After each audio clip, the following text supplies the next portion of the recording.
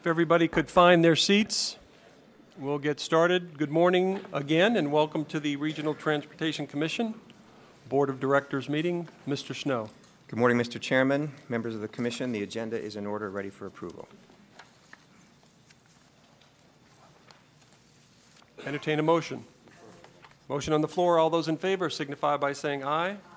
Opposed? Motion carries. Thank you, Mr. Chairman, members of the Commission. Your next item is to receive the General Manager's report. I'm going to be very brief today. I received a phone call from Councilwoman Lois Tarkanian, who is newly appointed, representing the City of Las Vegas on the Regional Transportation Commission. She very much wanted to be here today, but she has a conflict as the Southern Nevada Water Authority is approving their budget at the exact time that we're meeting, and so she will not be able to be here today, and she expresses her apologies. With that, Mr. Chairman, that constitutes the General Manager's report. And the next portion of your agenda is the consent agenda, which is made up of items 3 through 35. Comments or questions on the consent agenda? Motion to approve. Move for approval. Motion on the floor. All those in favor signify by saying aye. Aye. Opposed? Motion carries. Thank you, Mr. Chairman, members of the Commission. We now go to your non-consent agenda, to the administration and finance portion of the agenda. The next 3 items are all related to the budget. The first item is item number 36, which is to receive a presentation on the tentative budget for fiscal year 2012, and our Director of Finance, Mr. Mark Trosdahl, will provide that presentation. Immediately thereafter, item 37 is to conduct a public hearing on the tentative budget for fiscal year 2012, and then after that will be item 38, which is to adopt the final budget.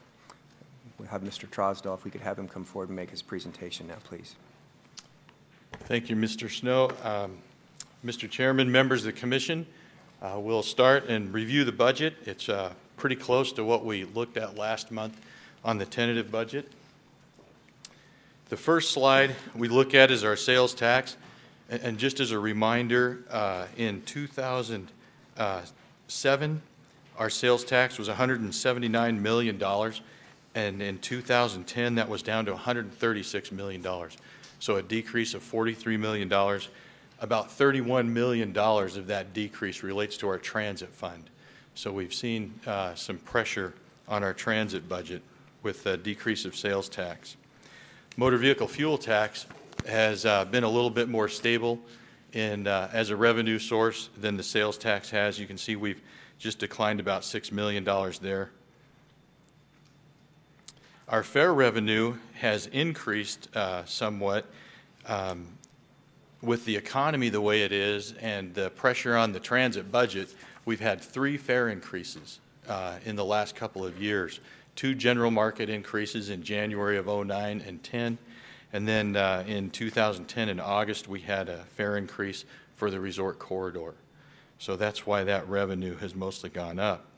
You can see this next slide. The ridership has actually gone down, and that's due to the fare increases that I just mentioned, also our economy and service cuts related to that. Okay. This next slide shows our fixed route service hours.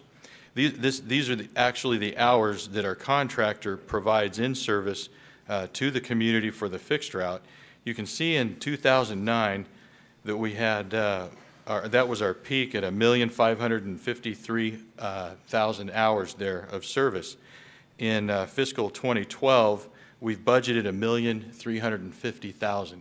That's a 5% cut in service from our current fiscal year. This budget is based on the contract rates proposed by First Transit, which are lower than Veolia. If we were required to use the Veolia rates in this budget, we would have to cut an additional 5% of our fixed route service. This is just a slide that shows our funding sources. You can see what a large piece of our funding comes from sales tax. You can see our passenger fares at 19% of our funding and our motor vehicle fuel tax at 19%. Grants supply us 17% of our funding, and that's all used mostly for capital. Our funding uses, this slide has changed a little bit from last month. We've increased the capital budget on the streets and highways programs. What we do is we analyze the spending that's happened year to date in fiscal 11, and we see what's going to roll into fiscal 12. So we've increased that funding for those projects that will roll over to fiscal 12, and this has changed our uses. The salaries and benefits, last month we reported those at 6% of our funding uses, and this month we're showing that at 5% due to that increase in capital. So the pie has changed a little bit. Our paratransit cost has increased dramatically this year. We've experienced about a 20% increase in demand for paratransit services.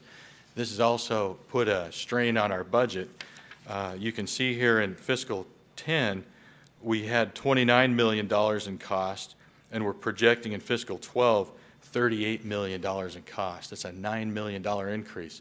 So we also have budget pressure with the paratransit increase in cost there.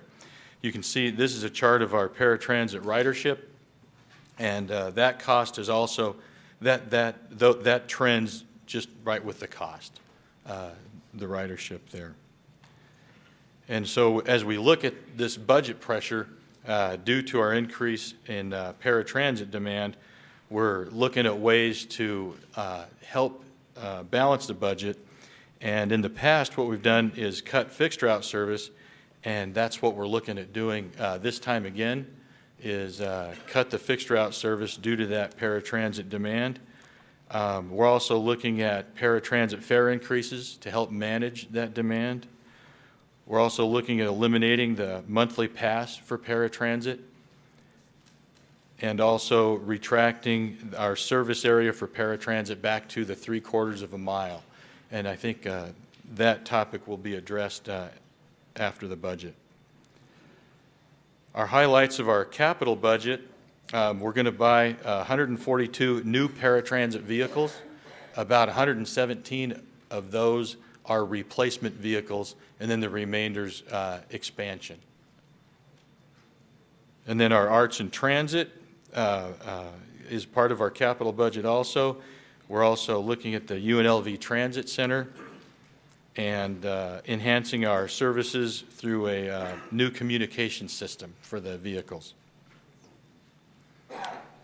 We're also looking at putting in E85 fueling stations. We're going to start, we have vehicles now that run on E85 gasoline, and we need fueling facilities for those. We're going to also install 150 new bus shelters. And our fuel hedge is a wonderful thing right now. As we've said in the past, we've locked in a rate of $2.44 for our diesel fuel, and that's proven to be a good thing in fiscal 11. That also goes into 12. This is the first time we've locked in a fuel hedge for 2 years, and that's a great thing. Our only concern is once this fuel hedge is over, fiscal 13 could present another item of pressure on our budget. That'll be a concern we'll need to watch and monitor, and then also adjust for in our budget in fiscal 13. Included in our operating budget for fiscal 12 is expenses and service for Boulder Highway BRT and the Sahara BRT. Our Streets and Highways program, as I mentioned before, we've adjusted these numbers up a little bit. We're now looking at $51 million of capital expenditure in the motor vehicle fuel tax program. We're looking at $161 million in the sales tax program, and that's mostly due to our SB 5 bond proceeds. Those are proceeds we still need to expend in fiscal 12. And our outstanding debt for the sales tax bonds is roughly $302 million. Outstanding on our motor vehicle fuel tax bonds is $506 million. For our personnel in the budget, we mentioned before that we have about 5% of our total budget is personnel costs, salaries and wages and benefits.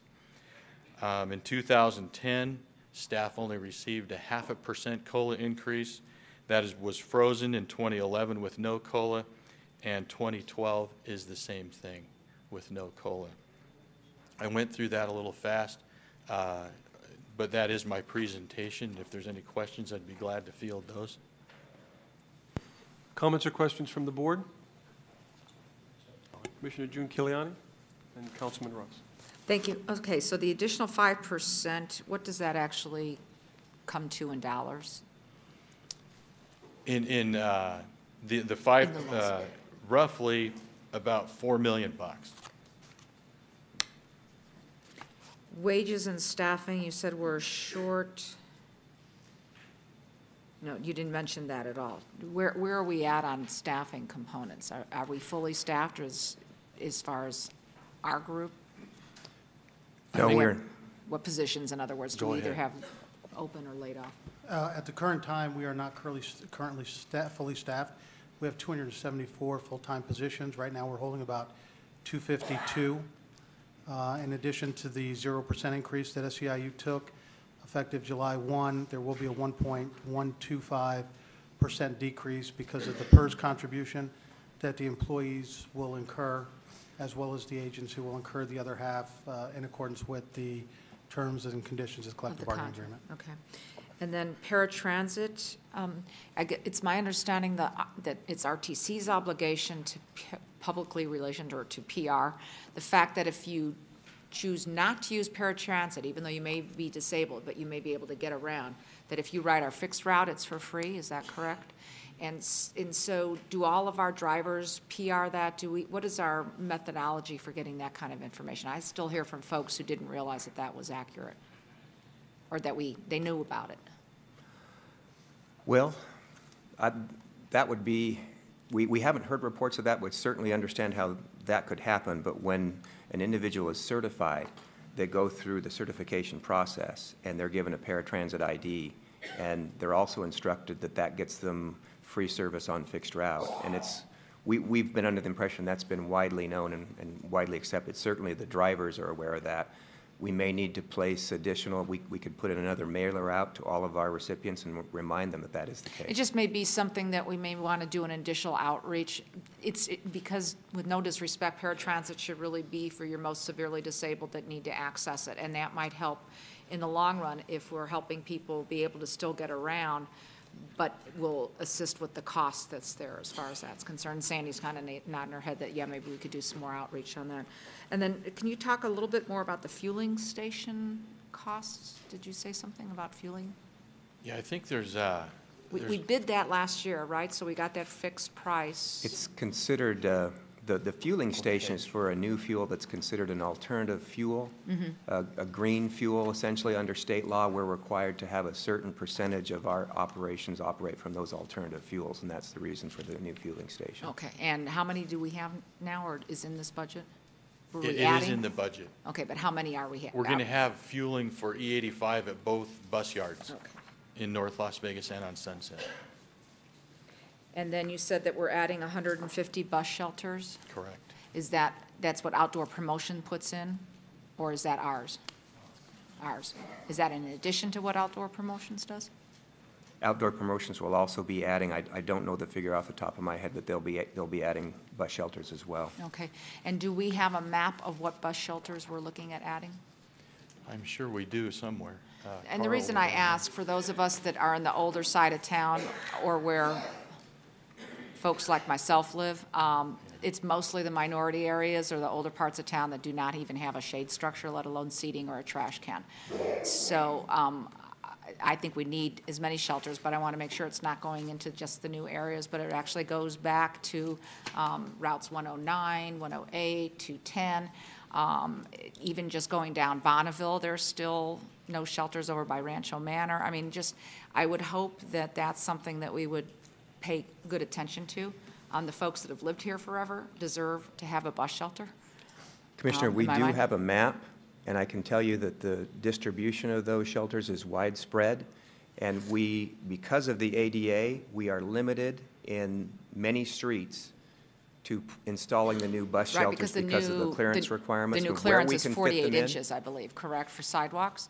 Then I think we have an there's some place we can get some jobs. Maybe we should coordinate with the city and county on sidewalk placing some where there don't even exist, let alone replacing some so they're actually accessible. And then, you know, we have to look at the issue. News racks then are barriers, for example. And so maybe those racks in those places have to go away because it's impeding on the ADA component. Well, we love to do new sidewalks, and we especially love wider sidewalks. And in the areas where we literally can't fit in a bus shelter, we always go and address private property owners to see if they'd be willing to give us the permission. In many cases... And I am working on the one on Maryland Parkway. I did finally get a hold of somebody on that part for you. And I don't mean to delay this, but I do think a better coordination, so maybe we can sit the city and county down along, which you all do, working with the public works people, but let's identify which sidewalks don't even exist, let alone which may be already disabled. It's something Commissioner Brown and I just sort of found out again a couple of weeks ago. We've always been told, which is unusual to me, that the sidewalks had to be put in by the public and repaired by the person who, and that's not true. It really is a public sidewalk, therefore it's an obligation of the government to have to upkeep and fix it. And so if there's a new standard for ADA, which would then also get our older areas a proper shelter, then let's maybe see if we can kind of coordinate that. Maybe just, I was looking for my map because I know your staff had sent it to me, but this computer doesn't have it, so I just emailed upstairs to ask them to send it back down to me. But maybe that's something we could do an agenda item on, Mr. Chair, before we actually move forward on installation of that. Thank you. Thank you. Councilman Ross. Thank you, Mr. Chairman. I was just shaking my head at Mark earlier about ridership being down because of increased fees, and I don't buy that entirely, Mark. That's why I was shaking my head.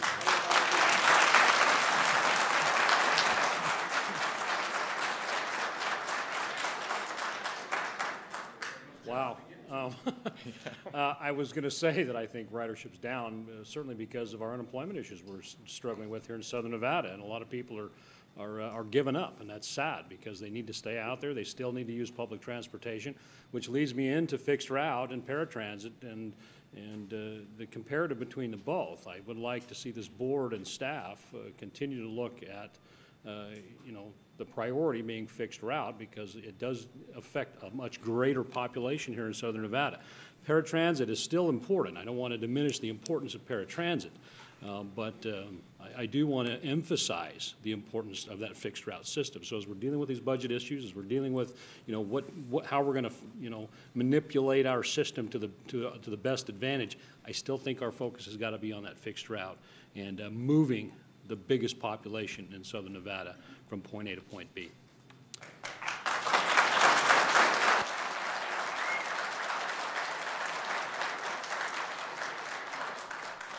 All right, here's the deal. Only one round of applause per speaker.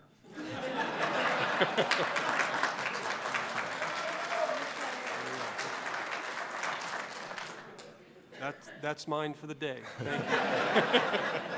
Any other comments or questions before we move on? Okay.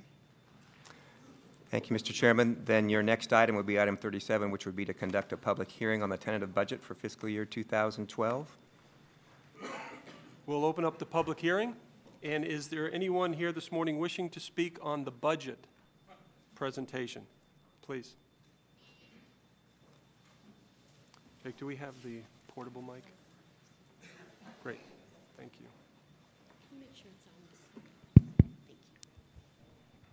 Good morning, Commissioners. I'm Marcia Herbert, volunteer advocate for the drivers and passengers of Marcia, the RTC. excuse me. Either we need to have that mic turned up. Oh, thank you. Thank you. Much better. Thank you. Thought you usually liked me at a lower level, but thank you. My comments now just that relate to the budget and also a future issue is, with the $50 million difference between the two bids, it is unclear, I think for obvious reasons, how First Transit is going to accomplish all of the requirements in the RFP. And we're going to look at the contract versus the RFP, of course.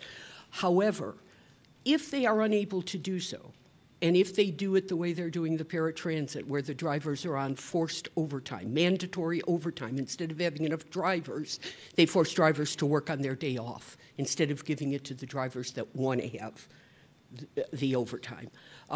When that starts happening at the fixed bus route, how are you going to absorb the costs the reduction in fares because people won't ride. Where's that going to come from? Are we going to increase fares more drastically than we did on the paratransit? How far are you willing to stand behind this contract when it is going to affect, as Commissioner Ross stated, the majority of the people and our tourism board?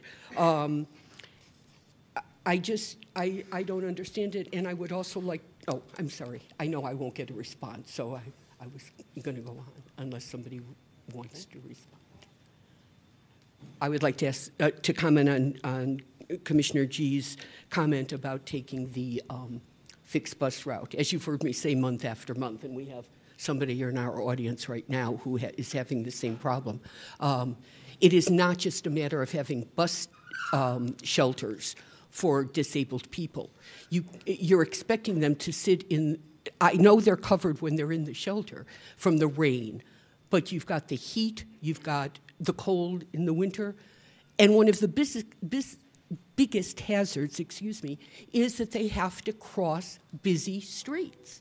And it's not only a going and a coming quite often. Sometimes they have to take 2 or 3 buses to get where they have to be.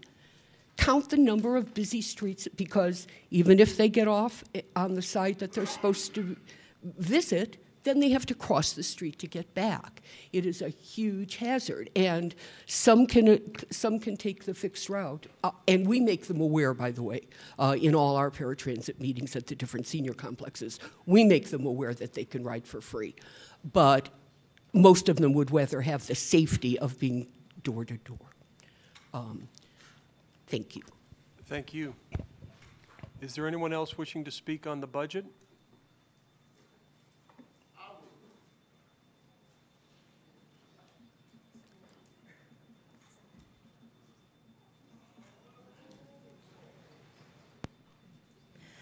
Okay, I don't qualify for paratransit. They said because I don't need an aid, I don't qualify for paratransit. My name is Sherry Reynolds. So I take fixed routes. I don't want them cut. And then you're talking about discontinuing the monthly pass. Because I'm disabled, I get 1 check a month. And I use that to buy my monthly pass. What am I going to do if you discontinue monthly passes? I mean, you already put a hurting on me when you discontinued Route 409, that area on Industrial between North Bridge and the transit center, because there was only like a dozen of us. It used to be part of 116. Then they split it, and they made it the 409. And then they decided that to cut that because there was only about a dozen of us. But the dozen of us that took that route were ADA, who were told we did not qualify for paratransit. Now the nearest stop a lot of times is that major intersection where Las Vegas Boulevard, Main Street, and St. Louis intersect. And that is like 16 lanes or more, and it's a nightmare. And you don't even always half the time get across before the light changes. And these people in the cars want to run you down. We don't need the fixed route changes, and you're going to have to figure something out other than discontinuing the monthly passes. Because you got to take in, I know that there's a lot of people that qualify for paratransit, but there's a lot like me that don't. And there's times I go places where I take 2 or 3 buses. And I don't want you cutting any of them if it can be avoided, because that Route 409 was right around the corner from my house. And that made it easy for me to go to the transit center without having to deal with trying to cross Las Vegas Boulevard or anything. Thank you. And some of your comments may be more appropriate on the paratransit item, so you're welcome to come back on that item and speak. Yeah, it's just something's got to give. Thank you.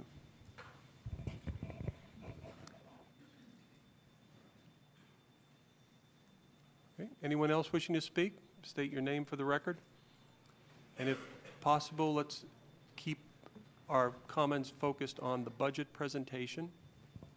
Good morning, ladies and gentlemen. My name is Calvin Gravely. I work at the maintenance facility, the Simmons Yard. My employee number is 9052. While I understand that the board's job is to cut costs, save money, I think if we look at the budget entirely with the technology that we're working with and the cost it takes to maintain it, I appreciate First Transit's offer. I do. I respect them for making an offer that I'm sure everybody in this room wonders how you can afford to do business for $50 million cheaper than the way we're doing it right now. We at Veolia have attempted, and we do a great job at trimming the costs, cutting corners as we see fit, but the quality of service and the safety is going to cost. Everything is going up, and so too is the budget. I don't think that the $50 million difference between the two is realistic. I haven't seen it. They won't show. I mean, I've seen explanations, and when you look at what they showed us about the $50 million budget for Veolia. On the budget, let's stay on the budget. We're not on that agenda Well, item that's yet. my point, the $50 million difference between the two. That's the bottom line is what we're here for. I'm telling you and the board that I think based upon what Veolia has done and what they've shown is it's reasonable to stick with Veolia rather than change. The change is going to cost more. Thank you. Yes, sir. Anyone else wishing to speak on the budget? Seeing no one, we'll close the public hearing. Thank you, Mr. Chairman, members of the commission. Your next item is item 38, which is to adopt the final budget for fiscal year 2012 and direct the Department of Finance to transmit the final budget as adopted to the Nevada Department of Taxation. Entertain a motion. Motion on the floor. All those in favor signify by saying aye. Question on the, Commissioner June Kiliani. Thank you. I know we're doing this, so the formality of the issue is the budget that has to be presented. Regardless, there's other agenda items that affect this budget directly. So I think it needs to be noted for the record, even though we're accepting the budget, that modifications can and will be made based on future decisions that are made with regard to the providers, as well as anything else that comes up legislatively with regard to the sales tax and so forth. So that's not, it should be just publicly noticed that it does not mean that we've accepted any particular company at this point in time. Thank you. Very good.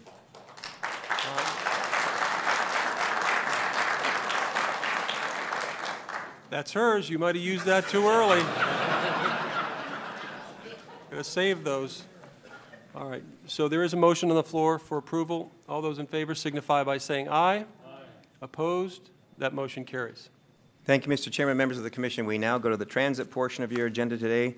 That first item is item 39, which is to approve the proposed changes to the Americans with Disabilities Act paratransit service area. I'm going to make a presentation to you in just a few moments, but let me just inform you that the RTC held a 30-day public comment period on the proposed change, and the matter was presented to the RTC's Transportation Access Advisory Committee on May 5th, 2011.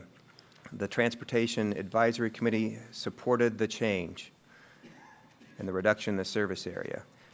Also, a public hearing was held at that meeting, and the committee, as I mentioned, did approve the recommendation, and staff does recommend approval of this. I'd also like to point out that if there are people in the audience that would like to speak on this agenda item, that they can fill out a card to do so.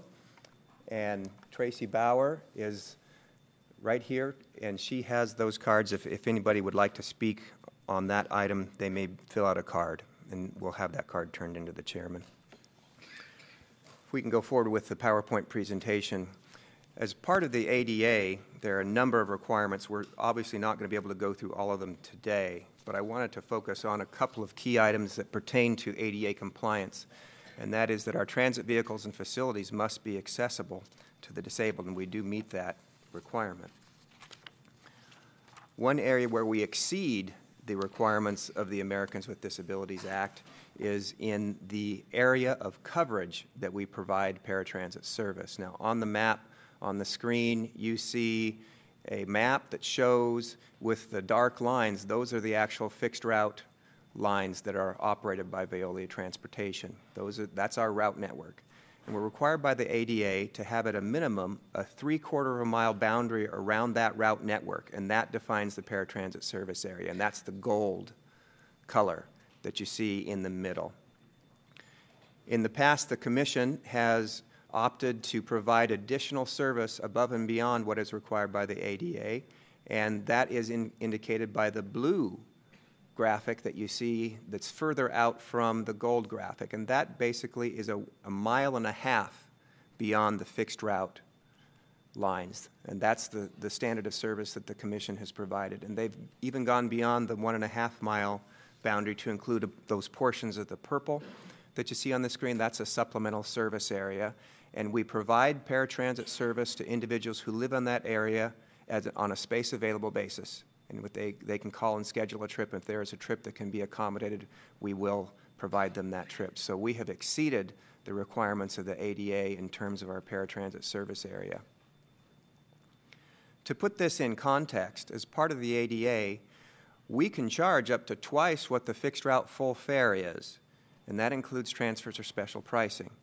If we can bring up the fares, the fare for fixed route is $2, and so that means we could charge up to $4 for paratransit service. Currently, the paratransit fare is $2.75. So we exceed the ADA requirement from that standpoint. We do not charge up to $4 per one-way trip. Now, just to put things into perspective, if we were to raise the fare, which we are not proposing to do at this time, but if we were to raise the fare to $4, that would only bring in about $500,000 per year in terms of additional revenue.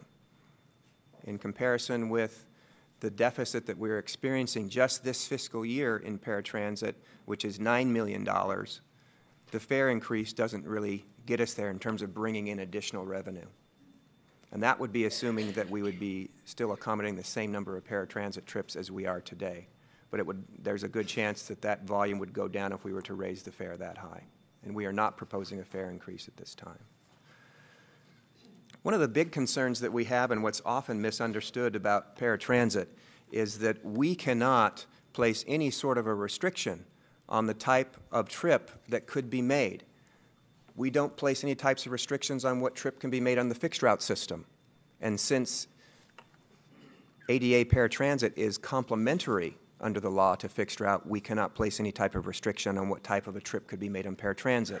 If people want to go to the casino, we can't place any type of restriction on that. If they want to go to the grocery store, the movie theater, or to meet with friends, we can't place any type of a restriction or a priority on that. If they want to go to the doctor's office, if they want to go for dialysis, if they need life-saving treatment for that, we can't place that trip on a higher priority than other trips. We also cannot place a restriction on the number of trips that certified paratransit customers could make. And we have a number of customers that will take up to 6 trips per day, in excess of 90 trips per month. And because of that, because we cannot place a restriction on the time or the place or on the number of trips, we often see a number of our paratransit coaches with 1 or 2 people on them. We cannot place a restriction on the amount of trips that are taken. And we can't prioritize the trips either. People get upset in the public when they see paratransit dropping people off at a casino or picking them up at a casino or other places. But under the law, we cannot provide any sort of a restriction in that matter. We also cannot allow any sort of a practice or operating practice, such as late trips or excessively long trips or the inability to schedule a ride. We must accommodate every request that is given to us. We can't allow a pattern or a practice of denying people trips or excessively long hold times on the phone, or missing trips. And I'm not saying that we're perfect, and I'm not saying that those things don't occasionally occur, because they do, but in terms of a pattern or a practice, we meet the requirements of the ADA in that regard. Now, Mr. Trosdahl has shown you some of this information that I think is worthy of going over again when it relates to the paratransit service area.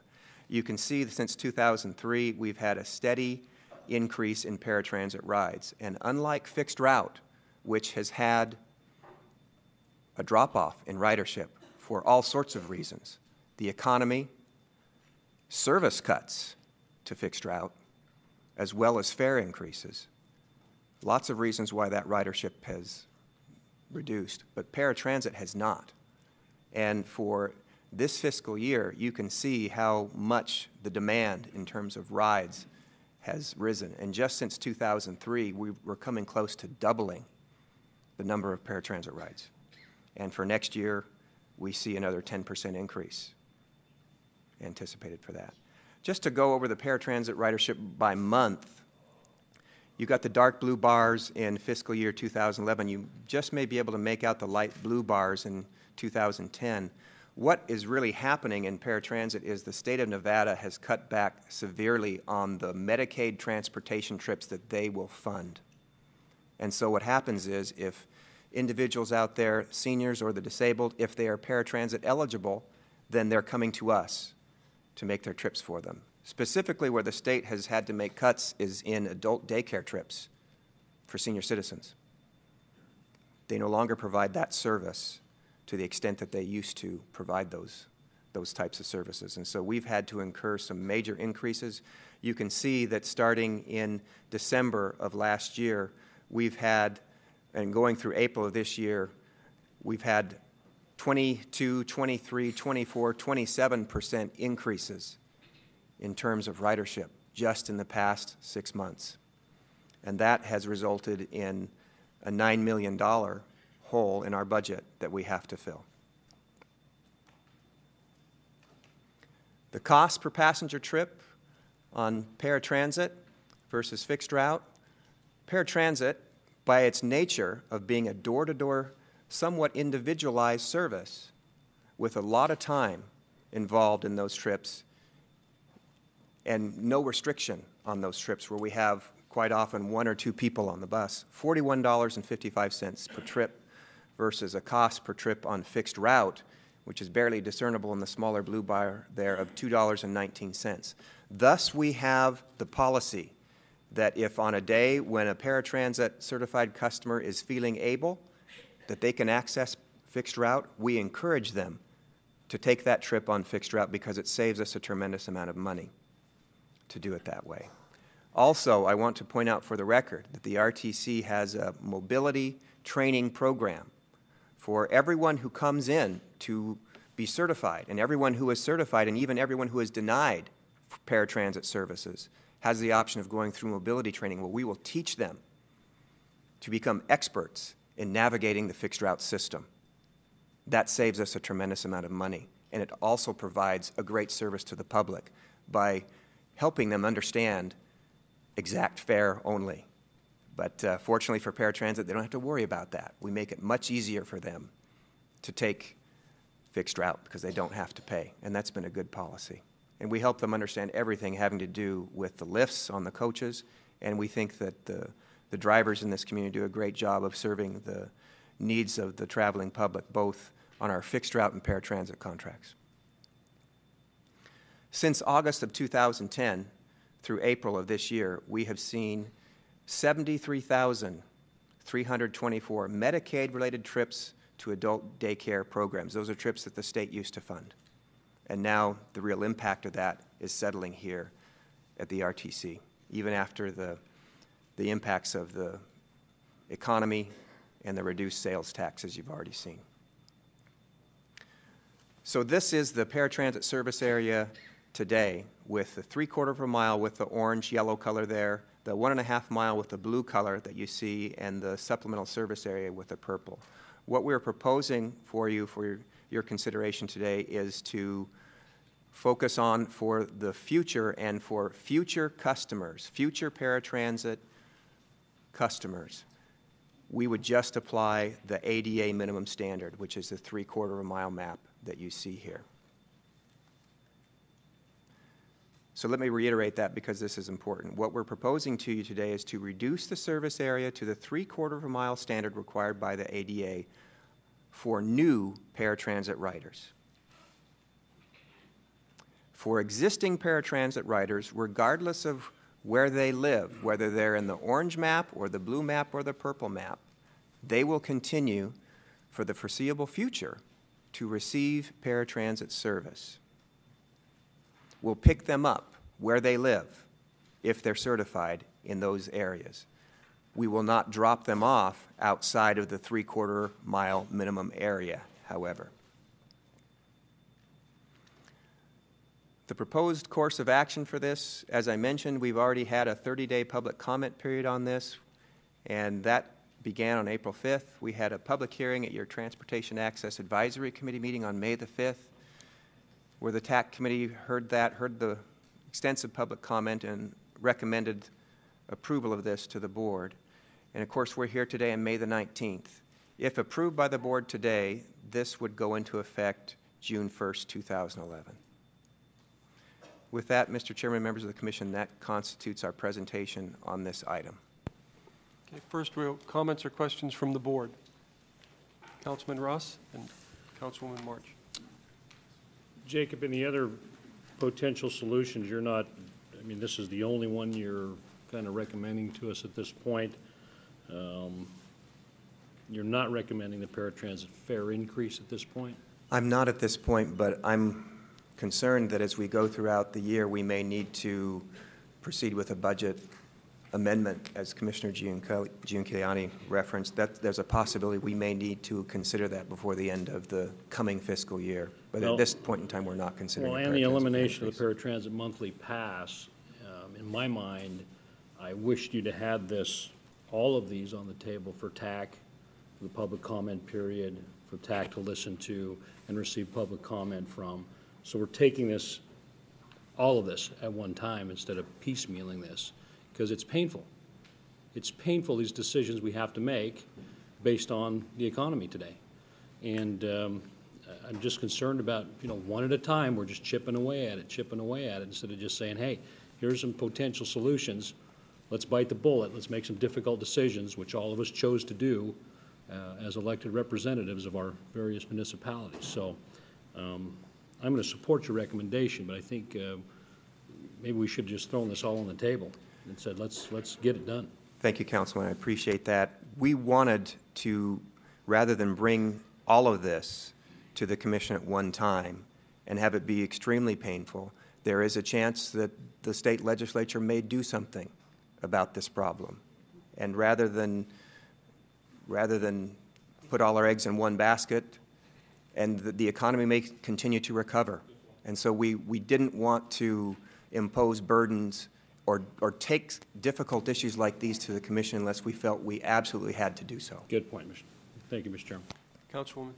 Yeah, this is indeed a difficult and painful decision for us to make, especially in Henderson, where the route, for example, that would serve the two Sun City communities, that are senior communities that have a disabled population, have no access. They're outside of the 3/4 mile distance, so they really don't have the benefit of any other form of transit service. So this is difficult, but I also understand that we have some financial challenges that we're dealing with, and I would hope that we keep in mind those areas as we look to grow and expand in the future. We'll do that. Thank you. Thank you. Commissioner Giunciliani. Thank you. Along those lines, Jacob, could you speak briefly to the couple of nonprofits that I believe are out there that actually do transport as well? I'm going to ask Sandy Stanko to do that because I think she can give you the more detailed information you're looking for, if that would be all right, Commissioner? That'd be fine. Thank you. Yes, and we're very excited because we'll be bringing to you probably at the July board meeting the recommendations for funding for JARC and New Freedom. We just closed that solicitation and we have 14 nonprofits that applied for funding.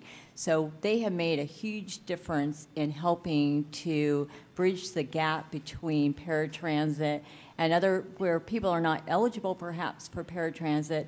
They do still need transportation, perhaps cannot use our fixed route system, and this is definitely making a big difference. So like I said, we have 14 that we have worked with, and many of those proposals, again, are up for renewal, so we'll be bringing that back to you. Okay, and then will any of them be able to be targeted to pick up where we may have to do some of the changes that are coming into play?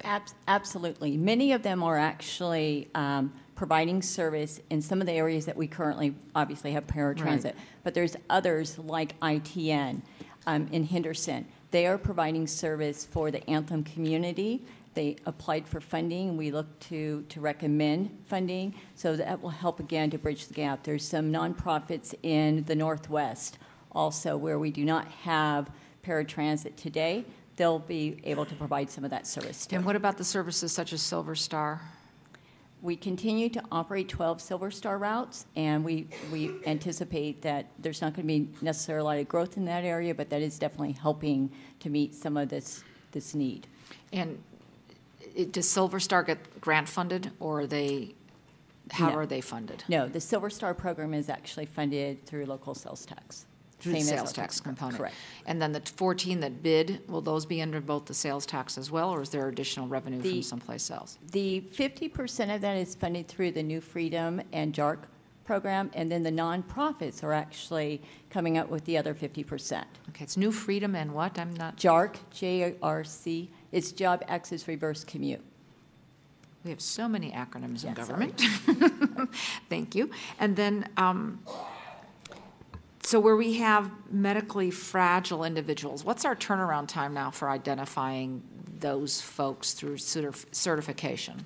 They have to come in, and we have 21 days to make a determination, but because of the influx of riders, it's taking us about 3 to 4 weeks to actually schedule that interview so that we can begin the assessment process. But once they come in, then we have 21 days to turn a decision.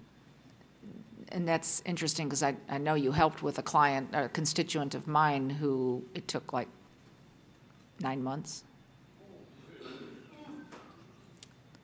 That's when, Jacob, you helped with. So I just want to know what the discrepancy is as far as that's, and that was for a permanent, what was that terminology, a permanent placement or permanent? Yeah, there's different levels of eligibility. There's a temporary, conditional, unconditional, and trip by trip, which we haven't really enforced at this time. But the determination if they're eligible or not, we must make within 21 days. Now, they may receive temporary eligibility for 30, 60 days while we are waiting for some additional information, let's say a professional verification from a doctor, basically because we were not able to really make a good decision based on the functional assessment and the interview if they truly are eligible or not. That also, as Jacob mentioned, we may refer them to mobility training to see if that is an option. This is a young, it did finally get worked out, but this was a young lady that was cerebral palsy from birth, and it was an issue about her chair being a different kind of a chair. Yeah. Right. And so we have to watch for barriers that we may put in that really shouldn't be, especially when it's very obvious, and not all disabilities are obvious, and I recognize that, but this one would, without a doubt. You would know it. So it did finally get resolved, but it's just an example that we have to be sensitive as we look at that. And I understand the cost differential. That's huge as far as the $41.55 to the $2.19. The other issue is the monthly pass. So to speak again about that, such as these people that may be on a fixed income that may only get salary or funding once a month, how do we assist with that, or is there a transition period, or? You know, there is no financial assistance that we provide other than offering the monthly pass.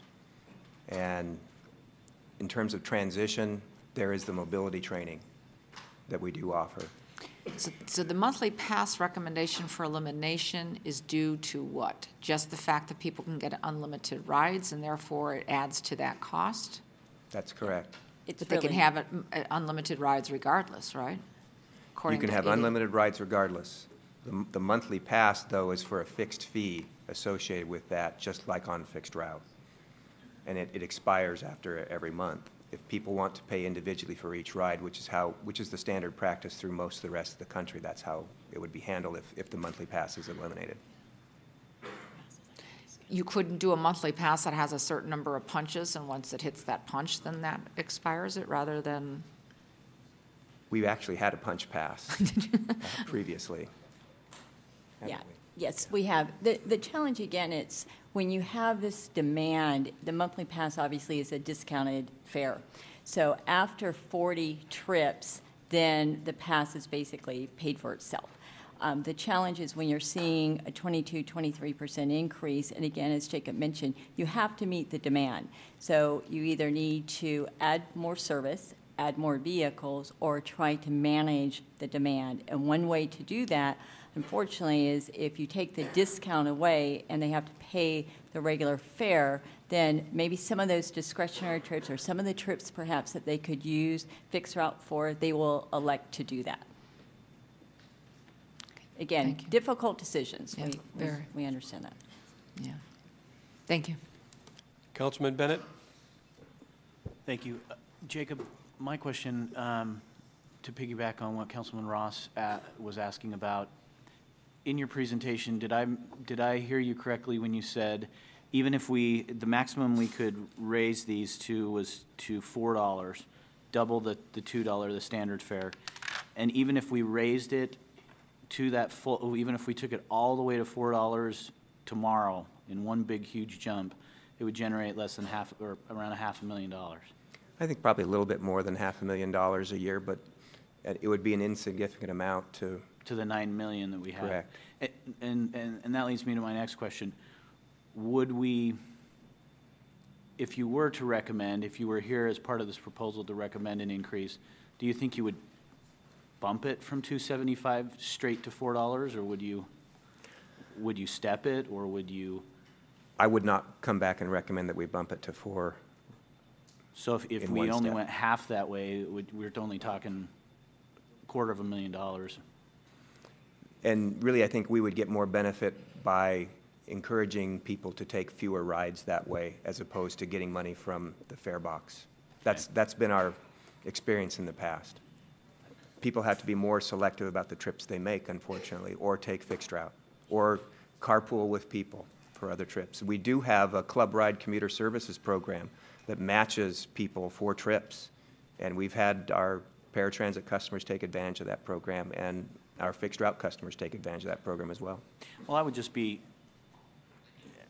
perhaps a fee adjustment is in line at some point. I would just be concerned that those people that are on fixed incomes and using this and paying $275 per trip, I would be concerned to see us immediately jump it to $4. That was part of my concern. For, from what I can see, would be what 1/18 of what the real cost is. So We share that concern, Councilman. Councilman Ross? Thank you, Mr. Chairman. And Councilman, I want to make a comment to that. Jacob, you say we want to encourage them to use the fixed route systems. What's the game plan for doing that? I think one of those tools would be we raise those fares, not to hurt them by any means. But when you say we have individuals taking multiple trips daily on paratransit and it's eating into the budget, that's a significant issue. And I understand the parameters where we can't certainly discriminate on where you're going and who you are and what your limitations are. But we don't have much of a campaign going for us to actually promote that. Use fixed transit, it's free.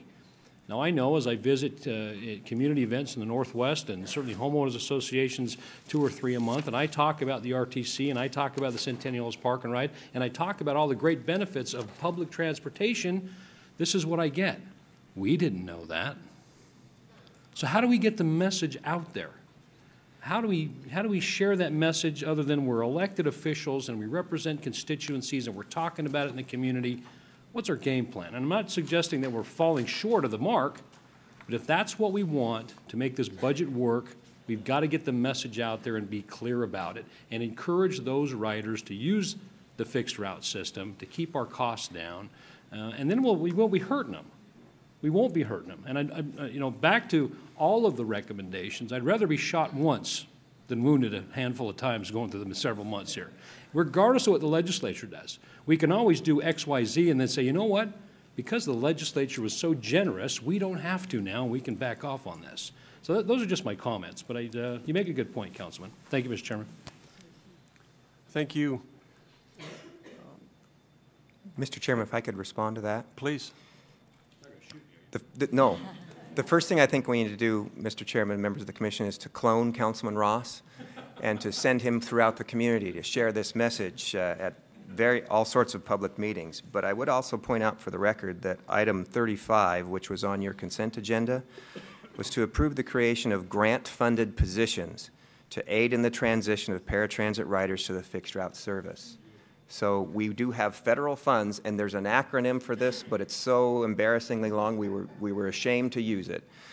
But that will allow us to get actually more bodies to go out into the community, to spread the word, and then to actually work with people, our paratransit customers, to help them transition to fixed route. Thank you. Jacob, I think we're being put in a very difficult situation, partly self-imposed. This is the day we find out what we have to pull back, but rarely do we publicize how far we've gone. You know, we are a service organization. We have gone above and beyond very, very restrictive ADA requirements, and that sometimes gets lost as far as how far we've been. It's a difficult decision, but I think we're trying to focus in on how to serve the best, how to provide the best service to the most number of users. I'm fascinated with not only some of the restrictions, but those figures that you talked about on multiple riders. And if we could, Sandy, if we could create some statistics to bring to the Transportation Access Advisory Committee from an awareness standpoint, as far as how many riders, maybe in a scale, or what percentage of riders are using 5 trips a day, 10, 15, 20, I think that would be worthwhile to educate the majority of our riders so they understand some of the actions that are being proposed today are in their best interest. We don't want to punish those because I'm sure there are some multiple day riders that it could be medical, could be family, it could be something perhaps more legitimate and justifiable. But the word discretionary use was used today a couple times, and maybe that would make that rider more aware that if they give up a couple rides a day, they may be benefiting the demand that's being placed on the system. So if we could, if that's possible, prepare that, and I'd like that presented to the advisory committee. Yes, sir. Absolutely. And do we anticipate any legislation in Carson City that could help or harm paratransit? We don't anticipate any at this time that's going to harm paratransit. There certainly have been discussions about the overall budget of the state that could end up helping paratransit. Good. Thank you. Now, this is not a public hearing, but we do have some people that wish to speak on this item, and in no particular order, I will call you up with the cards. First is Sherry Reynolds, if you could come back up.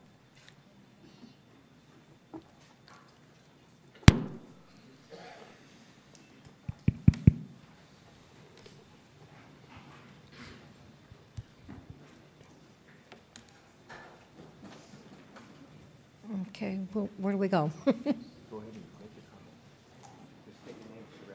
Okay, the name is Sherry Reynolds. Now, I don't mind if I use fixed routes as long as the routes are there. Excuse me, Sherry. Jake, could you kind of pull that microphone down so I'm not looking through it to her? Thank you. Please. Did I just put it in front of you? But like I stressed, you know, we need the fixed routes. I'll gladly take the fixed routes because you've got the wheelchair lifts, and I did take that mobility class, which makes it easier for me to get on and off the buses, which was a blessing for me. But like I said, I'm on a fixed income, so we have to figure out some way that I can still get to where I'm going. You know, if not paratransit, then fixed routes. You know, that's what I'm concerned with. You know, I don't want any more routes cut. I've got a friend that lives on East Okie. She's on a walker. She's no longer able to drive from doctor's orders, and there's no bus near her. So she has to wait for rides. You know, because I have this chair, I can at least get to and from bus stops. Some of the streets I have to cross are scary.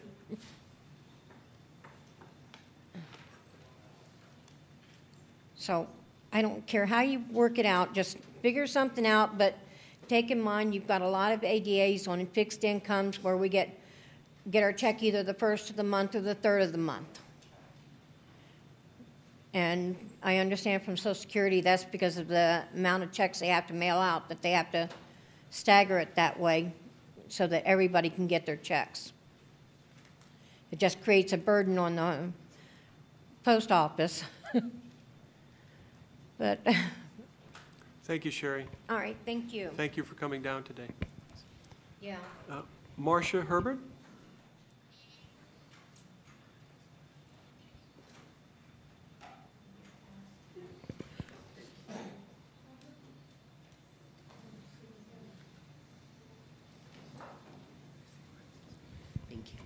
Thank you again.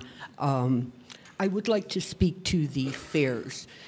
Jacob, I'm sorry, Mr. Snow, when you put up a $2.75 rate for the paratransit, I think the public should know that there is a $3 rate during peak hours, which are a few hours in the morning and a few hours in the afternoon. So it's not always $2.75. I'd also like to point out that when you ride the fixed bus route, you can buy a day pass for $5. We don't have that option. So I have to break up my rides because of my health. I'm only allowed out certain times. But what the oncologist wanted me to do was go from his office to get my MRI, then go for my blood tests, and then go home. So now you're talking to the doctor, we're talking 1, 2, 3, you're talking 4 legs. And if I had to go shopping, because that's my only day out, it would have been 5 legs. I'm paying $2.75 or $3 within 1 day for all those legs. So if you're going to take away the monthly pass, perhaps you could put in a day pass for paratransit riders that need several legs to accomplish. They won't always need it, but on the days where they have to go more than one place, they will have that option. I would think that might be a viable consideration. I have one other thing. Everything else is in the next section, so thank you.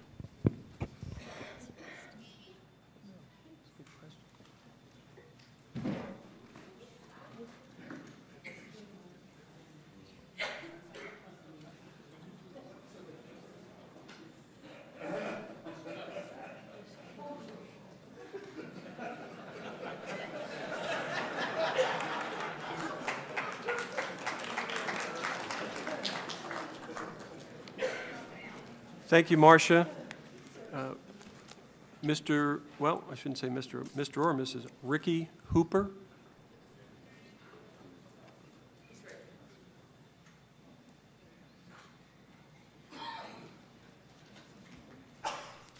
Morning, council members. My name is Ricky Hooper, and I want to know why and how I can get qualified. I've tried 3 different times to qualify for the paratransit, and I've got turned down all 3 times. And I was always told, if you can make it to a fixed route, you don't qualify for the paratransit. That's being, being unfair to me. I mean, why am I being punished like that, but not, to where I can't use it because, I can get to a where I've seen other people that live right down the street from me and in better shape than I am with walkers, and they get qualified. They can get to the fixed route just like I can. They're in better shape than I am, but yet they get qualified for it. And I get turned down. I don't think that's right. And I want to know how it is that I can, how I can qualify for it. I'm not sure we can answer that here today. I certainly can't, Mr. Hooper, but we'll have staff either talk to you and provide that answer after the meeting and/or have staff notify the board about Mr. Hooper's situation. And thank you for coming down. Helen Moore.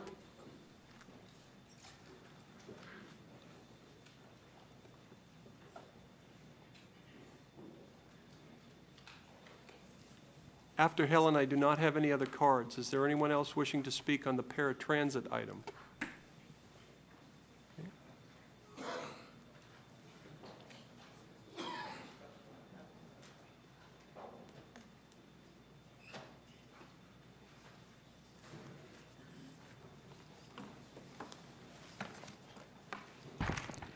Good morning.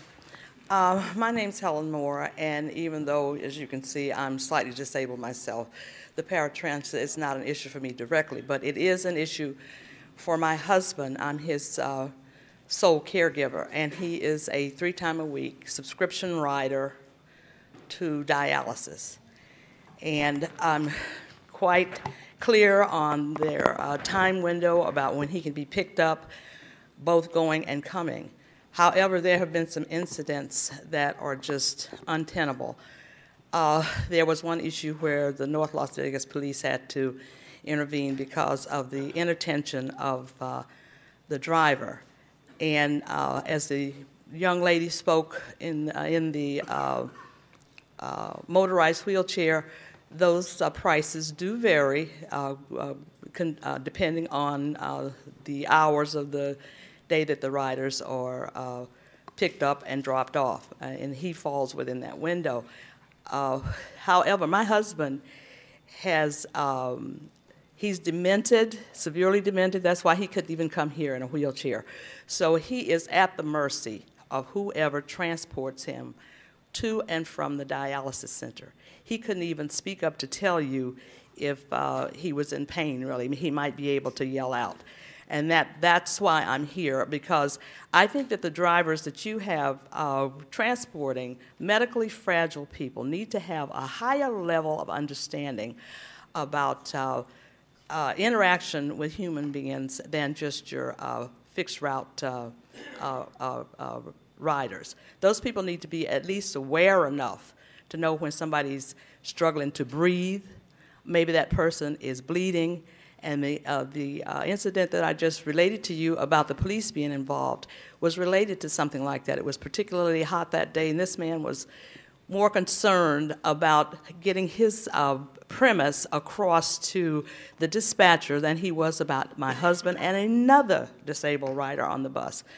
I provided the other disabled rider with water because he could ask for the water and whatever, and the man closed the door initially and would not even let me on the bus to give the man water. There has to be something maybe that the paratransit system can look into for making sure that the paratransit transporters are a little bit more aware of what their clients need. Maybe they could have a basic first aid class given to them. I know you guys you have budget constraints. All of us do. But those people need to be trained in public service and being a little bit more acutely aware of what those the clients need that they are transporting. And if you were to go to paratransit, you'll find at least a half a dozen or more complaints on the phone from me this year regarding situations like pickup times, drop-off times. And they've even left my husband at the dialysis center because he had a bleeding incident. That's going to happen sometimes with those people. 5 to 10 minutes is all that they can wait. However, they advise the recipient that you got a 5 to 25-minute window. Well, that 5 to 25-minute window 3 days ago ended up being a half hour, so he was a half hour late getting to his treatment. So, it's not just about the issue of the dollars and cents. There's a customer service, quality of customer service issue here, too. Thank you very much. Thank you, Mrs. Moore.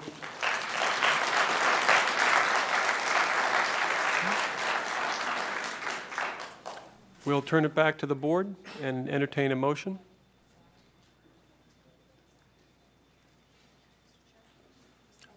Commissioner Giunciliani. Thank you. A couple valid points I think were made, and I'm going to suggest no matter what bus company has it, a service, that our drivers be trained, and maybe we could take a look at a joint training program with the school district that they use for their disabled bus drivers, so that we're actually utilizing something, because it is about the care and sensitivity that not everybody, I've had two constituents, young women just left on the side of the street because they weren't convenient to pick up at the time.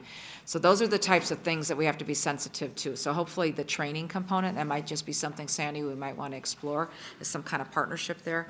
The second thing is, as individuals, and not just elderly, but as individuals, I'll use this as an example, age out, and maybe the walker is no longer the way for them to be able to be viable to get around, is there a way to link with our social services to obtain a motorized opportunity for them? So we kind of help close that loophole, and then they do have accessibility, then they are more prone to being able to use the bus route. That just may be something that sometimes, maybe at this grant, as you're looking at a transition piece, an additional transition component is understanding that people either become, unfortunately, worse due to either age and or their disability, and there may be another piece that keeps them more mobile or allows them some additional dignity without having to go to the full extent of being isolated. And so that might be something we might be able to take a look at as well. Thank you. Thank you. Yeah. Make a motion to approve the changes to the fair transit. Motion on the floor. All those in favor signify by saying aye. Aye. Opposed? With added direction? That motion carries. Thank you, Mr. Chairman, members of the Commission. Your next item is item 40, which is to approve an agreement between the RTC and First Transit Incorporated for operation and maintenance of fixed route transit services from the date of notice to proceed through September 30th, 2014, with two-year option periods, and authorize the chairman to sign this contract. I do have a presentation I'd like to make briefly to the Commission. If we can go to the first slide in that. It may seem a little out of context, but I would like to mention and tie directly into the subject before you today that recently the Brookings Institution came out with a report, May of this year, that looked at the 326 or so public transit service systems across the country and ranked them in terms of their effectiveness and the ability that these transit services provide in their municipalities and urbanized areas to, one, provide access in terms of the number and percentage of residents that have access to transit within a half-mile walk. And then building upon that by relating the percentage of jobs that once people can get on the transit system, what is the percentage of jobs in the urbanized area that the transit system provides access to? And specifically with a trip length of 40 minutes or less and 90 minutes or less. And I'm pleased to report that out of all 326 or so public transit systems across the country, the RTC ranked 8th in the country.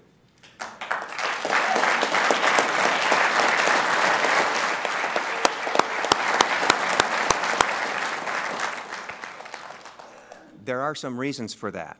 And I'll take that as my one, and I'm surprised I even got one today.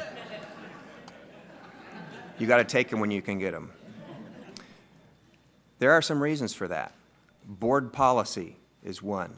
For the past several years, the board has been letting us know that they want us to implement services that would increase the speed of the service. Board policy has always been to operate an extensive grid network over the urbanized area. Two, I'd also like to credit the transit planners at the RTC. They're the ones that are the real brilliant people that come up with ways to deliver this service. And I think we also ought to give credit to our private contractor, because without the cost savings that are afforded us, we wouldn't be able to have the extensive network out there that we provide approximately 86% of our residents with access to transit, which is much higher than the rest of the average of the country. If we could go to the next slide, please. According to the Federal Transit Administration's National Transit Database, in the year of 2008, which is the most current year they have statistics available, the RTC is rated as the most efficient transit provider in the nation in terms of cost per trip. That's because of private service contracting and the great job that our contractor has done. Keep the costs low. so that we can put more service out there on the street. And you've heard today from some people who talk about how important that service is to them. Unfortunately, the trend that we have seen with the fall off of the economy, of course we have a fall off in unemployment, or fall off in employment as well, but the sales tax, as you saw in Mr. Trosdal's presentation today, has fallen precipitously, and we have had 2 painful fare increases over the last couple of fiscal years. And in my opinion, we're not at the point where the ridership would sustain a significant fare increase as we go forward. So the consequence of that has been that even though the cost of the service has increased every year, the amount of money we have to sustain that service has fallen every year. And because of that, you see the precipitous drop in fixed route service hours.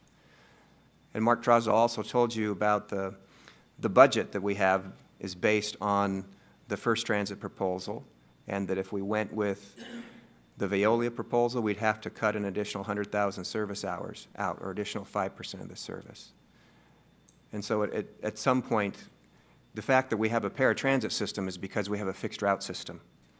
And the smaller we make the fixed route system, the smaller we make the paratransit service area, as you've seen today. It's all based on geography for where and how big our service network can be. This slide shows what success we've had, and really I think the reason we did so well in the Brookings study is because we have followed board direction to implement faster services, express services. You can see on this slide, that shows the concentration of where people live. The whole idea is to connect where people live to where they work. And this is the slide that shows the concentration of where the jobs are in the community. And you can tell that if you can look, right in the middle of the screen, that is I-15 and Las Vegas Boulevard in downtown. That's where the preponderance of the jobs are in this community. You can see there are some other clusters out there outside the resort corridor. But our express services network has been designed to meet this primary transit bread and butter trip, which is taking people to and from work. And this is our route network of express services that is out there now or under construction and will be under operation in less than a year. And you can see that all of those lines converge in downtown and the resort corridor where the employment concentrations are. Let's go to the next slide, please. I like this slide. I think it tells the story even better. The big orange and black, those are the spikes of where the jobs are. The blue is where the residential density is. But you can see that big black spike there, that's Flamingo Road and Las Vegas Boulevard.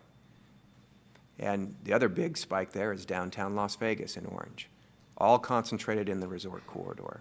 We think that we are hitting the target here with some very well thought out and well executed routes on behalf of our private partners. This is a quote that I read from a book I read this year by Edward Glaser, who is a Harvard economist. He's an urban economist. He's a champion for cities. This book is Triumph of the City. At the heart of economics is the belief that businesses work best by competing furiously in a market that the government oversees as impartial umpire. We can go to the next slide. The board's role and the staff's role is to be an impartial umpire. And we do, and I think you all would agree with me, that we've had a very furious competition as part of this procurement. Competition has been good for transit in Las Vegas by keeping the prices low. If the prices are kept low, we can put more service out there than we would otherwise. And I think that's proven out in the Brookings report. I'd like to, at this point, just take a moment and compliment the RTC staff. We have been, and there's a lot at stake in this procurement. We're aware of that. The RTC staff has been working on this procurement for more than a year. And there's a lot at stake for the proposers in this process. It is not an inexpensive endeavor to participate in this process. If you're a private company and you want to go through it, they know better than I do, but it's well into six figures, probably several $100,000 when you add up all the costs involved for them to decide whether or not they're going to take the risk to propose. There's a lot at stake for our community in terms of the amount and volume of transit service that we'll be able to provide, whether it's fixed route or paratransit. As you've seen, they're both interrelated. And there's a lot at stake for the people in the audience, the people that actually perform the service, that drive the vehicles and maintain the vehicles. For several weeks, a couple of months or more now, these people have been wondering who their employer is going to be, how much they're going to make, what types of benefits they'll have, or whether or not they'll even have a job. There's a lot at stake for all of us. We had, Mr. Chairman, I know that you had an illustrious career as a pitcher in professional baseball. You know what it means to pitch a perfect game. And you also... No, Jake, I don't know. I never did. Never did. But thank you for the applause. And even though maybe you never pitched a perfect game, I'll have to check my statistician on that. I got a problem there. Even if someone pitches a perfect game, you know it's not a flawless game. The RTC's been involved in these types of procurements for decades now. This is the best job we've ever done in terms of a procurement. This has been the tightest procurement we've ever had in our history. I'd like to thank Lydia Belinsky, who is the lead procurement director on this job. She did a fantastic job. I'd also like to thank the literally dozens of RTC employees who participated in the evaluation, because there were extensive group of subcommittees based on their particular area of expertise, whether it was finance, whether it was developing the service hours of the route network, or maintaining the vehicles. We had a tremendous team effort involved. Like I say, we've been underway on this for more than a year. They've done a fantastic job, and I'd just like to recognize their great effort. In accordance with the RFP, we're down to two companies, First Transit and Veolia Transportation, the biggest private service providers for transit worldwide. We have extensive experience with both companies. I think both have done a fine job, a very fine job, of serving this community. In our opinion, they're both qualified and capable of providing the service. When it came down to the specifics for the technical qualifications, the staff ranked Veolia higher than First Transit, 87.2 for Veolia and 82.9 for First Transit. When it came down to the price, the scores were 100 for First Transit and 92.8 for Veolia. And these were weighted scores as we put qualifications and technical qualifications weighted at 45%, and price was weighted at 55%. And when you do the math for that, in accordance with the RFP, First Transit had a higher score at 92.4, and Veolia had a score of 90.3.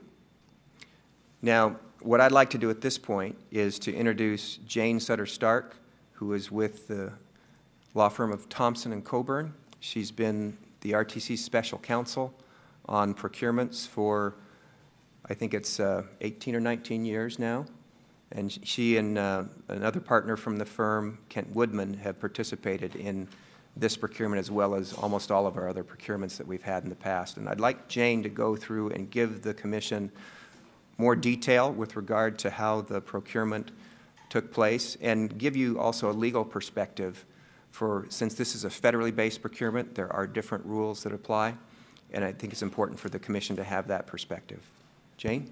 And Jacob, if I could interrupt just for a moment. I don't think anybody's going anywhere, so the board certainly, if there are any questions for Jake now or later, the format that's been proposed is after Jane speaks, the board, certainly if there are questions as far as the presentation, I would encourage them to take place then. Next would be Jeremy's presentation. Likewise, and after the staff and support staff presentations, then we will have both applicants speak to the board. So as the presentations come forward, let's hear them as a whole and then direct questions accordingly. Thank you. Thank you. Thank you. Thank you, Jacob, Mr. Chair, and Commissioners. Good morning. Because federal funds were utilized in this procurement, as Jacob mentioned, the RTC conducted a federally competitive procurement for fixed route operations and maintenance services in accordance with FTA requirements, Federal Transit Administration requirements, and FTA circular, which is 4220.1F. Under FTA circular, an RFP which considers price and other factors in making an award, as the RTC did in this case, is expressly accepted as a procurement methodology, and it is widely used in both federally funded procurements and direct federal procurements. It has also been repeatedly utilized by the RTC in procuring contractors over a period of time to operate and maintain its transit services. The RTC did go through an extensive process, as Jacob mentioned. It began with an industry outreach process to prior to the issuance of the RFP. We solicited input from the prospective contracting community on a variety of issues. Thereafter, we issued an RFP and a draft contract in September of 2010. A pre-proposal conference was then held on September 29th to review the RFP documents with the community, to describe the RTC's transit system, give prospective proposers an opportunity to ask questions, and to conduct site tours of the RTC's transit facilities. There was then a Q&A, a question and answer period under the procurement, during which the RTC received questions from prospective proposers. The RTC issued written addenda and answers to those questions and changes to the procurement documents. Part 2 of the RFP set out the process for evaluating proposals so that proposers were fully aware of the process to be utilized to evaluate, score, select a competitive range, conduct interviews, and select a contractor and award a contract. That process called for the creation of an evaluation committee that would review, evaluate, and score proposals. In addition, as Jacob mentioned, advisory subcommittees were created in several areas with technical expertise to review proposal and advise the evaluators as a group.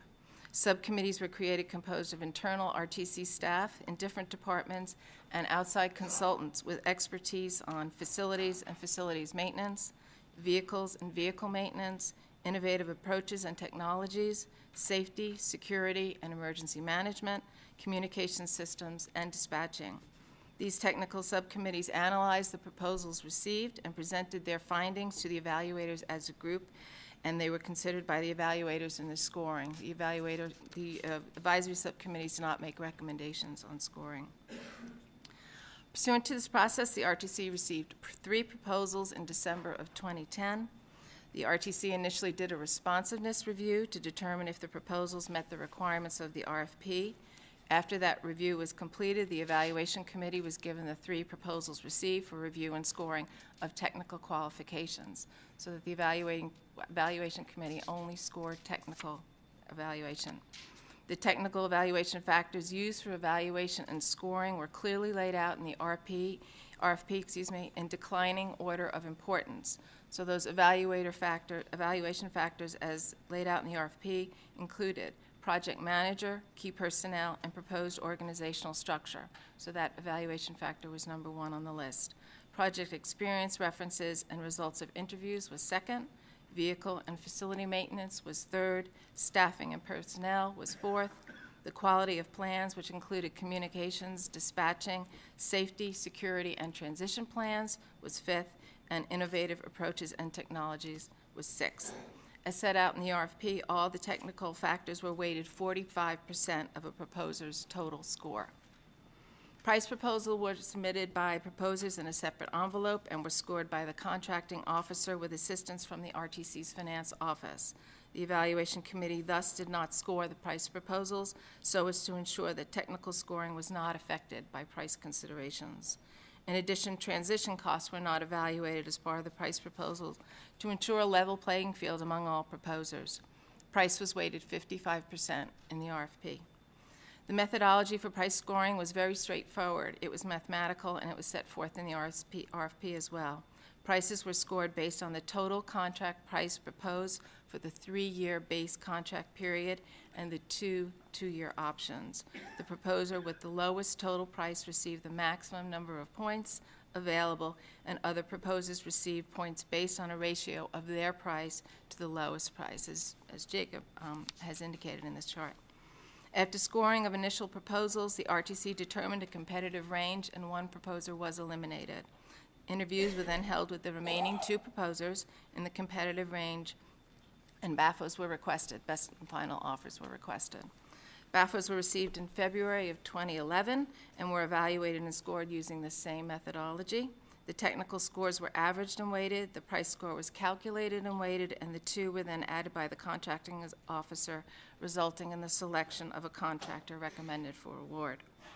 The procurement process was thorough and extensive. It was conducted in accordance with FTA requirements, and in addition, had the involvement and input of a variety of RTC personnel, consultants with technical expertise. The contracting community was clearly apprised of the evaluation factors and weights to be utilized in scoring and in selection.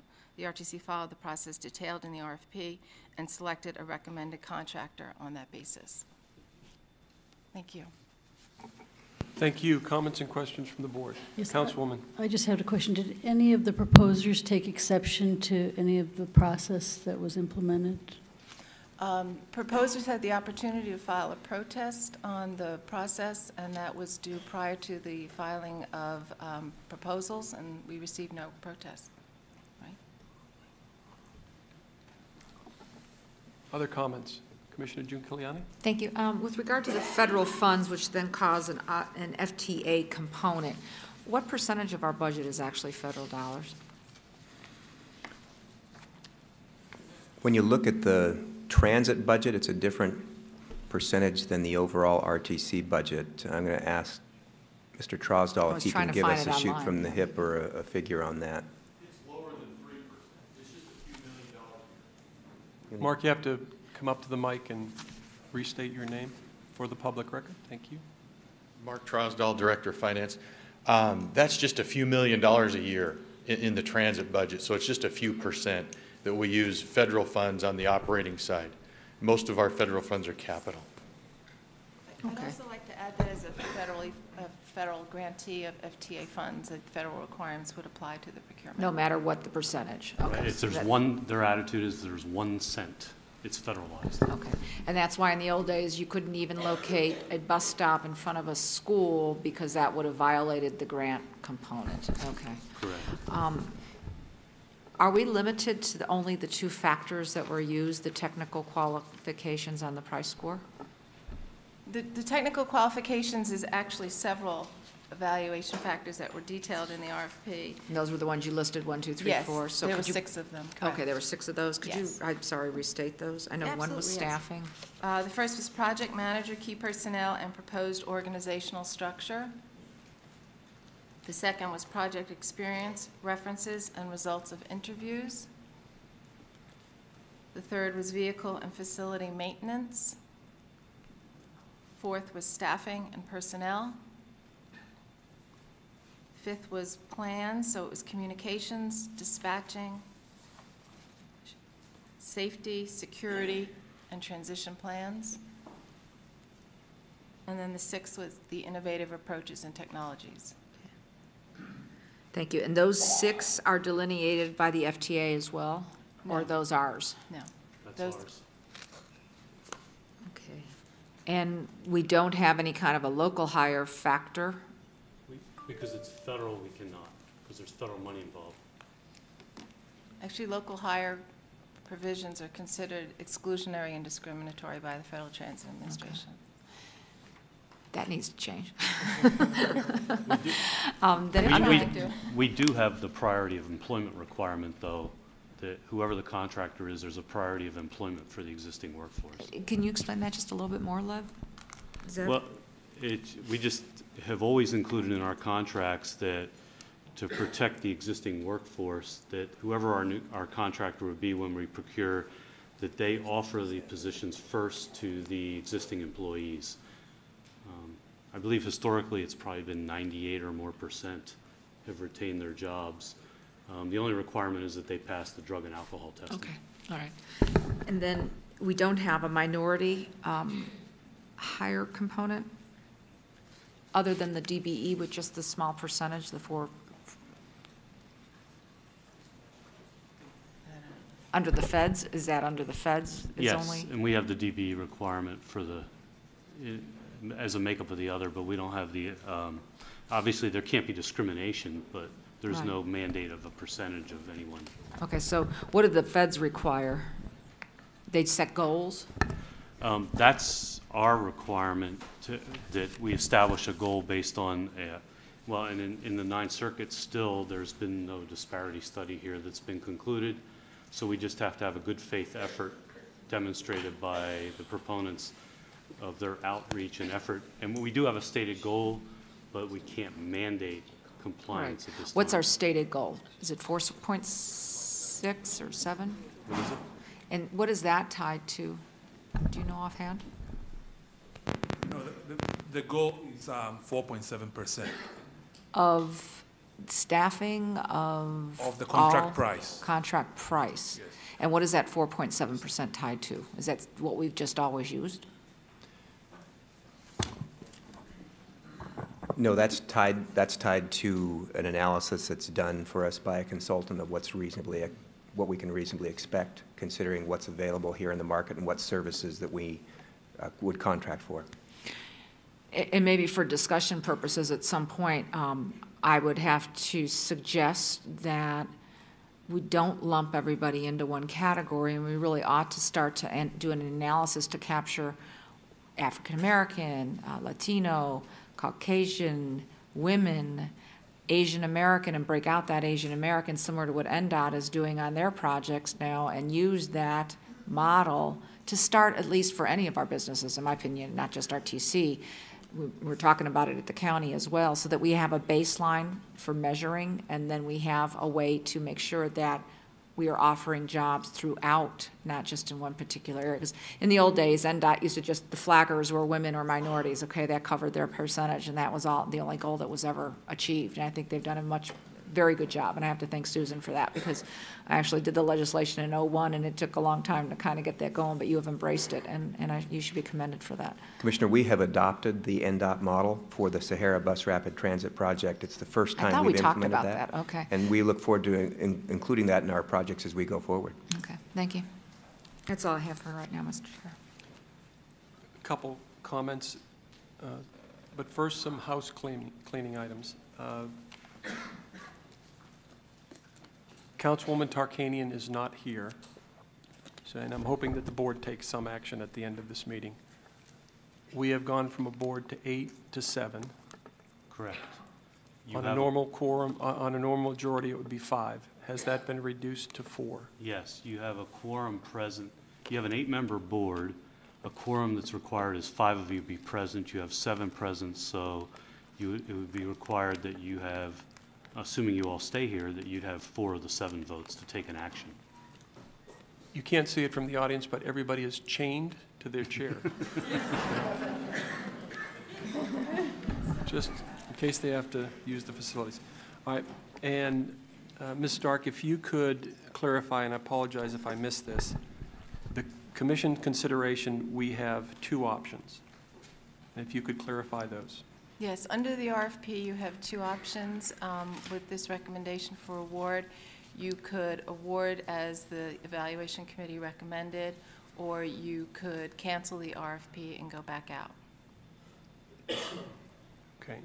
So the first option, approval of contract, issue a notice of award to First Transit, Correct. seems simple enough.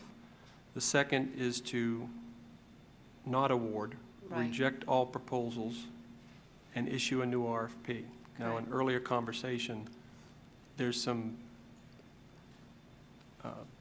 comprehensive elements of that option. We can't just reject and then go out for the same bid. If we could clarify that. Yeah. Historically, in Nevada law, you would have to have some change in scope at the time you rebid. Also, you can't, while it says you have the discretion to reject all bids, I believe you could not be arbitrary and capricious. You'd have to have at least some rational basis for why you chose to do that. But then going back, if you directed staff to re-procure, there would have to be some adjustment to the scope going forward. Councilman Ross? With that being said, Mr. Chairman, what's the parameters of the rational basis? You believe all the prices are too high.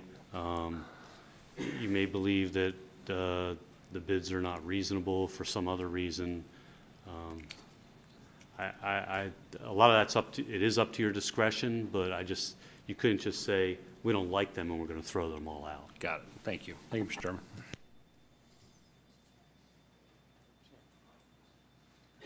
Commissioner. Thank you. I wrote notes on 2 pages, sorry. In the staffing component, did we look at overtime usage? Was that broken out, do you know? I believe in the pricing proposals that were submitted that both companies indicate what their overtime So they anticipation is. projected. Yeah, but I believe that in the analysis that you'll be hearing from Mr. Aguero, he's reviewed all that. So. Okay, so when he can speak to that more in depth. And then, is there a collective bargaining agreement in place? It's sort of yes and sort of no, and I'm just not sure myself. I'm not sure I know for certain either, Commissioner. We know that there is some dispute between the contractor and the bargaining unit regarding that.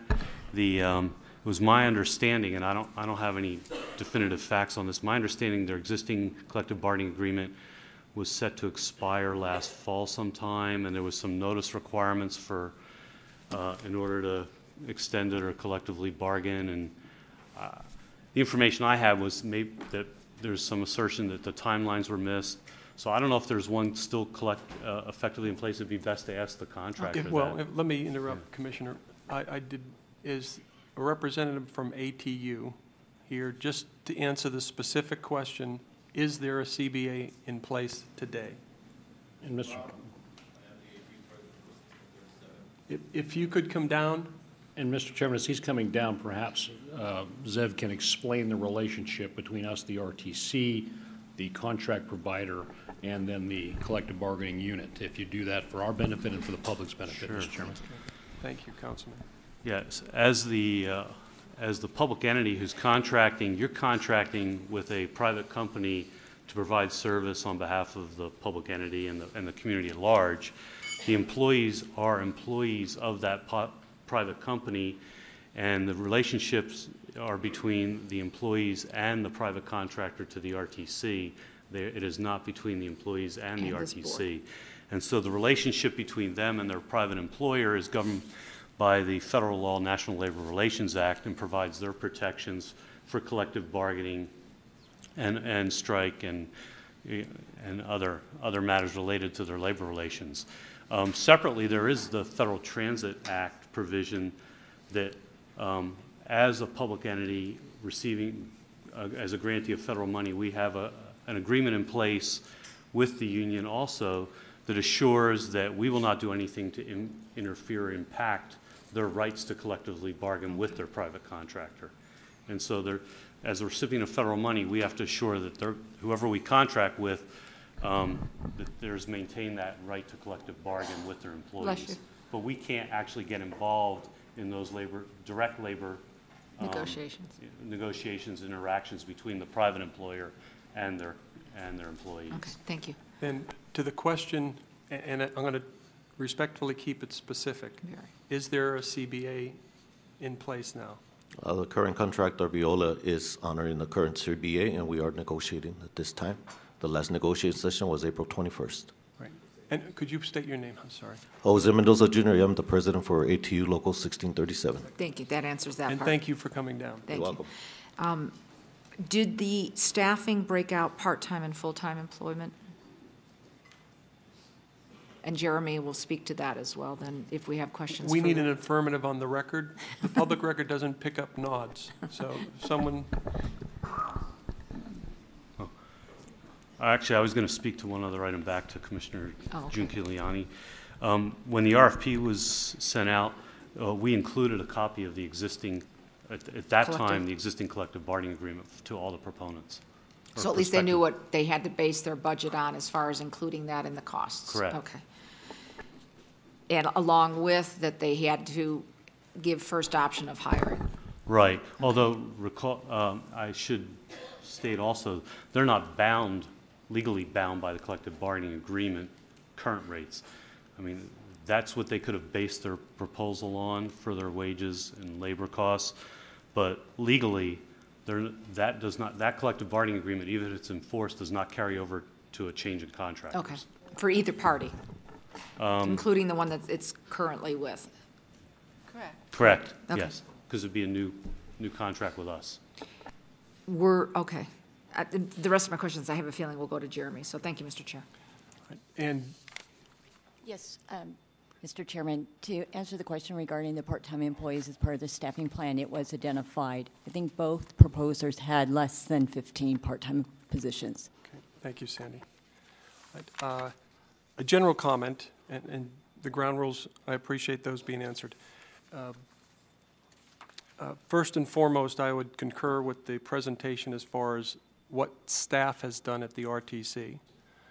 Just on the milestones and the history, I don't think there's any question that we went through a very comprehensive, very public, very transparent process. And I certainly want to acknowledge that. 5 weeks ago, and this is a comment not to any of the applicants or any of the staff involved, but to the process itself. I was frustrated personally 5 weeks ago, as I share some of that frustration today with my colleagues, because this isn't just a normal RTC item. This is not only at the core of what we do, but the economic impact of potentially a $500 million contract. That decision this board takes very serious. But 5 weeks ago, speaking only for myself, I was unprepared to get my arms around the scope of everything that had been done and everything that was before us. At that meeting, there were some comments made, and we deferred it to today's meeting with the intent that all those advocates and staff and anybody else, including the general public, would be contacting board members, offering opinions, giving facts, answering questions. That was done to a great degree. But right up until a half hour before this meeting, I know myself and certainly a few of the board members were perusing through additional information that had been provided within the last 24 hours. And from my perspective, critically important when this board is being asked to make a policy decision in the $500 million range. That part of the process is very frustrating. And that is not to condemn anything we've done. And perhaps it's part on this commission to be more proactive early on from an awareness standpoint. But that for sure is the way I feel going into today's meeting. And this is, again, procedurally. I need to ask some questions to Ms. Stark, because the more I heard and the more I read, additional questions that hadn't been addressed before came up.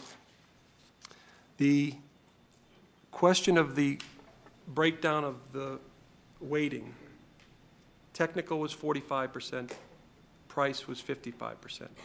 Correct. I think I was briefed somewhere along the line that price was certainly a critical component. We weighted it heavily, or heavier. Are those two percentages a norm in RFPs of this magnitude, or in RFPs in the industry? Is that something that we came up with interaction with the industry? It was an internal decision by the RTC. It is not, federally required in terms of weight. I believe RTC Washoe had a similar weighting in their recent procurement as well. Okay. Very good. And the first pass-through of applications that were filtered, that was done by Ms. Stark and her partner. The responsiveness review was done by Kent Woodman and I, yes. All right.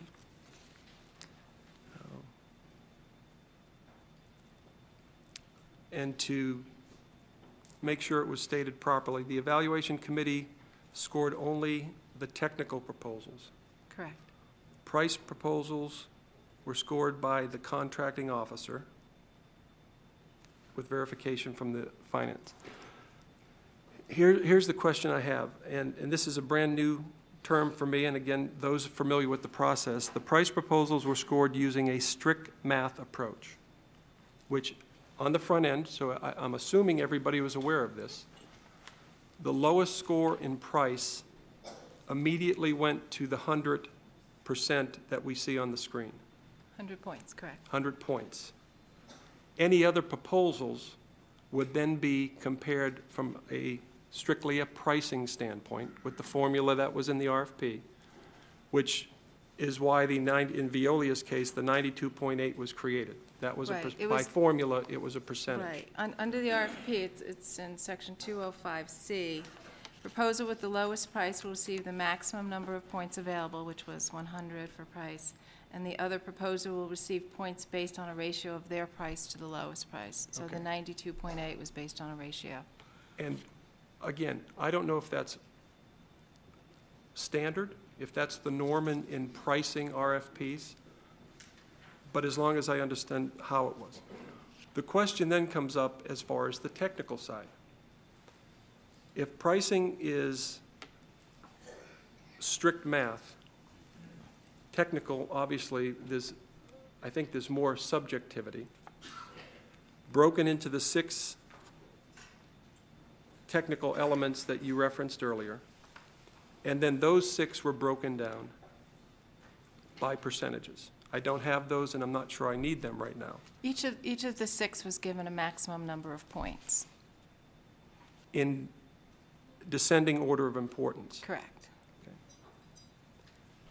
Okay. Number 6 of the descending order of importance is innovative approaches and technologies.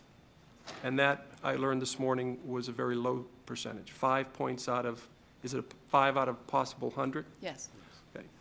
Here's where, from my perspective, there's something process-wise inequitable. It's wonderful that we go out for low bid. If it was that simple and that easy, we should just throw everything else out. Both firms in front of us are good. Let's take the low bid and go.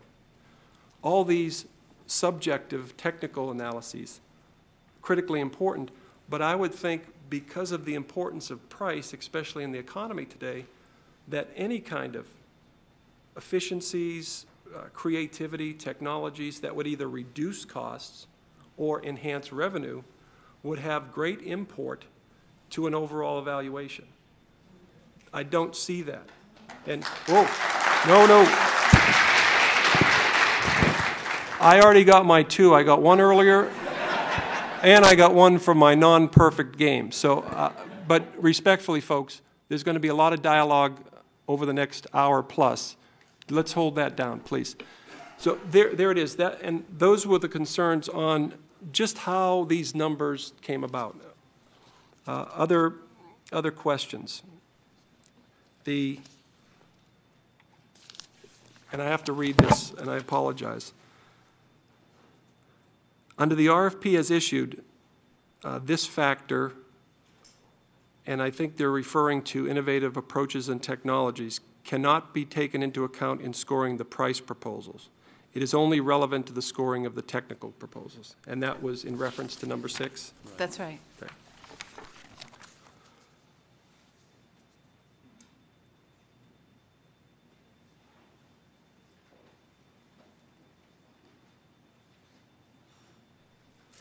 Mr. Chairman, and as Jane pointed out earlier, if there was some question about how the structure of the RFP was and they thought it should have been more important or changed, then that should have been protested or brought up prior to the submittals, and that never was. I agree, and I'm not talking about them. I'm talking about my first comprehensive look at the process we as an RTC use. Shame on them if they let some of these things that I feel are weaknesses in the approach. Shame on them for letting it go. And shame on them if legally that may harm someone down the road. No qualms with that, Zev, none at all. Okay, and we spoke, Jane, so everybody knows, we spoke about this earlier because I was a bit confused. And it goes back to a comment earlier. Understanding the 2 considerations that the board has before it today. If the second one on a rejecting all proposals, withdrawing the RFP, and issuing a new RFP, what if that is chosen, what is the basis for the second option? Now, I think you read from one paragraph that it wasn't termination for convenience or something, but it was very specific. We have what appeared to be a lot of discretion. At the same time, there's a reference to Section 205 that says the board must base any alternative decision made on the evaluation factors set forth on Section 205. Right. That is if the board rescored the proposals. Okay. But that is not an option at this point. Right. That rescoring option could have been done 5 weeks ago or prior to the 5 weeks. At the time that staff was directed to negotiate a contract with First Transit, correct? Okay. All right. And just for the record, I don't have the verbatim transcript in front of me, but I made a comment at the last board meeting that anticipating this meeting would create a lot of questions and discussion, that I didn't want anyone to leave last meeting thinking that there was a decision made. That this, I think, from, again, a personal perspective, this was our opportunity to take our last bite of the apple. Okay. Good. Those are my questions, and thank you for clarifying those. Yes. Comments or questions from the board? Mr. Snow? Thank you, Mr. Chairman, members of the commission. Next, we'd like to have Jeremy Aguero come up and make a presentation to the commission. We thought, considering the gravity of what is at stake for this contract, that we would benefit from having an outside look at the cost proposals and some detailed questions answered. And Mr. Aguero is here, and I believe he has 3 primary questions that we ask him to provide information to the commission on. First question is First Transit really the lowest cost provider? And the second question is, are First Transit's costs unreasonably low by comparison? And then we have a third detailed, we ask for additional analysis and detail on specific costs, some of which have been already mentioned in questions by the board. And this time we'd like to ask Mr. Aguero to make his presentation. All right, and Mr. Aguero, if you would allow me, I'm not sure if Zev has to answer this, or Jane, if you could answer it. I think everybody received yesterday the copy of Jeremy's presentation. I just want to note that at the bottom of the pages, it's subject to confidentiality and distribution restrictions. Do we need to have an affirmative from Jeremy that this is going to become public information? I believe we've had that affirmation from Jeremy that we have the permission to distribute it now. We got that email, I believe, last night. And he can correct me if I'm wrong. Mr. Chairman, thank you for the opportunity to be here today. Thank you for your patience. We did make a few minor editorial changes to grammatical changes to the memorandum that was distributed last night. We submitted that, resubmitted that to the Regional Transportation Commission early this morning. I have a copy of that. When we have it digitally, be more than happy to give that to you. But in terms of any of the numbers, any of the conclusions, any of the findings have not been changed from the draft that was reviewed last evening with the RTC. Mr. Chairman, members of the Commission, our analysis, I think it's important to note that our analysis is not an audit of the procurement process or of the proposals that were submitted by both Veolia and First. Rather, the exercise that we were asked to undertake was to evaluate the proposals that were submitted for general reasonableness. Take a look at the assumptions, what drove those individual proposals. As Mr. Snow indicated, our analysis had 3 principal elements to it. The first is an analysis of restated cost summaries. That is, to take a look at the proposals perhaps a little bit differently than they were analyzed on a cost basis and to draw conclusions with regard to that. The second was a comparative analysis of service costs. That is to say, what is the cost of providing similar services in other jurisdictions, and do the proposals reflect a similar or dissimilar level of cost in comparison to those other jurisdictions? The third analysis was to take a closer look at a few of the detailed costs to better understand why there are material differences in major categories between the two providers. So with that, Mr. Chairman, I will work through each one of those. The summary of our analysis has been provided, but I will briefly review the salient findings of each of those analyses. The first related to restated cost summaries. Essentially, the way that the bids were originally analyzed, has been talked about before, was based on similar services provided by two providers and analyzed based on that basis. Those are baseline services. As was alluded to a few moments ago, there were other cost elements, innovative ideas, startup costs, things like that, that were not included for very specific reasons. This isn't to suggest that that is improper in any way, but rather we restated the entirety of the analysis to determine whether including those would have somehow changed the underlying conclusion drawn by the analysis. This is important to note that baseline analysis, if we looked at the first 3 years of operation, the differential between the two proposals was roughly $19.4 million, with First Transit being the lower cost provider. The principal things that were excluded from that analysis, based on the baseline, based on exactly how the RFP was intended to be scored, included those innovative ideas. They also included those startup costs. If we were to go back through and we were to analyze those and include those for purposes of the analysis purposes, First Transit would continue to be the low-cost provider by roughly $8 million. There's also been some discussion of individual line items, and I'll talk more about that as I get into the third element of our analysis.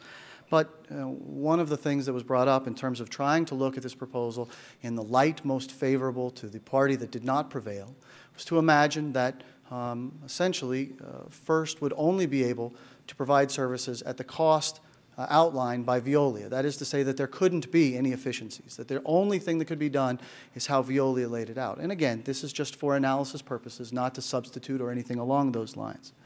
Even if we take that assumption and we run it through, there is still a differential of $4.2 million over those first 3 years between the two service providers. That is the differential in overhead and profit, again, with First being the lower cost provider. We did go through a third and arguably more aggressive scenario in which we made that assumption, that is to say that the cost provided by Veolia are the lowest cost that could theoretically be provided, and that all of these innovative strategies and the startup costs would all be included. If all of those were added together, it is true that Veolia would be the lower cost provider, based largely on the fact that they had more innovative strategies that were there. The reasons why we want to be cautious about going down that path. One, the startup costs are omitted from the budget for very specific purposes. That is not to allow an unfair advantage to an incumbent bidder. The second is in those innovative strategies and taking them in that best light. That includes a $6 million capital investment as part of the innovative strategies offered by Veolia. In addition to that $6 million, they also have another $6 million plus that comes in from revenue resulting from that. It would be difficult to include both of those. I would fear that there would be some degree of double counting. So even if we took everything in a light arguably most favorable to Veolia, if we can make the assumption somewhere between about 1.1 or 2% efficiencies could be gained between the two companies, then First Transit would be the lower or equal cost provider. That differential does not seem to us to be an unreasonable differential. So the conclusion from our analysis was that First Transit remains the lowest cost service provider, even when startup cost and speculative, innovative elements of the proposals are considered. The second element of our analysis was a comparative analysis of service costs. In these type of proposals, they are often evaluated on a per service mile cost or per service hour cost. We tried to look at them both ways. We sent out a supplemental data request. Of course, the Regional Transportation Commission provided us all of the analyses that it had done. We asked for some additional detail from both First Transit and Veolia. They provided us a remarkable amount of detail. Both companies were incredibly forthcoming relative to the analysis that we went through. When we went through that exercise, one of the things that we requested from them was comparable jurisdiction information. What is the cost of providing service in other large markets that would be comparable based on a population base or based on the number of buses that are operated in those jurisdictions? We ran through that analysis. We looked at it. We looked at the differential between the prices in the existing contracts. And on page 4 of the presentation that's been provided, there are 2 exhibits, one with comparable contract cost per service hour and one with comparable contract cost per service mile. We identify all of the competitive markets that were provided to us. We provide what the cost is today and what both providers have outlined relative to the proposals that are being discussed here today. Relative to that, if you look at Exhibit 1, comparable contract cost per service hour, you'll see that both providers fall within what we believe to be a relatively tight range. If we look at comparable contracts per service mile, this is Exhibit 2, the same thing is true. They tend to skew to a slightly higher range relative to per service mile for any number of reasons, but nonetheless are relatively close to one another and certainly comparable with the other jurisdictional data provided by both companies. Finally, in this area of our analysis, we took a look at the Federal Transit Administration's National Transit Database to take a look at how Las Vegas Transit ranked against other markets. Say, are we very high or very low? As a matter of fact, we ranked relatively in the middle in terms of that analysis. The conclusion that we came to with regard to our comparative analysis of service costs was operating cost estimates provided by both Veolia and First Transit do not appear inconsistent with historical experience or comparable market data. The third element of our analysis was specific to detailed costs. There were many of these, of course. The line items went on and on and on, but the major categories included things like labor and benefits and maintenance and facilities, those type of things. We asked for substantial amounts of information on this, much of which is proprietary, so I will try and answer these questions as best I can without referencing anything that is particularly specific relative to that information that was provided to us. With regard to wages and salaries, both companies had relatively similar full-time and part-time employment totals. They also had very similar average hourly wages. The differential between the two parties relative to the cost submitted by one versus the cost submitted by the other relative to salaries and wages was largely attributable to assumptions relative to overtime and assumptions relative to the meal break premium. Now, these are assumptions, of course, that have to do with aggregate compensation. These are issues that, of course, will be subject to negotiations with labor. They also reflect an assumption relative to the efficiency and operations of the system. One provider believing they can provide more efficient service than the other at a lower cost. Payroll taxes and fringe benefits was the second area that we looked at. Although there were some changes in terms of restatements of some of these data, and I won't spend a lot of time there, both parties made relatively similar assumptions in terms of the percentage, the overall percentage of their employee base that will be receiving employer-sponsored health care coverage. They made similar assumptions with regard to what the premiums would be for that coverage. They made similar assumptions with regard to the total rate of participation, that is to say, the folks that would tend to opt out. There were two areas where they made materially different assumptions relative to fringe benefits and primarily health care benefits. Those two differences are the percentage of employees that will fall into each category. That is, an individual receiving that health care coverage, the individual plus a dependent, or the employee plus a dependent, and then family coverage. Those were materially different. First also had a lower aggregate cost of health care per employee. That could be, I'm certainly no expert on health care coverage. They have offered information with regard to the fact that they believe they have efficiencies there. We have evaluated or at least taken a look at the plans. In some places they're probably close, in some places they're probably not, but a bit beyond the scope of our analysis. That is also, that cost element is also about half of that differential. There are also substantial differences with regard to things like vehicle maintenance and subcontracting.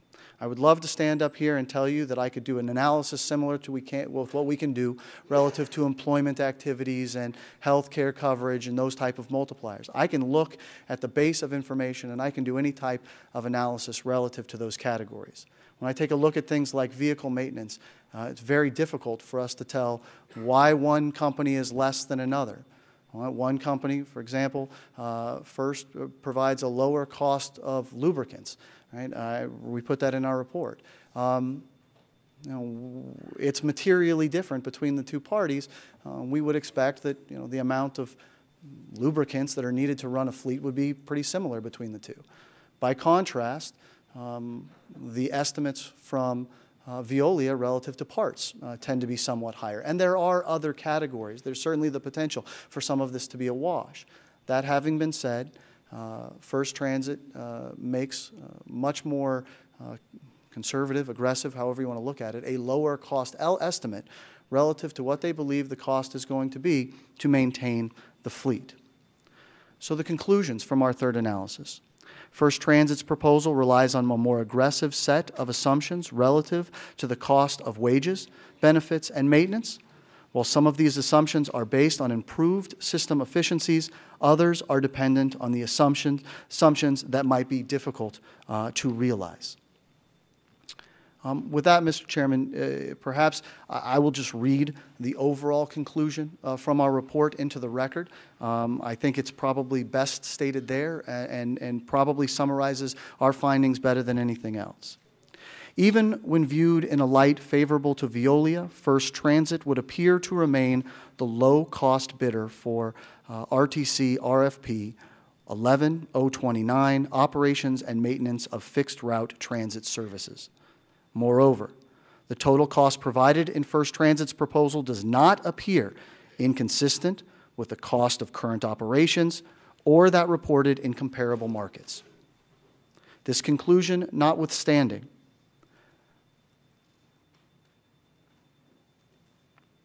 First Transit's proposal relies on ambitious efficiency measures, including, without limitation, those that may reduce total compensation. Those are included for things like meal breaks and the reduction in overtime that I alluded to before, to employees covered by a collective bargaining agreement. From an analysis standpoint, we believe there is a material degree of uncertainty whether those savings can be achieved. First Transit's proposal clearly reflects a belief by management that it can achieve labor and maintenance savings compared to current costs and compared to other would-be service providers. Importantly, the overall cost provided in First Transit's proposal is not inconsistent with comparable costs in other markets and makes the cost and they make those cost assumptions at their own risk.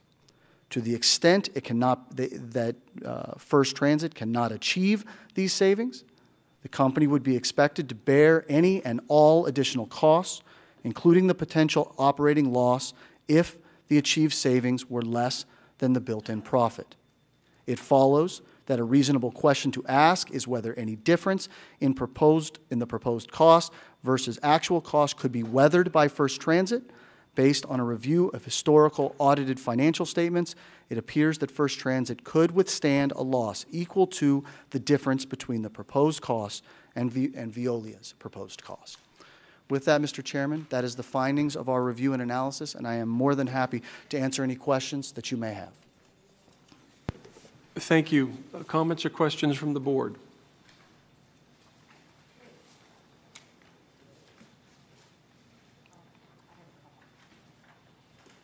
Okay. Commissioner Giuliani.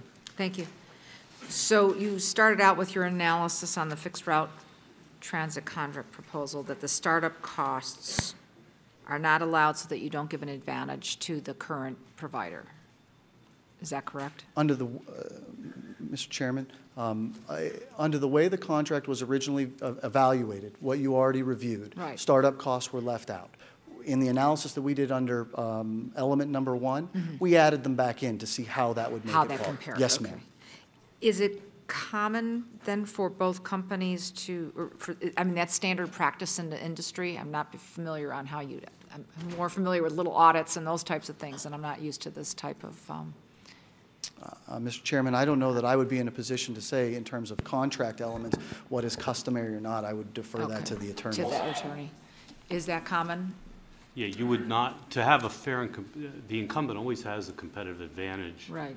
And so you do, generally speaking, I'm not aware of where they don't, but generally speaking, you would not consider in the evaluation relative to one another the transition costs. Okay. The evaluation of price. Right. Okay. The All right. transition costs were evaluated part of technical. Okay, as thank part you. of the plan. And then, Jeremy, you also went on to say that you did identify some calculation errors by both Veolia and First Transit, but neither one were material. Is that correct? That is correct, ma'am. And we have adjusted those in the analysis In that the we analysis. did to ensure that there's comparability between the parties. You also then, in your restated cost summaries, you reviewed operations and maintenance, and that's where you came to the conclusion, let's see. It was omitted but speculative in nature that the latter were omitted because startup costs. So that goes back to the incumbent component. No, Mr. Chairman, to be clear about that, the innovative strategies that are considered are by definition speculative in nature. That's why they're not included. There was also the issue that we dealt with where some of those innovative ideas were listed as ideas but didn't include a price Gotcha. element on them. So we tried to do our best to try and include those. Okay, thank you. In the 4.2, in your second paragraph on the second page, there's also been some discussion relative to reasonableness of various cost assumptions. First Transit's baseline services would still be 4.2 million lower than Veolia due to the differential in overhead and operator profit. Do either of them speak to what profit they assume to make as a private company? Mr. Chairman, the answer to that question is yes. There's a line item in the analysis that essentially says overhead and profit, which is essentially lumped together for our analysis purposes. The other line items, we have data in terms of why they may be different. Those are essentially assumptions for how much profit they're going to expect and what their cost of overhead is from a corporate standpoint. Okay. So I want to make sure that I directly answer your question. The differential between those two line items, between the two proposers, was $4.2 million over the 3-year study period that we Over the looked at. 3-year period. Yes, ma'am. Do we then, back to Jacob or our financial people, do we, when we audit companies that are private and you expect them to make a profit, do we audit to see if that profit has been at the expense of salaries or if that's been at the expense of us having to increase costs on the route? How do we know that we're getting the best bang for our folks and to make sure that the employees are being compensated while a company is making a profit? My understanding, Commissioner, is that we do not audit according to the terms that you suggested. And I'll have Mr. Trosdahl would know more about that than I do. And if he wants to get up here and explain the evaluation process and the audit process and what it's looked for and what the standard protocol is in auditing, I'd invite him to do that. Just briefly, and I don't want to take, and we've got, but I'm just curious because part of our decision on the budget today, as we look at this, we ought to have some awareness of that. What we do is basically we audited Veolia's 2009 financial statements, their operations here. We look at that for reasonableness and to make sure that they're following the contract. If there's certain things that are contractually, they're supposed to pay the employees, then we had independent auditors audit for that. So, for example, if they're supposed to pay them $15 an hour for a certain type of job, then you verify that that's happened? We were really looking more at what they were supposed to pay in bonuses to the employees. Oh, and bonuses. Mm-hmm. They have a performance incentive, and they were supposed to share that with the employees. And so we audited for that to make sure that that was happening. And how is that driven or derived? Do you know offhand? Is there a formula? There is in the contract. I never heard of that one, so okay, I missed that one. So if they have a certain percentage of savings based on a yearly projection, then some of that's to be shared with the employees? Is that what you're speaking of, something along those lines? No, I think it was performance-based. Okay. And so we did audit that part, but we don't really look at their profitability and whether they're making a We nicer looked at it, profit but versus us. yeah, it was not really a focus of the audit. That falls out at the bottom, and we really didn't audit that per se. Okay, and that's our choice at that point, but maybe that might be something to put on our little checklist for down the road, because as we're looking at having to increase fares for people, I just want to make sure regardless of whatever company we deal with, it's not, I understand private sector making a profit, but the employee should share as much as possible in that, and that includes standard wages, or standard wages as far as that's concerned, but I think we need to understand. So at this point, Jeremy, thank you very much, the 4.2 million approximately is made up either in one of those two categories, either their profitability and or their overhead. That is correct. Okay. And then the ticketing technology, the $6 billion capital investment in ticketing technology, they both kind of had something different, I think, if I recall. Yes, ma'am. They had very different innovative strategies and very different cost and revenue elements associated with those. Essentially, the ticketing technology, and I will certainly defer to the provider to explain it better than I can, but what was concerning to us was that there's two elements of that ticketing technology. One is an upfront capital investment in order to put the technology out on the street or within the market. That was a $6 million capital investment. There was also a series of revenues associated with that, where I believe the RTC would be able to benefit from up to 104%, if I remember correctly. And then after that piece, the provider, in this case Veolia, would be able to offset its cost of its capital investment up to a threshold, and then the two would share in the revenue thereafter.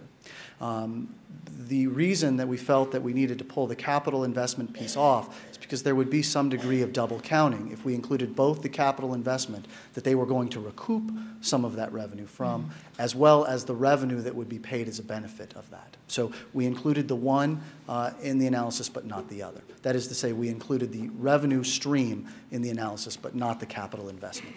Okay.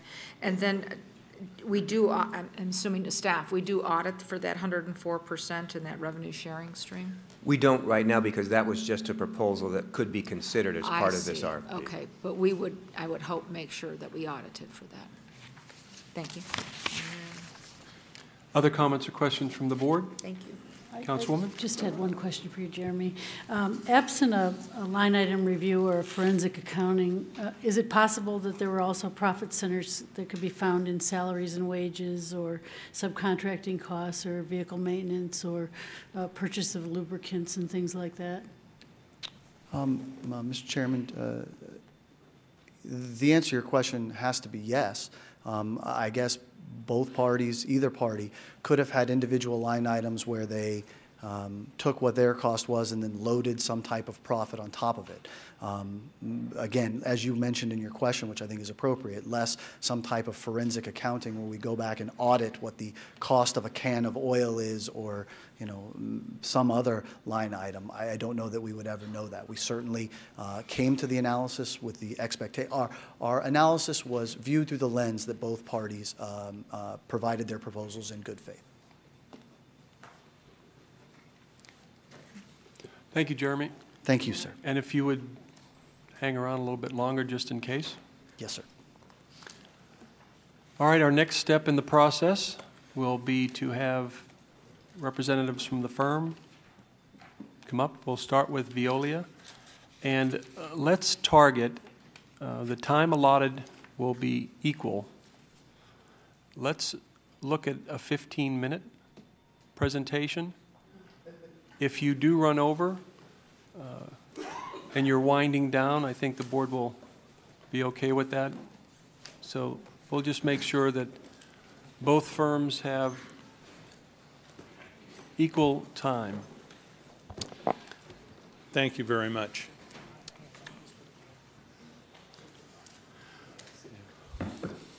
Hold on, Mr. Kempfer, let's not start the clock.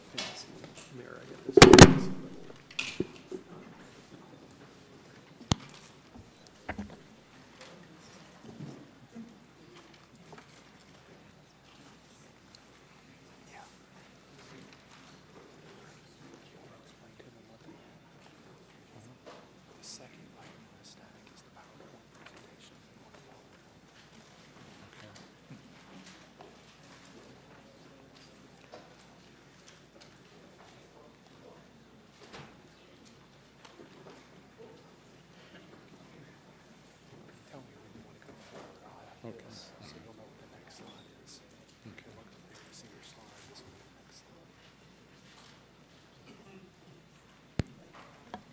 Are we all set? Mr. Kemper, for the record, in front of me is the BlackBerry application on a stopwatch. Taught to me last evening by my youngest daughter on how to operate it. So I think we'll be able to track timing. Are we all set? Everybody have their information? Please. Mr. Chairman, Commissioners, Chris Kempfer here on behalf of, no, I'll slow down a little bit so you can hear. I'm Chris Kempfer here on behalf of Veolia. Our presentation, hopefully within these 15 minutes, will consist of some brief comments from me, Mr. Lee Roberts, Mr. Mark Joseph, and then Tom Vukdelich has some comments on behalf of some of the drivers. Because of the limited time, let's just get right to it. I do want to make a comment. First of all, you've heard a couple things about protests and why it wasn't filed, whatever. We had an agreement, and they will acknowledge the agreement, that all protests were reserved until after this particular time. So that was certainly our understanding, Zeb. So if you've got it.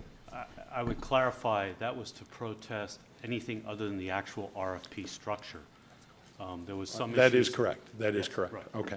But I mean, if to the extent that there's anything substantive within that, those protests are preserved. It is important to note first that this is not a low bid Mr. contract. Kemper, and I do know how to stop this, so hold on. Thank you, Mr. Chair. If I just might follow up with Zev, explain to me what you mean by structural. That does it or does it not mean the scoring, et cetera, et cetera? Right. It means how the elements of the RFP were structured. Okay, so in other words, in the beginning, if they thought that we the 100% was not appropriate, right, or for if the way innovative should have been included in pricing, gotcha. That was all. That time has passed. But as far as the substance of everything, Based on the evaluation, we said that they would still have that right to protest up to the 5 business days following a determination of the RTC. Thank you. Thank you, Mr. Chair. All right. It is important to first note that this is not a low bid contract. The winner is not the one with the lowest bid. This is a best value bid, and there is a huge difference. The winner is the one who provides you with the best value in terms of price and technical ability. In this case, price is calculated, as you heard, at 55%. Technical is 45%. Price is established, as you saw, as a set figure. Whoever had the lowest price got 100 points. Everybody else got a fraction of that. So as you saw, we were 92.8. You multiplied that by 55, you came up with a number. 100 points by 55, you came up with 55. The difference between those two on price is not what you would think it would be. It seems like it's 8 points. When you look at the 100 and the 92, when you multiply it by 55, the difference is 3.94 points. That's the difference, 55 and 51. 1.06. But then you have to look at the technical scores, and this is where the scoring is essentially entirely subjective. And you have to look behind the numbers. You saw the numbers that we had here, and we have technical scores. First of all, Veolia technical scores are 89.5, 89.8, 89.5, and a 79.7. Then you look at First Transit scores. They received a 78, an 81.3, a 78, and a 93. So why is this important? Because the only way that First Transit wins the best value bid is if you keep these, what we will call aberrant scores, in with the other scores, and otherwise, with the 93 eliminated and the 79 eliminated, Veolia Veolia does win the best value bid. If you remove these aberrant scores, as I say, we win. Interestingly enough, if you remove the high and the low from both scores, Veolia wins.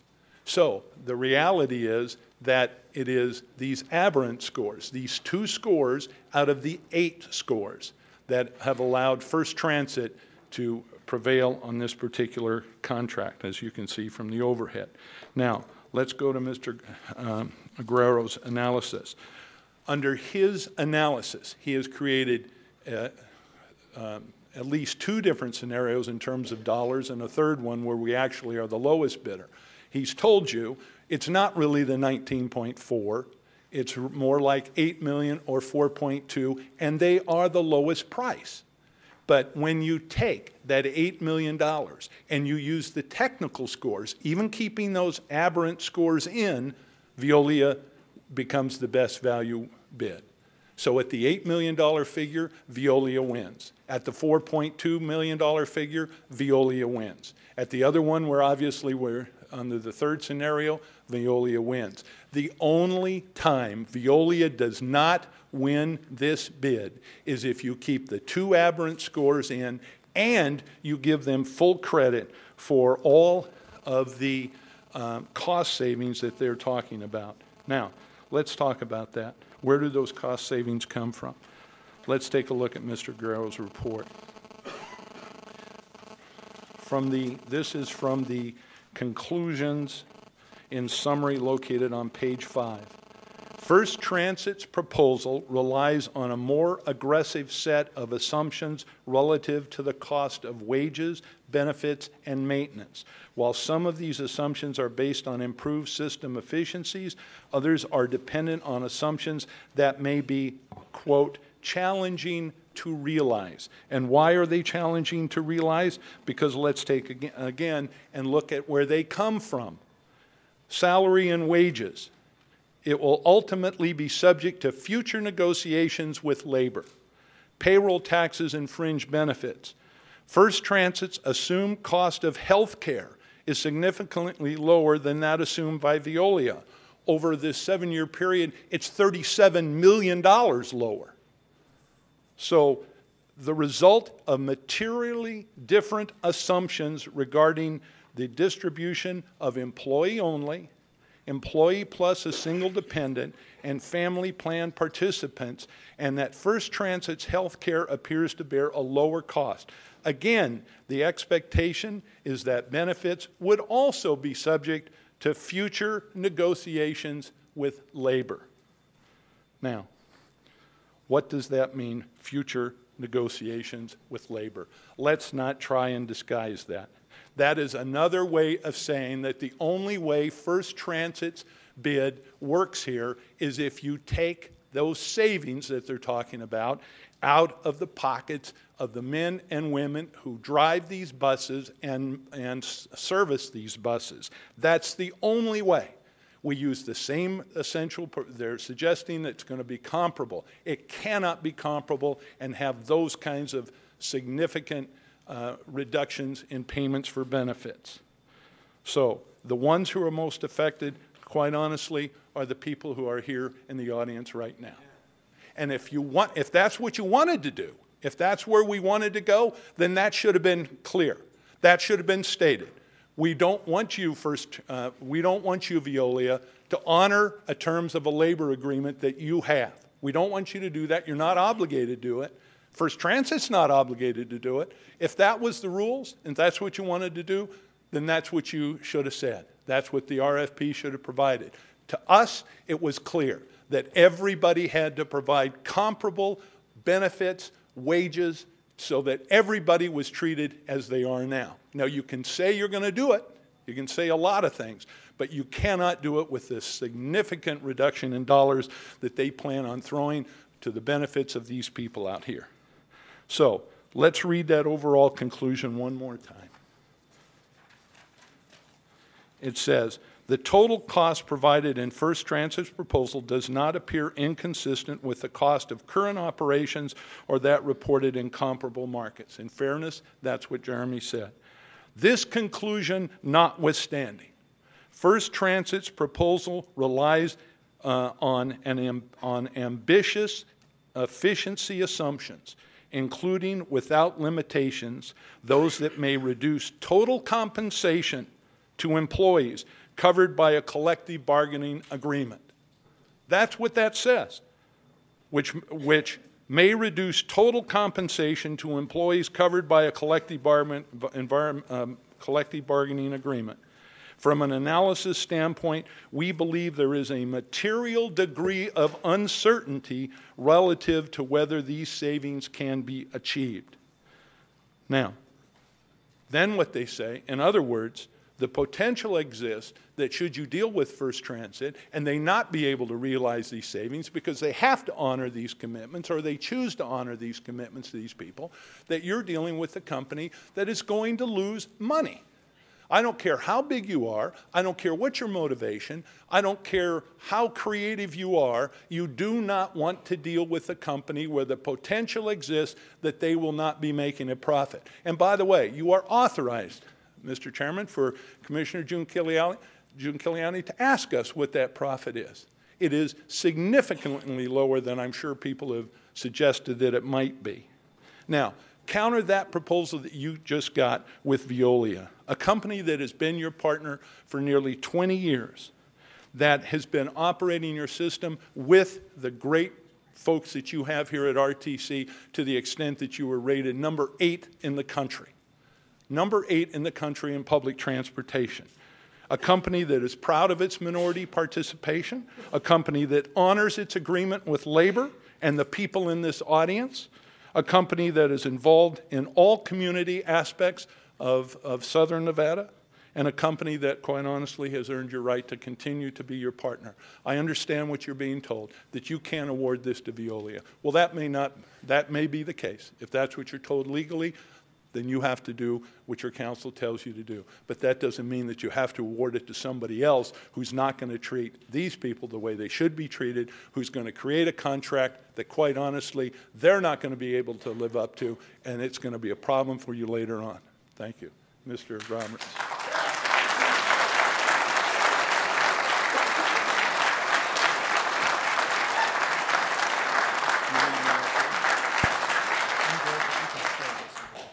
Clapping does not slow down the clock. Mr. Chairman, ladies and gentlemen of the board, my name is Lee Roberts. I'm an attorney from Las Vegas. I've represented Veolia for years. I would respectfully submit that you do have a third option, and that is to award to Veolia based on your independent evaluation using the factors in the solicitation.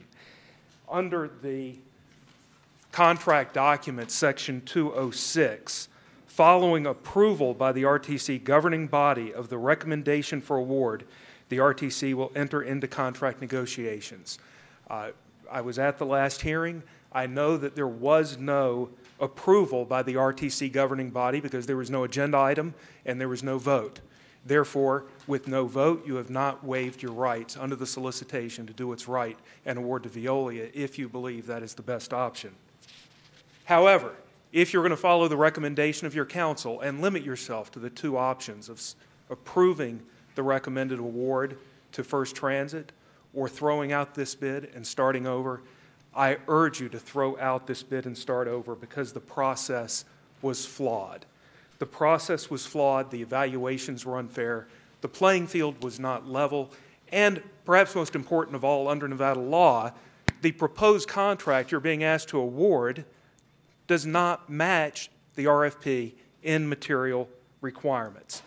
Mr. Kempfer told you about some of the cost differences. Let me tell you how that factors into a flawed evaluation. First Transit, in their technical proposal, said, we're going to base our wages on the collective bargaining agreement. We're going to base our benefits on United Healthcare, what the workers are currently getting. We're going to keep 90% of the workforce. And the technical score they got was based on those promises. But if you look at their price proposal, they don't plan to keep those promises, and they did not justify their technical scoring. They plan to cut 28% in total dollars for benefits, $37 million in benefits over 7 years. In order to meet these projections, you have to totally eliminate health benefits for 349 operators, or you have to cut benefits by 57%. You can't cut the cost of benefits by 57% and provide comparable benefits. Ladies and gentlemen, there's no such thing as a free lunch. An award to First Transit is going to come out on the backs of the current workers and operators. Mr. Aguero, we believe, has exposed this.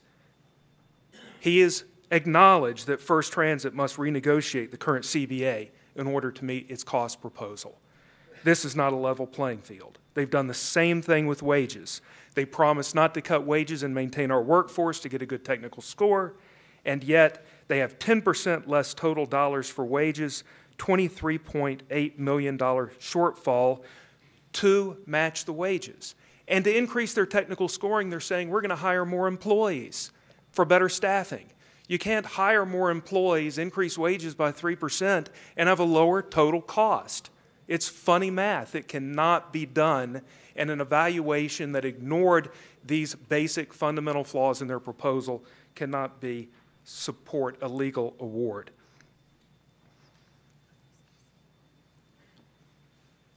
I think from the press we know a couple things. We know that there's no union agreement to reduce wages and benefits. We know the union has publicly opposed cuts.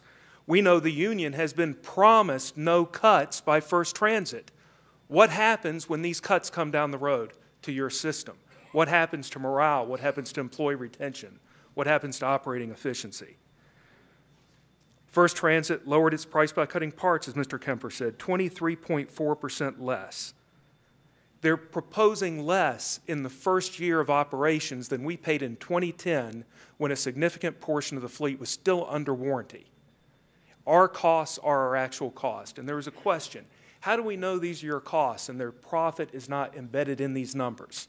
And Veolia is trying to make extra money by giving you higher cost numbers in its proposal.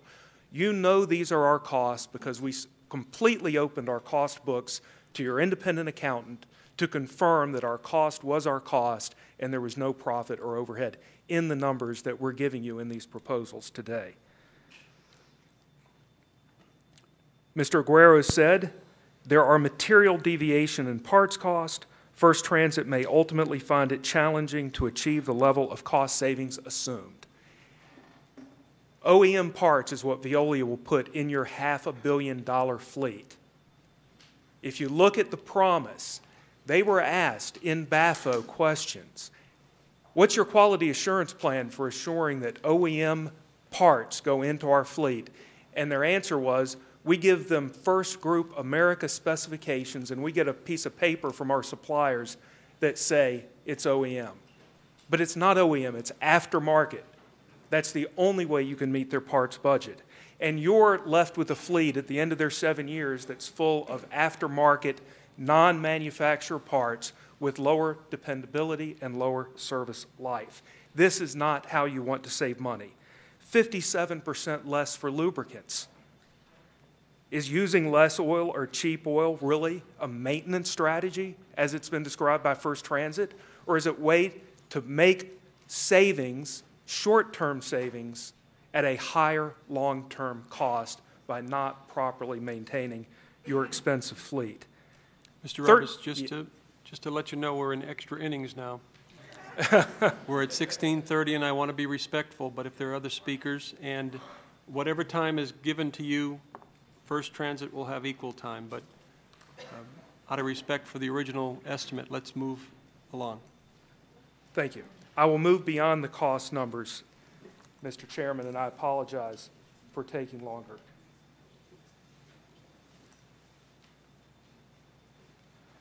Let's talk about the legal problems briefly. The contract must match the RFP under Nevada law. The RTC waives $9 million in retention. If you look at the BAFO questions, the RTC clarified that retainage is going to be withheld. First Transit's response is, our lower profit and overhead is conditioned on you not holding retainage as required by the terms of the contract. First Transit walks away. The RTC's only remedy is to sue on a bond because you don't have retainage if you approve this contract. Advance payments are required. You have to pay them before they perform the service. That's not in the RFP. The RFP requires 25% certified mechanics. The RTC is waiving that requirement, which begs the question, if they're going to hire 90% of our mechanics and our mechanics are certified, why do they need a waiver? Another thing that doesn't match. Importantly, a level playing field. We were told that the cost, $2.5 million to mobilize, is not included in the proposal evaluation to maintain a level playing field. But what did the RTC allow FIRST to do? They allowed them to combine their overhead for their paratransit operations and give you a $450,000 a year discount for combining efficiencies. So they get a competitive advantage by being the paratransit contractor. You ignore our competitive advantage for being the incumbent. If that's the way you want to do the savings, throw this out, combine the services, and get real savings with two people competing and giving you the best price for those savings. The recommended award will not result in a legal contract. The RFP can be fixed if you rebid it. And in closing, what I want to emphasize to you is a vote today to throw out this contract is not a vote to pay $50 million more. It's a vote to start over and get the best value and the best price with a level playing field and in compliance with Nevada law. Thank you. Chairman Brown, I'm aware of your time constraint, and I apologize, but after 19 years here as your partner, I just respectfully request that we be given a few more minutes and equal time to our competitor. We have a few very important things to say that could affect this decision. Then let me, we're at 19:20 right now. Let me ask the board if we should continue with all due respect to First Transit having equal time provided. Okay. Please. Chairman Brown, Commissioners, good morning. I'm Mark Joseph, CEO of Veolia Transportation North America. On behalf of more than 1,000 Nevadans who serve RTC in the community each day and over 20,000 U.S. employees, I want to thank you for your partnership these past 19 years. I also want to thank you for your consideration during this process. As partners, together we have built the best system in the United States with the highest fare box recovery, outstanding on-time performance, ridership, and world-class innovation and service to this community. Veolia has been with you in the early days, in good times and in tough times. But we wouldn't be a very good partner if we didn't understand the current economic reality and address it in our bid. As Jeremy Aguero's consulting report confirms, there are two very different ways of doing business. One that's, quote, very ambitious in cost cutting, a euphemism for unrealistic, which is based on favorable labor negotiations, meaning on the backs of the employees. The other approach, Veolia's approach, protects this jewel of a transportation system by providing $6 million of private investment and over $14 million in revenue guarantees by growing this system with a 4% guarantee of ridership growth. Our proposal protects this system and looks towards the future, even in these tough times. And we back it with a history of performance and resources and a reputation that is second to none. We know that Jacob wanted this type of an approach, an innovative approach, that would provide a solution to the cost challenges you face. Both Veolia and FIRST can stand before you today and make promises. Both of us can promise wage increases, good benefits, maintenance, minority participation, and community involvement. But that's not what counts. What counts is the promises we made in our bid and how it's backed up by specific language, numbers, and dollars. That's what this contract will be based on, not what you hear today. It is also backed by each company's past performance and history with you. If each proposer promises good wages and benefits, do they have the money in the bid to back it up? If they say they are innovative and will deliver great maintenance and service and investment, do they have the money and the dollars to back it up? If you ask First Transit, have they ever bought a part for the Civis bus anywhere in the world? They haven't. This is the MAX service that we operate. Nowhere in this country are they buying parts for the Alexander Dennis or the Wright bus, nowhere in the United States in these desert conditions. If they promise local minority participation and community involvement, do they have the history to back it up? If each proposal promised savings and efficiency, have we demonstrated in the past? Fortunately, you have had the opportunity to read our bids, have an independent consultant analyze our numbers, and most importantly, see us in action over several years. You have even had an outside auditor review our financials. We have been completely transparent with you. Wages are fair, but they're not rich. $13 an hour for a driver after a year with $16.47 average. Benefits are excellent. There's a night and day difference between our benefits and First's. But we believe it's the right thing to do. It keeps people employed and it keeps families together.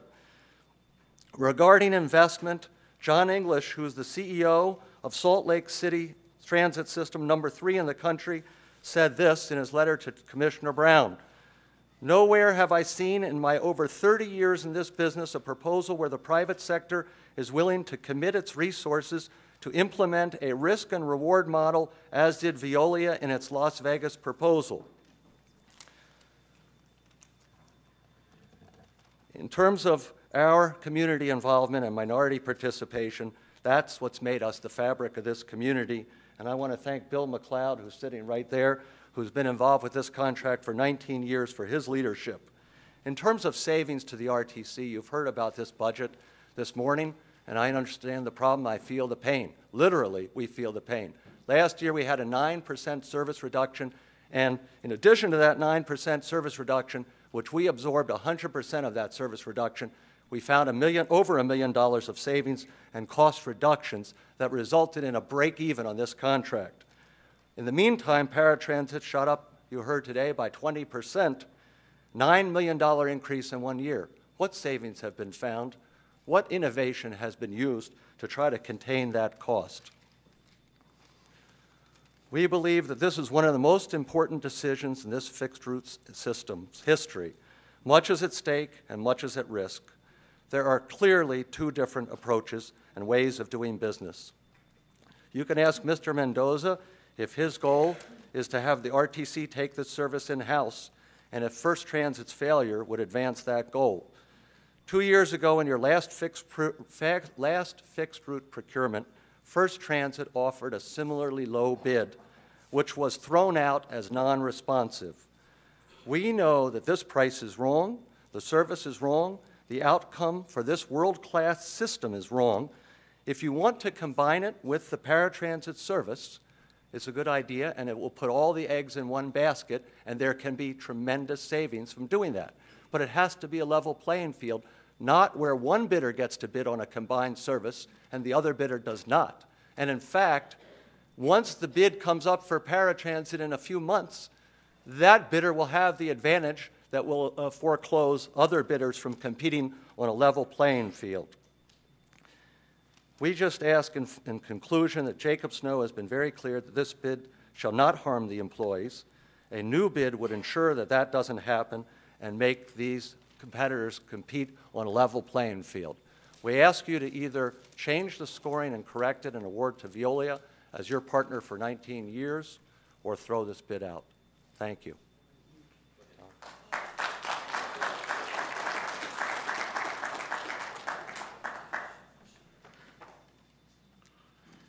Mr. Chairman, Honorable Commissioners, good morning. My name is Tom Vuktelich. I live in North Las Vegas. I am a proud member of the Amalgamated Transit Union. My words to you today, however, are entirely my own. For over 12 years, I have driven RTC fixed-route buses around our valley. For 6 of those years, I served on the executive board of our local. After my years of service on the E-Board, I can truly say that Veolia's conduct in labor relations matters is characterized by an attitude of cooperation and mutual respect. When I heard that my work could be contracted away from my employer, I wanted to have a chance to discourage that. They did not call me, I called them. My reason is that over time they have earned my respect. My first loyalty, of course, is to my fellow workers, my brothers and sisters, but the Veolia company has also earned a good measure of my loyalty. Because my first loyalty is to my fellow workers, I am certain that Veolia is the best choice for Southern Nevada at this time. After all, ladies and gentlemen, only secure employees can grow our transit system. Only seasoned workers will provide the quality service necessary to attract Southern Nevadans who have thus far avoided public transit. Not to brag, but most of my fellow workers know and respect me. The overwhelming majority of them that I talk to, and I talk to many, believe that Veolia does not deserve any of the vitriol and bad press that has been flying around in some quarters as of late. As I told you a moment ago, I am a proud member of the Amalgamated Transit Union. I believe with all my heart that organized labor is the bedrock of our American way of life. Regrettably, I must also tell you that today I am ashamed of the actions of some in the leadership of our local. These few or two individuals do not speak for the vast majority of Southern Nevada's dedicated transit workers. 886 of us out of 1,000 have signed this petition. Will my brothers and sisters in support of Veolia who are here in support of Veolia, please stand up. Thank you, ladies and gentlemen. Thank you.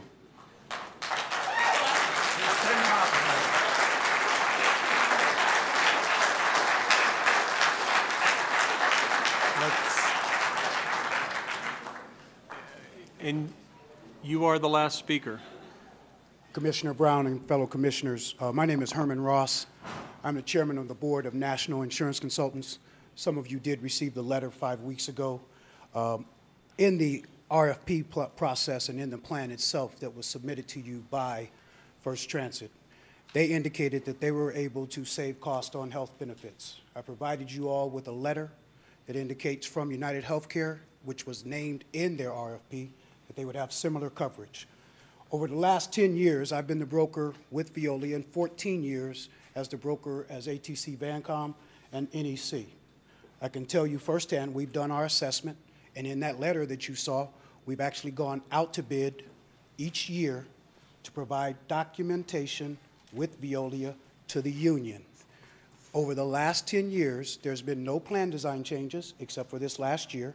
They have a very nice plan, and as well, they have had an average of 4% increase over the last 9 years. That's unheard of in the industry. If you take this plan and you look at the RFP and what they're saying with regards to their savings, and they indicated it in there. If you read, and I will read just a portion of this if you don't mind, Commissioner. At the request of, this is from David Alzetta, Vice President, Sales and Marketing for United Healthcare Health Plan of Nevada. Dear Herman, I want to take this opportunity to follow up on your recent discussion with Don regarding the Health Plan of Nevada contract for the employees of Veolia Transportation. As you know, HPN has had the opportunity to provide a health plan to the employees of Veolia Transit and a predecessor company, ATC Vancom, since 2000.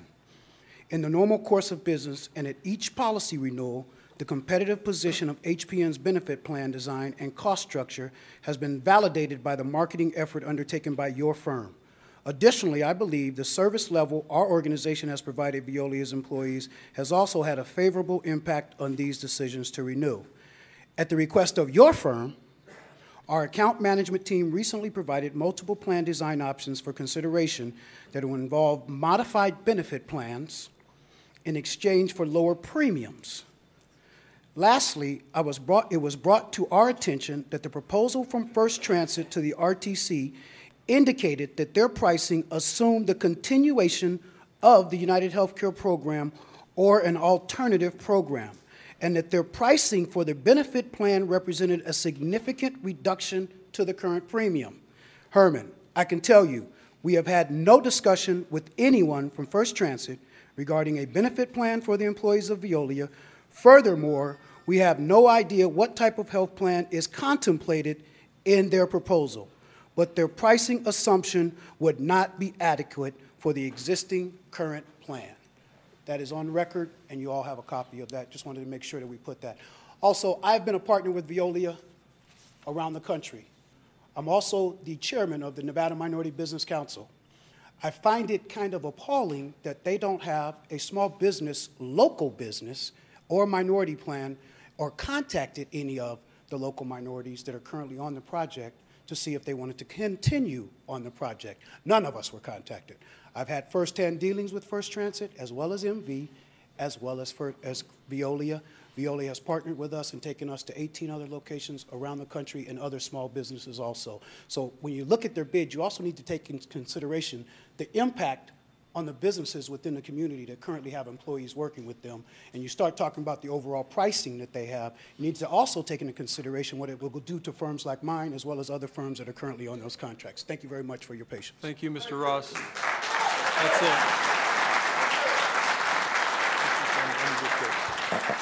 You, Mr. Kemper. Mr. Chairman, I don't believe these documents were introduced. Mr. Roberts presented those. We'd like those introduced. Could we introduce the documents into the record?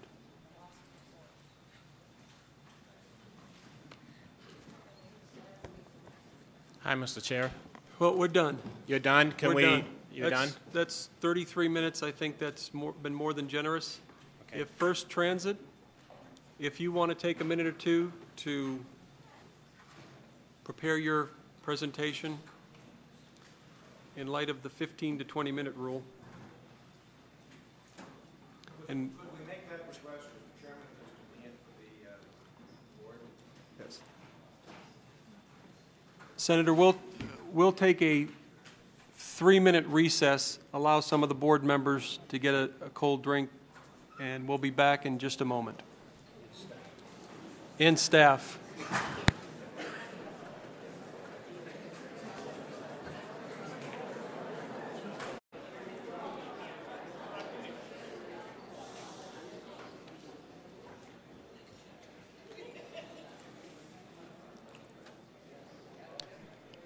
Senator, before we begin, are there things that are going to be distributed to the board that you would like distributed now? Mr. Chairman and members of the board, for the record, my name is Richard Bryan, and I'm appearing on behalf of my client, First Transit. For the record, we have approximately 2,400 cards here that your customers that are served by you as the RTC have indicated that they would hope that you would preserve the existing routes and support First Transit. And these I'd like to have made part of a record. There are approximately 2,400 of those. Jacob, could we just have one to pass among the board? We don't need them all. That's fine.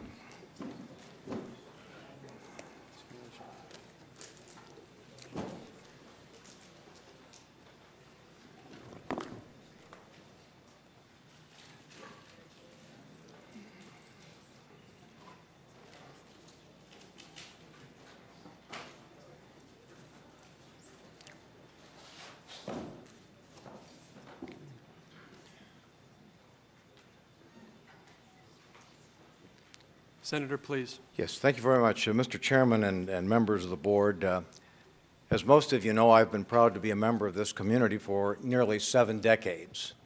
In that period of time, I don't think I've ever been aware of a more difficult time for local government and those of you who represent local government entities. The financial crisis that has hit our state and has affected each of you has been more serious than anything that's occurred in the history of our state. Each time that you as members of your respective councils and commissions meet, you're required to make some very difficult choices. You've had to lay off hundreds of employees. You've had to cut back critical services that your constituents need. And now, with the legislature convening in Carson City, they're casting covetous eyes on your reserve balances. Earlier this morning, Mr. Snow's staff has indicated that you've had a revenue shortfall in terms of sales tax of approximately $43 million over the past 3 years, and that if the contract should be awarded to Veolia, there'd have to be an additional 5% cut in terms of the service routes that you've taken. I would respectfully submit that rather than a difficult decision, the decision that you were asked to make this morning should be a relatively easy one. $49 million, in the idiom of the street when I was a youngster growing up here in Las Vegas, beats a sharp stick in the eye. That is real savings over a period of 7 years. Those are additional costs that are not going to be borne by those who are in your service areas, and it also protects some routes. Mr. Snow has indicated that if the Veolia proposal were to be accepted, at least 7 routes would be affected. Among those would be Laughlin, Boulder City, and Mesquite. And then in addition, perhaps the Centennial route that we've heard something about this morning, and several other routes would have to. So the choice, it seems to me, is relatively clear. The first transit bid protects those routes. The first transit protects those that you represent in saving some $49 million. Now, you've heard some very able lawyers and some very impressive consultants, and they've gone through a whole lot of, the valuation process and the scoring. I learned as a young lawyer, if the facts were not on your side, then argue the law. If the law is on your side, then you order the facts. In effect, we've seen a corollary of this. There's an indication that somehow the process by which Mr. Snow and his staff have developed the RP is somehow flawed, that the evaluation process is somewhat flawed. Mr. Snow has been your leader for more than a decade now. I think he has served you well. Your staff has served you well. They've indicated that they have made these RFPs over many, many times. I would respectfully submit that we want to support the integrity of the process. If you choose to throw this out, in effect, the message that you're sending in the RTC here in Southern Nevada, that if there is an incumbent contractor that wants to rebid and get it again, forget about it. Don't come, because something will occur, the process by which the RFP will be challenged, that this will be thrown out. That is not something that I think that you want to have. Now, the reality is that both of these companies are big companies. Both of them have the ability to provide the services necessary. We're a $10 billion company. We serve millions of passengers each day. We use the same type of equipment that's used here that would be involved in this contract, and there will be those in the company that will address that issue in a moment. Essentially, what I've heard over the last weeks, you can't do it for the $49 million less. In effect, the only people who are unbiased in this process, not people like myself that have a vested interest, or all due respect, Mr. Roberts and Mr. Kemper, have indicated, your staff has looked at it, they say it can be done, and Mr. Aguero, your independent consultants, indicated that it can be done. Moreover, if, for whatever reason, you did not believe that, a company that's worth $10 billion should certainly be able to cover any shortfall. We believe that is not the case, but clearly a company should be able to do that. Now, we've been said, look, you can't do it for this amount, but why isn't the question, why have you paid so much over the past 20 years? In other words, the whole premise of the presentation that you heard by very able counsel and distinct is that, look, there's only one way to do it. There's only one way to analyze in terms of cost. It's our way is the only way. I believe that when this bid went out, the challenge to those of us who are competing that were not incumbents was, look, take a look at the process. Not every assumption that has been made by Veolia is written in Holy Writ. Let's look at some different approaches. Are there some ways that we can save money? And I think the answer to that clearly is yes. Now, we are fully prepared to make representations, and we'll have the members of the executive leadership team of First Transit, contrary to what these good employees here, and I understand there are people who've lived here probably as long, if not longer than I, they're concerned about that. Categorically, we have indicated we will negotiate a contract, and the presentation, the RFP that we responded to, assumes their existing wage structure. There will be no attempt to reduce hours, to reduce the hourly wage compensation, and indeed the proposal that we made includes a 3% increase in the first year, a 3% increase. With respect to insurance benefits, one of our representatives will address those. We will provide comparable coverage to each of the employees. So what we're providing is a level of compensation for your employees, which they currently have, plus the 3%, and health and insurance coverages that are comparable. Now let me just make a couple of comments, if I may. Mr. Roberts is an able trial lawyer. With all due respect, I don't see anything in his resume that qualifies him to be an economic analyst. I couldn't follow all of the numbers that he cut up. Perhaps you could, but two of them caught my attention. One, he said, is that our proposal requires the RTC to make a prepayment. That is categorically false, and you can ask Mr. Snow. That does not occur. We provide an incentive if payments are made earlier than the ordinary billing cycle, but there's no prepayment. And it also makes the assertion that our proposal does not include the payment of taxes. That simply is not true. So I would suggest that that's not entitled to a whole lot of credibility. Again, I would respectfully submit to you that our relationships with the bargaining agent, we didn't choose them, but the ATU, we are prepared to recognize them as the collective bargaining agent so long as the employees choose ATU, and we've made a commitment to negotiate benefits as we have represented to you that we're going to do. I think it's interesting to note that in December of last year, the existing contract expired. There's been no contract during the period of time, and the notation that was received that they are proposing in the first segment, a 1% increase, didn't come about until this process unfolded in May. Now, they've represented themselves as friendly to labor. Let me indicate, for the record, there is an NLRB complaint filed against them here in Las Vegas with respect to Veolia, which asserts that there was an intimidation effort on the part of the Veolia management to the elected representatives of the union. And let me say that appears to be part of a pervasive track record, because currently in Phoenix there are similar NLRB complaints against this company. So the representation that they're labor-friendly may be less than it appears on the face of it. Let me now, if I may, call upon those from the company and have them come up and make a series of presentations to you. And Mr. Chairman, if I might ask, how much more time do we have left in our presentation so that we adhere faithfully to your time limits? You have approximately 24 minutes. 24 minutes. That is Pacific Daylight Time, is it, Mr. Chairman? Thank you.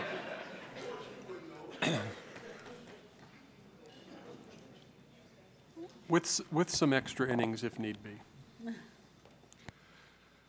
Mr. Chairman, Guy Hobbs with Hobbs Ong & Associates. Our task was to make a determination as to the reasonableness of the proposal submitted by First Transit. We were asked by First Transit to provide this look at the proposal based on suggestions that the cost proposal submitted by First Transit was not in line with costs necessary to perform the service. Noting that this is essentially a fixed price contract, that is one that's locked in per a contract, the cost is fixed. Our approach was to take the First Transit and Veolia proposals and convert them to a common denominator for comparison purposes. The common denominator we selected was cost per hour of service and cost per mile of service. And since Mr. Aguero's analysis has already largely covered the same type of analysis we performed, I'll be much more brief about that here today. And these are measures that we feel are customary in measuring costs for transit systems. And hopefully this works.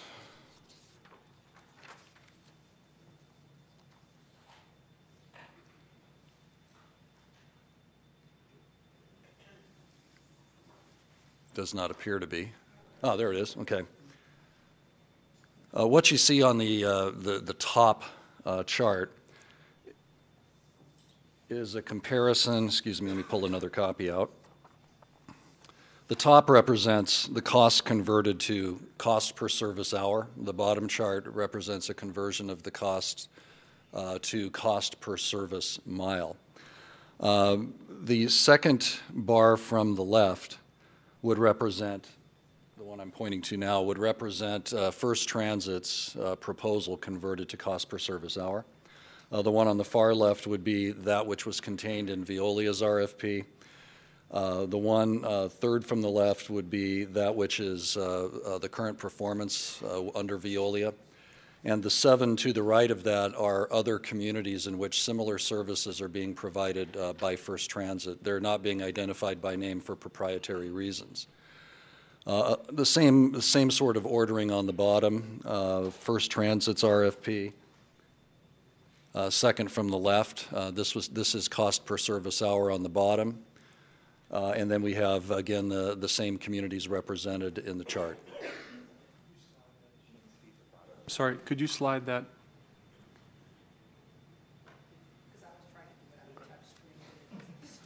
It keeps... Great.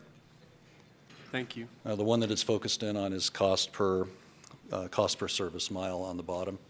And essentially what these charts say when you look at them is that in case of cost per service hour, First Transit tends to be toward the lower part of that spectrum that we analyzed. In terms of cost per service mile, they were toward the higher end of that spectrum.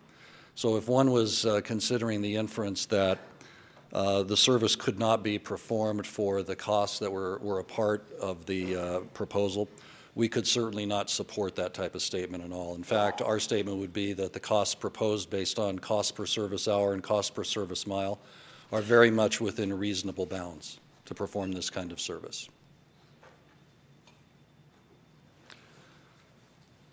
And let me, at this point, Mr. Chairman, unless there are any questions, introduce Brad Thomas, the CEO for First Transit. Thank you. And before Brad comes up, could I just ask that, is this the reference of the April 14th, 2011 letter that included that? Yes, sir, Mr. Chairman, it is. And has that been included in the record? I can certainly do that at this moment. Please do. And then just to clarify, without naming the A through G, you mentioned that these are similar services. Did you say by function or size, or was there just a general commonality? More by type of service being provided. Thank you. I'm not finding that in our documents. Is there extra copies of that? Oh, here we go. Thank you.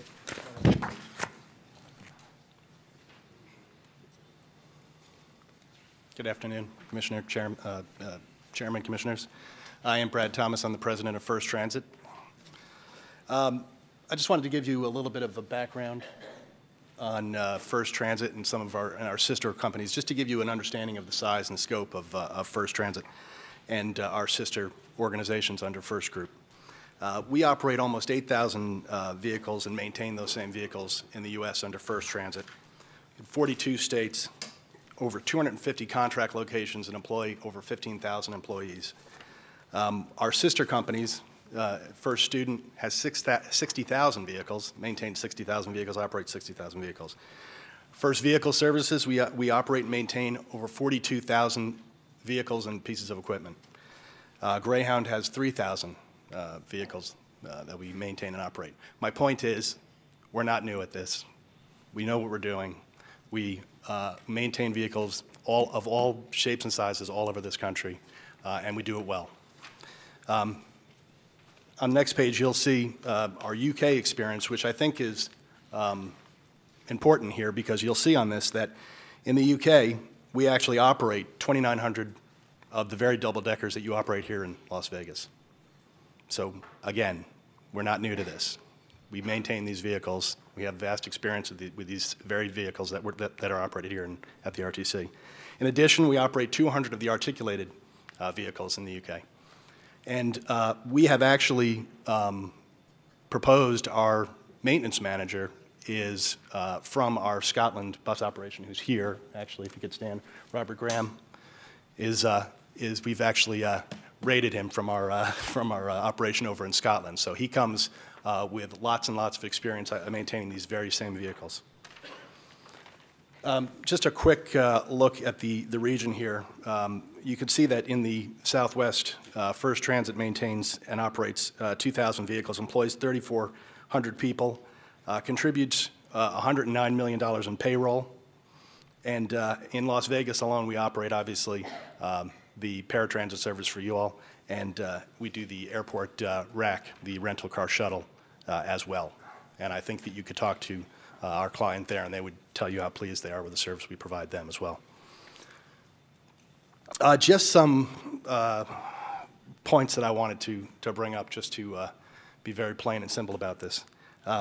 First, we have negotiated with the RTC staff based on and have signed that contract. We have already signed the contract.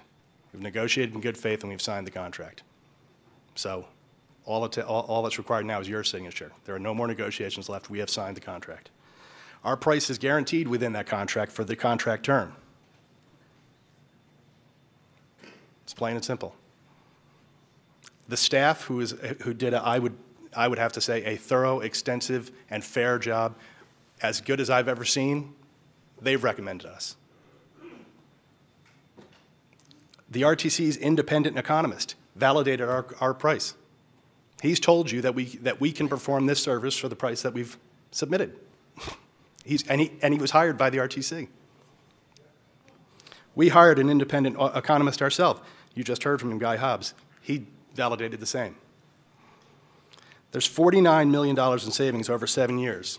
But what's important to note about that $40 million is $10 million of it is profit above and beyond what we've proposed in ours that would go to Veolia. So 20% of that $50 million is their profit.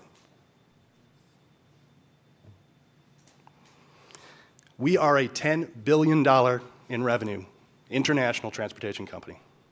We have the wherewithal and the resources to provide this contract. We look forward to providing this contract to you. We're very confident in our abilities, and we're very excited about the opportunity. I think the critical flaw that we've heard this morning is that, as the senator said, the assumption is that the only way to run the service as has been run, and that the price of that service is what they're telling you it is. I think that's a bit suspect, frankly. That can't be the gauge as to what it costs to run the service, is what the incumbent is telling you it costs to run, and what, by the way, they bid. I feel like I'm stating the obvious, but I felt that it needed to be said. Thank you very much. Thank you, Mr. Thomas.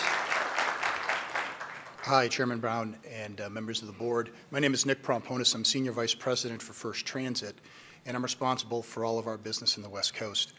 In our presentation, I have 2 slides, but I'm going to deviate from those 2 slides just to make a couple of points that I think are very, very important, and it builds on what Brad said and what the Senator said. We've been doing this for over 50 years, for a very long time, and I've been with the company for 20 of those 50 years. We just didn't start bidding work last week. We've been doing this a very long time. We have 250 customers with a high 90% retention rate. We win new business. We're a robust business. We're growing every year. We know what we're doing. We take the same exact approach for every opportunity. We use the same costing model. We leverage the buying power of a $10 billion company, and we stand behind our price. We just can't make that point any more clear to you. We fully stand behind our approach and our price. Ultimately, Veolia has presented their case, and their case is that their way is the best way to do it. We disagree. But ultimately, you're the judge and jury, and we hope you make the right decision.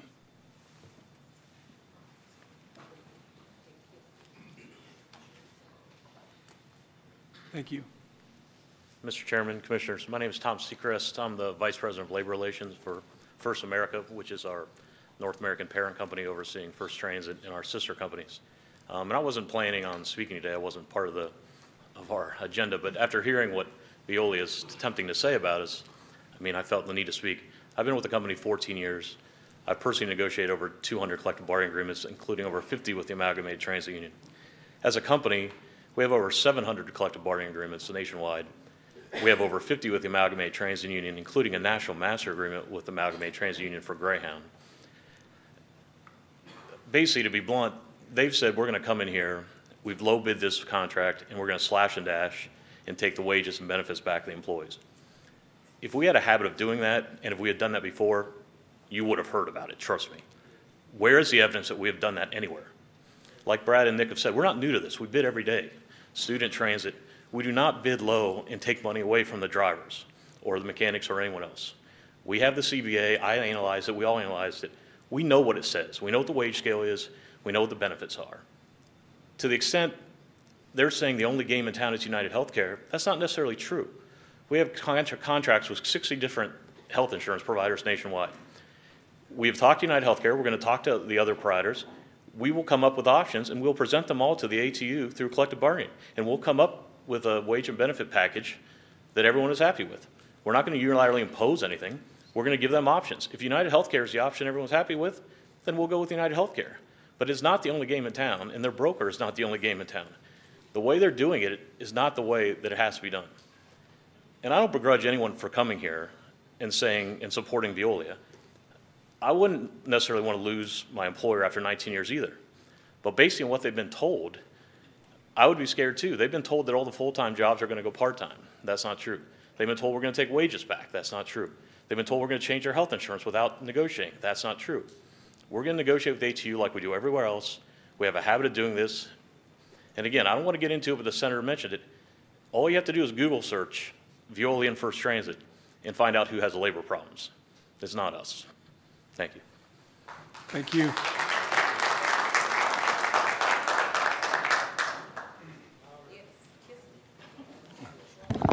Hi, I'm the Senior Vice President of Maintenance. My name is Todd Hawkins.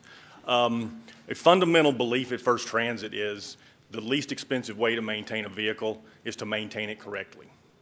And to that end, we don't defer maintenance, as I've heard could be said here today.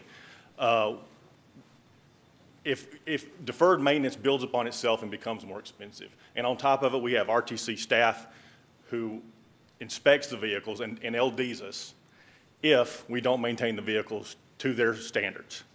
So it's preposterous to think that we're going to defer maintenance. That's just absolutely not the case. To that end, we have a staff of 7 maintenance trainers, 6 auditors, a staff of 14 purchasing agents that ensure efficiencies. And those efficiencies, we audit ourselves quarterly for efficiency. And so our costs are coming from efficiency. And to say we don't buy OEM parts is not true. We have, our standards are to OEM and exceed OEM specs. We have, I'm getting dry here. We have for instance, our brake shoes last twice as long as OEM. We exceed OEM standards. We have a group of guys in Louisville, Kentucky that do nothing but check standards of parts. Ask our competitors if they do any of that, and the answer would probably be no. We have 75 ASC Blue Seal certified shops, more than anybody in the industry, twice as much as any of our competitors. We maintain our vehicles correctly, and that's a fundamental belief at First Transit. Thank you, Mr. Hopkins.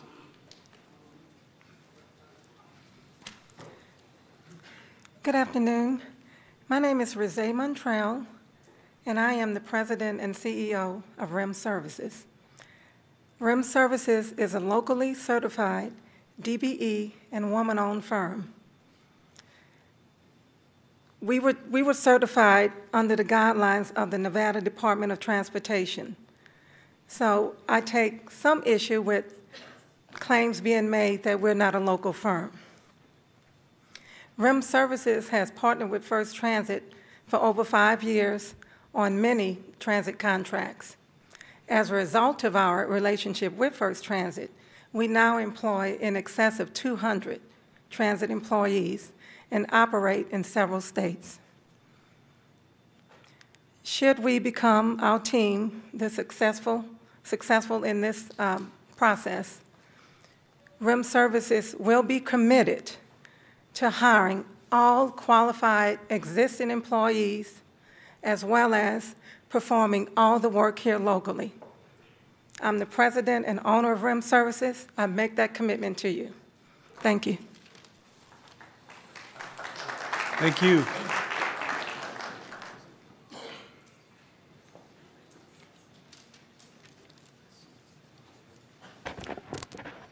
Mr. Chairman, my name is Bruce Woodbury. I find myself in a familiar setting, but a rather unfamiliar position. And I hope you'll allow me to spend just a couple of minutes with you. I've not done much of this since leaving office. I've generally declined to get involved in advising and consulting with those seeking public contracts or on such issues. But I made an exception where I think it's a clearly defined public interest is genuinely at stake, as I do in this situation.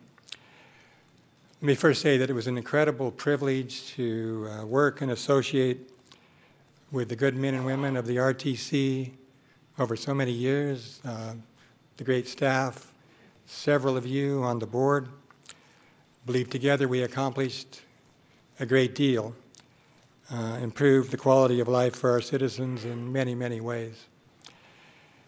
In, I think it was November of 2008, as my final term was winding down, I was pleased to step aside as chair of this august body and to hand the gavel off to you, Chairman Brown, and I felt then, as I do now, firmly believe that we would be in good hands and that our tradition of progress would continue.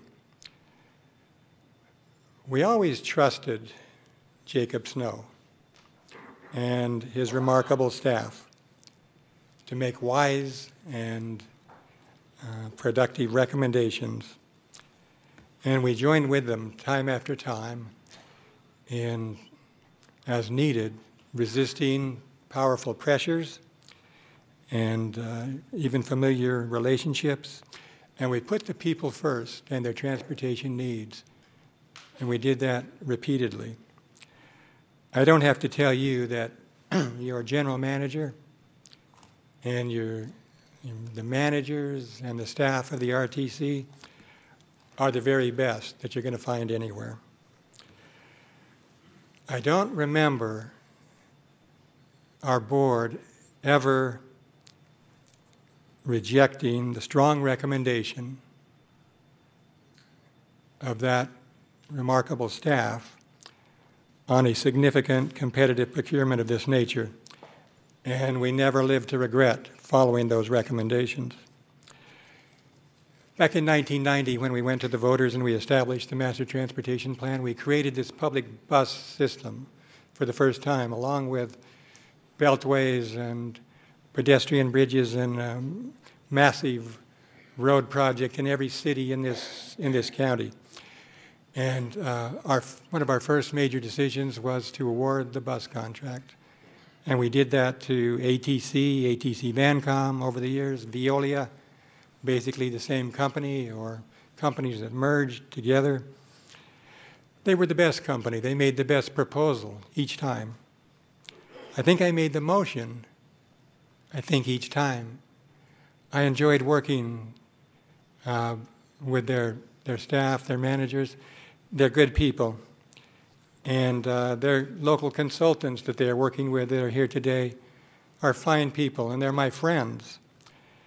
I understand the tendency to be protective and somewhat defensive with regard to an incumbent company like this, who has served you well over the years.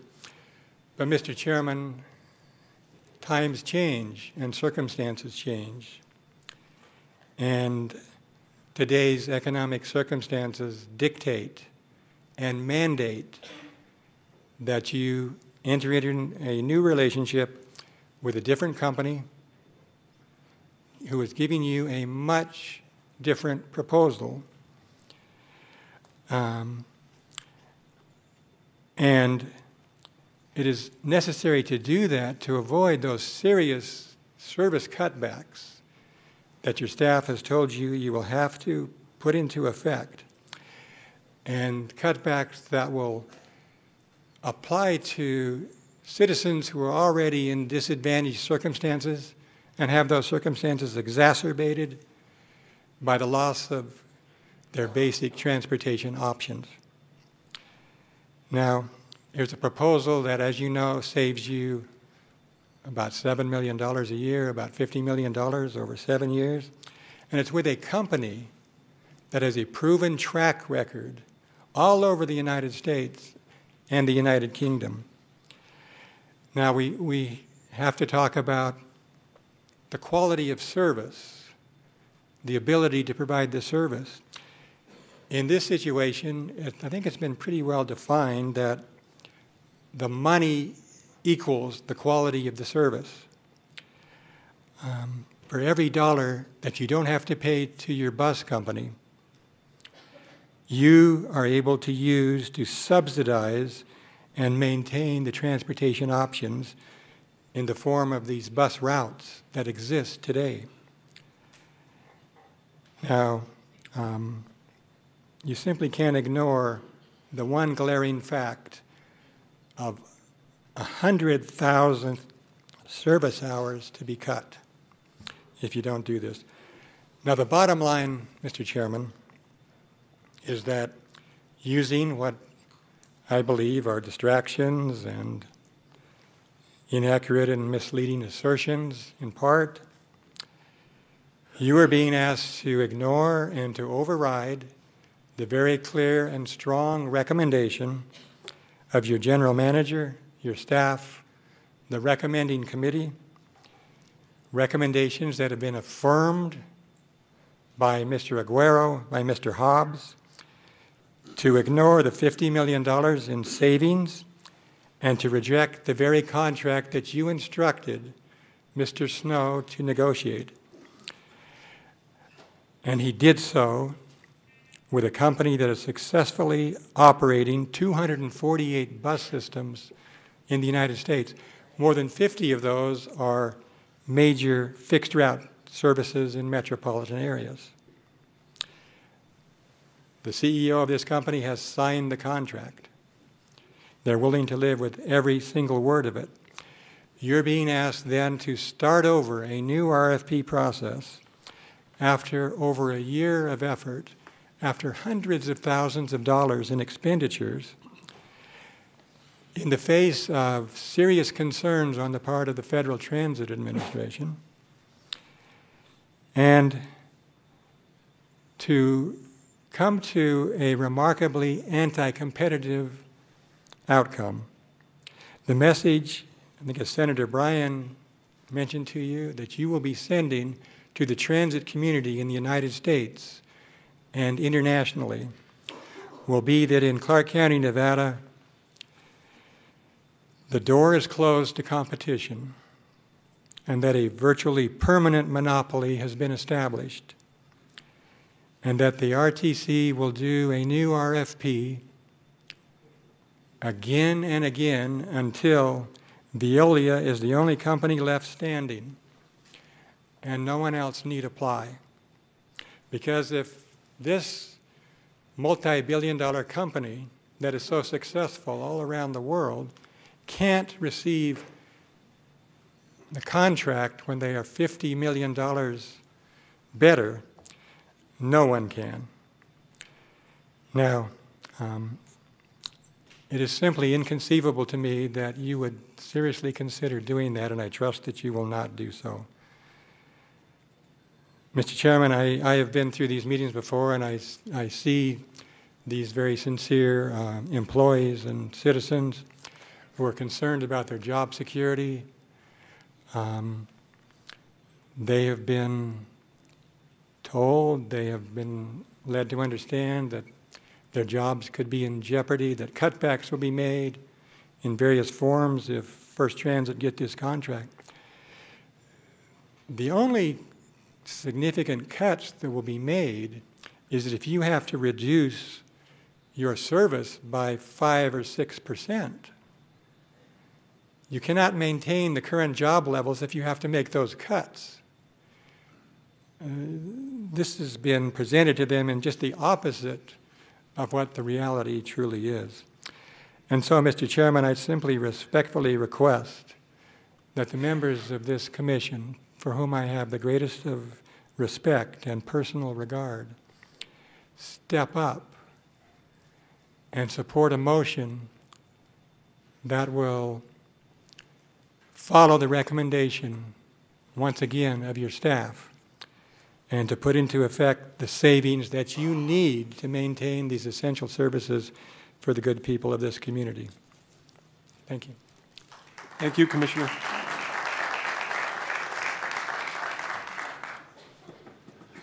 And there were some bonus minutes thrown in there, so I think we're pretty good.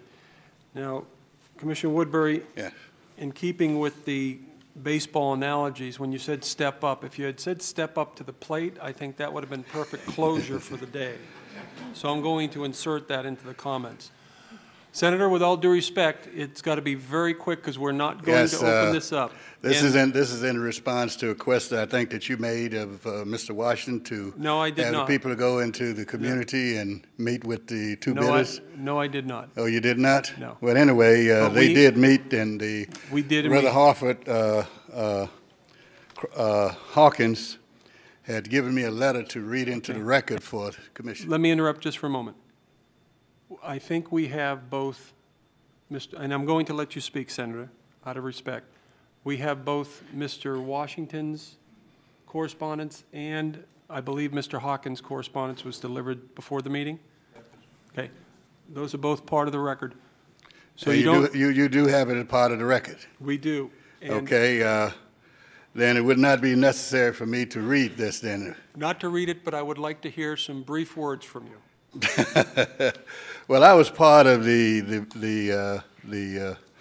committee of the NAACP that met with the two bidders.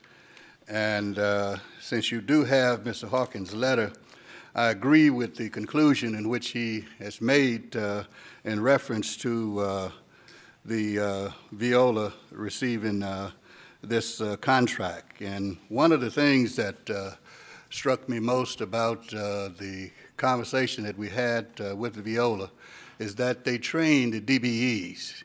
And also over the 17 years or so that they've had this particular contract, they have submitted to the community about $35 million. And this was given to the community for services and other things to, I guess, to make them a good citizen. Even though they are considered a French company, but they're not a French-speaking company. As I was speaking to Mr. Cloud here, I spoke to him in French. I asked him whether or not he spoke French. Parlez-vous français? He said, petit, you know, so just a little. So they are not a French-speaking company, even though the origin of the company is from France. And I'm very pleased with the conversation that we did have with them, and that they seem to be a good neighbor and wanted to do a very good service for this community.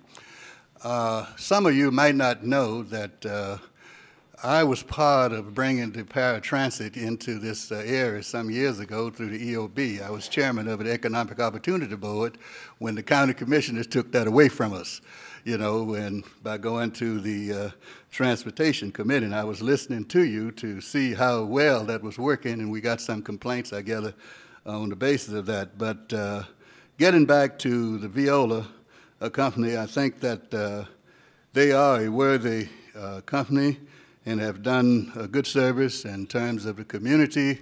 They have minority representation, and we met with their presidents and also the people who watch the buses, the contract people. The First Transit, I think they brought in 2 people. One was a consultant that formerly worked for the Transit Authority here, and also the sales representative to that particular meeting. One of the things that was mentioned in Mr. Hawkins' letter is that they bringing in a DBE from outside, whereas the Veolia company is creating their own DBEs right in this community, having the money to stay here. And I think that's a good thing for this community. Thank you very much, Mr. Chairman, for allowing me these brief words. Thank you, Senator. And again, thank you. So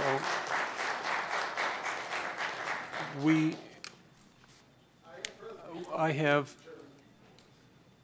just make sure that they're both part of the record. One is from Stanley Washington, co-chair of the diversity, and no, thank you. All right. We'll open it up. Let me first go back to staff. There's been a lot of information presented. So if there's anything staff needs to clarify or add onto the conversation before I open it back up to the board. Okay, very good. Comments or questions from the board? Commissioner June Kiliani. I don't know how we're handling this, so I'm looking at the salary. I'm wondering if there's a salary comparison from First Transit's, whoever's document this was, with regard to the A, B, C, D, E, F, and G. Oh, it's Hobbs. And that I'm was, sorry, yeah. Guy Hobbs. Is Guy still here? Mr. Hobbs, would you mind coming up and answering?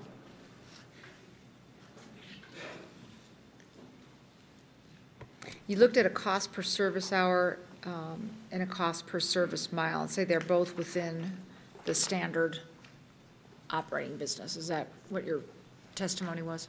Yeah, the conclusion was the cost per service hour and the cost per service mile, actually for both, was within reasonable bounds and comparing them to other similar types of service communities. And so, like, if I looked at D, what community would that have been? Do you know offhand? Off the top of my head, I don't. I have those records back in my office, but as I mentioned during my testimony, the specific locations were not included for proprietary reasons. Okay. But there are other states or other jurisdictions?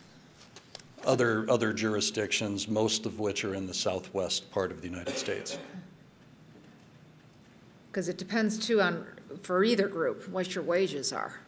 And so that can skew things one way or another. And what I hear is we're at about $13 an hour, but the average wage is $16. Is that what the testimony, I think a comment was that was made? So personally, whatever company or companies or whatever we decide to do, we need to be making sure we're doing a living wage, not just a minimum wage. Do either of the insurance programs cover domestic partnership?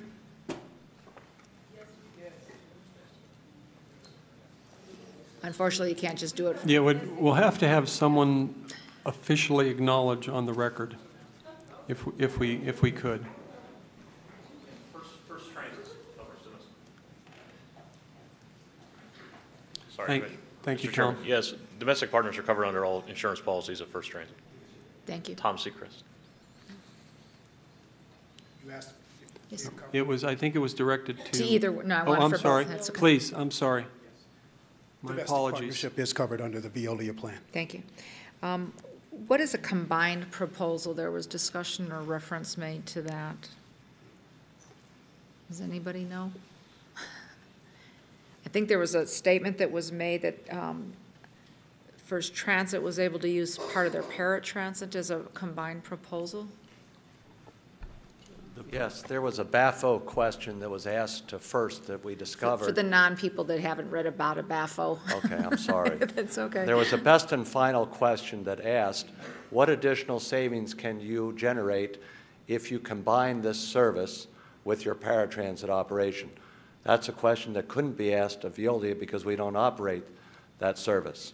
So they get an advantage, and they gave a $450,000 or $500,000 savings to combine it. If you combine it and offer all bidders the opportunity to do that on a level playing field, we believe we can save substantial money, well more than that. But this bid should be bid, if that's the intent of the commission, to combine it, it should be bid and let everybody have that opportunity. That's the way you have a level playing field. Okay, thank you. And then is Jeremy Aguero still here? Jeremy, when you did your analysis, you did some presumption, so we didn't rely on what the current company had as a factor. Was the combined piece looked at? No, ma'am, that wasn't part of the analysis that we did. And then, so there is no prepay, there was simply an incentive if somebody prepaid?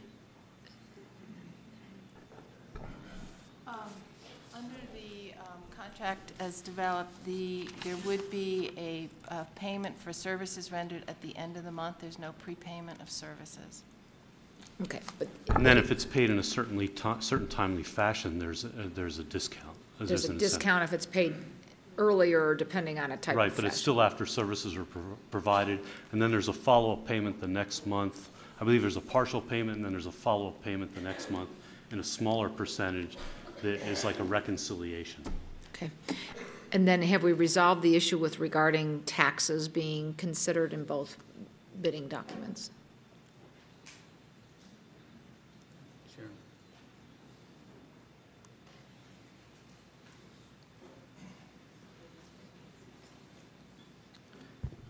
Mr. Chairman, the principal issue with regard to the was with regard to the modified business tax or the Nevada state payroll tax being included or excluded from one of the proposals. As part of our analysis process, First Transit indicated that they were including the modified business tax as part of their wages and salaries line item.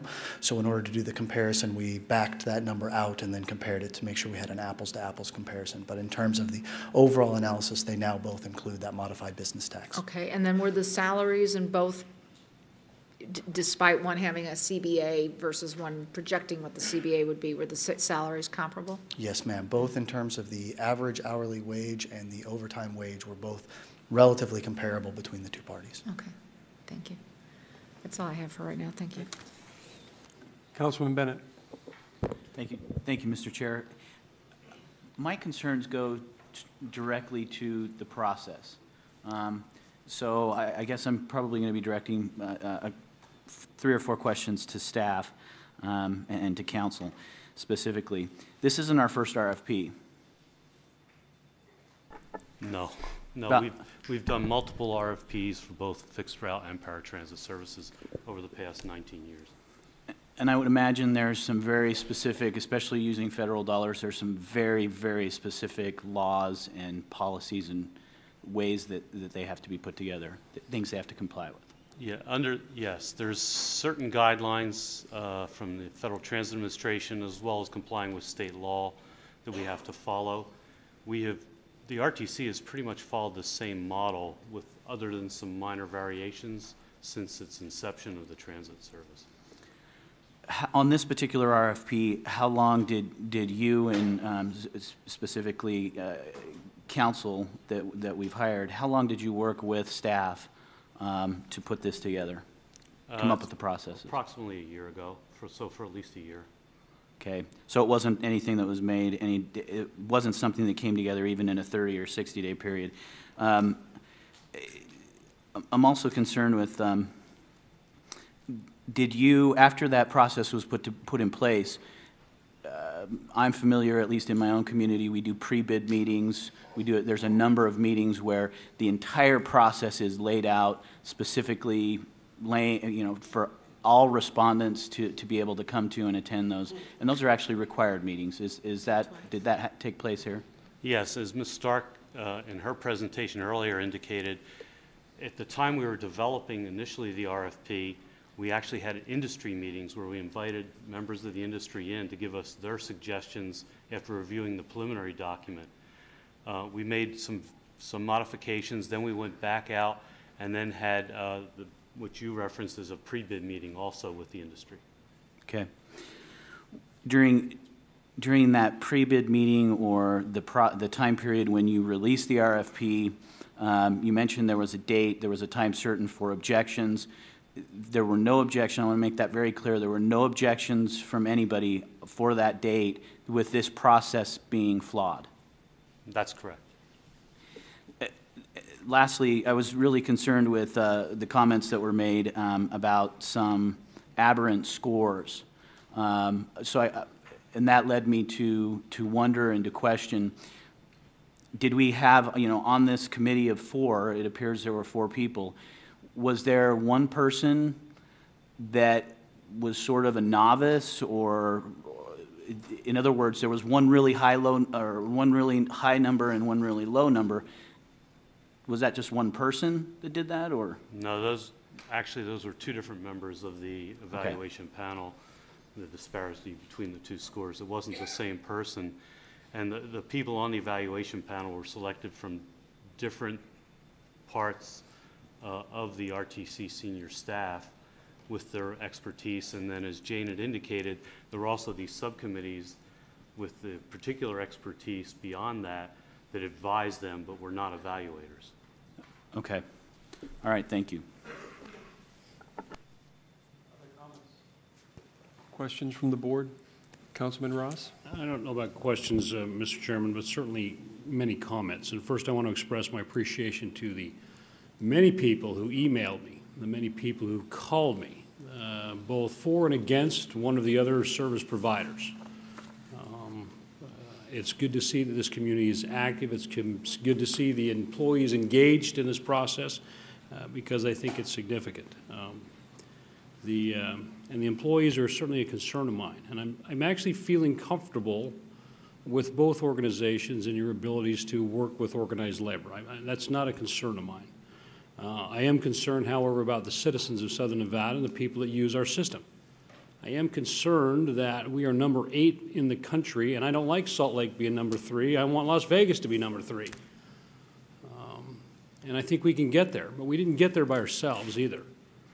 We had a partner in this industry for the past 19 years now.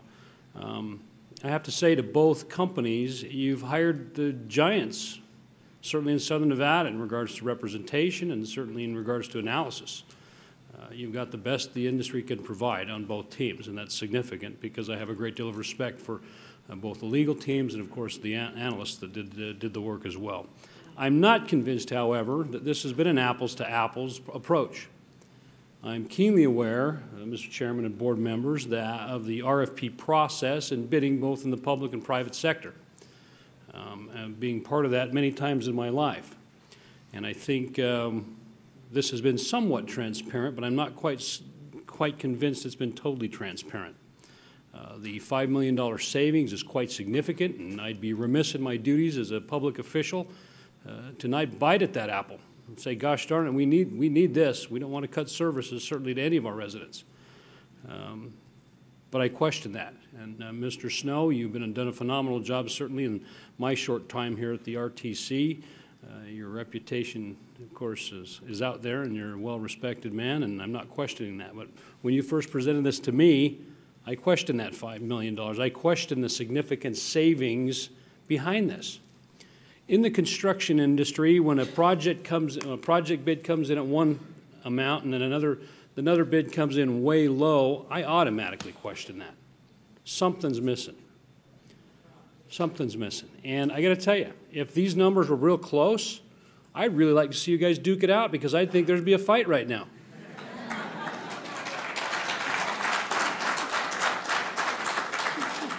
These numbers aren't close. They're not close in my mind. And we've got to protect every dollar from this organization. We've got to continue to provide the level of service that we have grown so used to and have been recognized nationally. Done a phenomenal job. All the employees and staff. We cannot lose that. So I'm questioning this whole thing, Mr. Chairman and board members. And Mr. Woodbury, I certainly respect you, and you're just an icon in this community. I disagree with you in regards to the monopoly.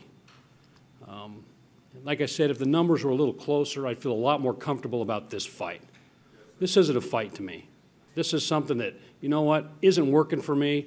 I've got to make the best decision for the people I represent and the people of this community. And right now, I'm just not prepared to go in either direction. Thank you, Mr. Chairman. Thank you, Councilman.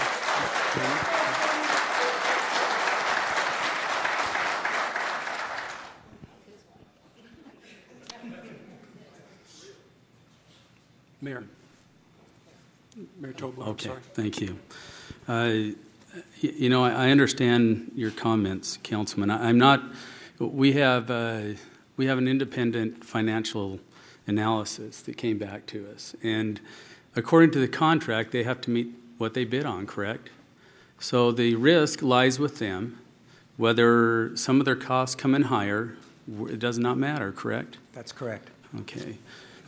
We have heard that this process hasn't been rushed. It's been a lengthy process. No one protested the original analysis or how it was going to be conducted.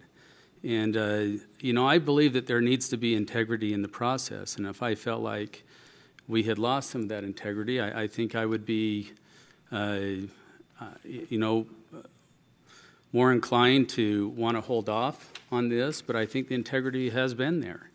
And I think there are some real problems when we sit here and start to question things, especially when, and I admit I'm not an expert in these fields, and I look to our staff who, I've been on here 8 years, in almost every meeting we acknowledge their competence, we acknowledge how great of a job that they do, and then when a difficult choice comes to us because of the size of the contract, the players on both sides, now this becomes very uncomfortable for us. And I think when you look at the savings, I don't think it's, you know, it's been shown to us that it's not outside of the spectrum where we ought to be suspect to that. It's shown that it's still within that average or where it could be accomplished. And I think that, once again, for the integrity of the process, we do have confidence in our staff. And I think we have that recommendation. It's not the most comfortable one. We have had a good partnership, and we appreciate that. And we do want to protect the interests of the employees that are out there. And we're hearing some assurities on that side of it as well. But we do have an analysis here, but I don't think we're probably capable of doing, or to that extent, many of us. And we do have a staff that is that has our confidence, and I think that should say a lot with where we should go with this. Thank you, Chairman. Thank you, Mayor. Councilwoman. Thank you. You know, I've taken volumes of notes since I've been sitting here, and I'm not sure where to begin and where it ends, but as someone who grew up in Detroit, I rode the public transit system going to high school, 3 buses in the morning and 3 buses in the afternoon, so I'm intimately familiar with the system and how important transit is really to the foundation, transit and transportation to the foundation of a community. And I've made no bones about it that I want to see transit grow in our community, that as we're seeing fuel prices increasing, I think we're going to begin to see more and more transit ridership, but a lot of it has to be a system that people feel good about and have confidence in. And I think that they've had confidence in the current system, and I think that no matter what decision is made today, the public will have confidence in the system that we have going forward. And I think it's important that we look out for the good of the community into the future.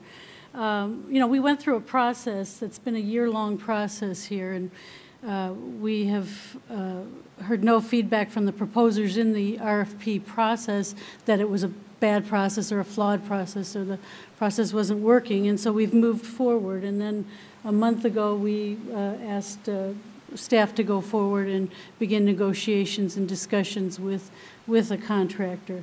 Then we've gotten in the last month feedback from 2 different representatives, 2 different proposers who have fairly probably similar delivery systems, but obviously we're looking at a cost and a pricing that's $49 million is pretty significant.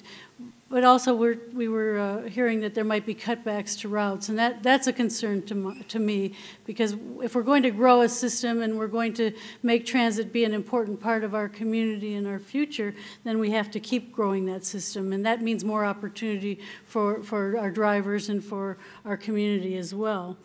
We complied with all of the federal requirements and state requirements with regards to the process.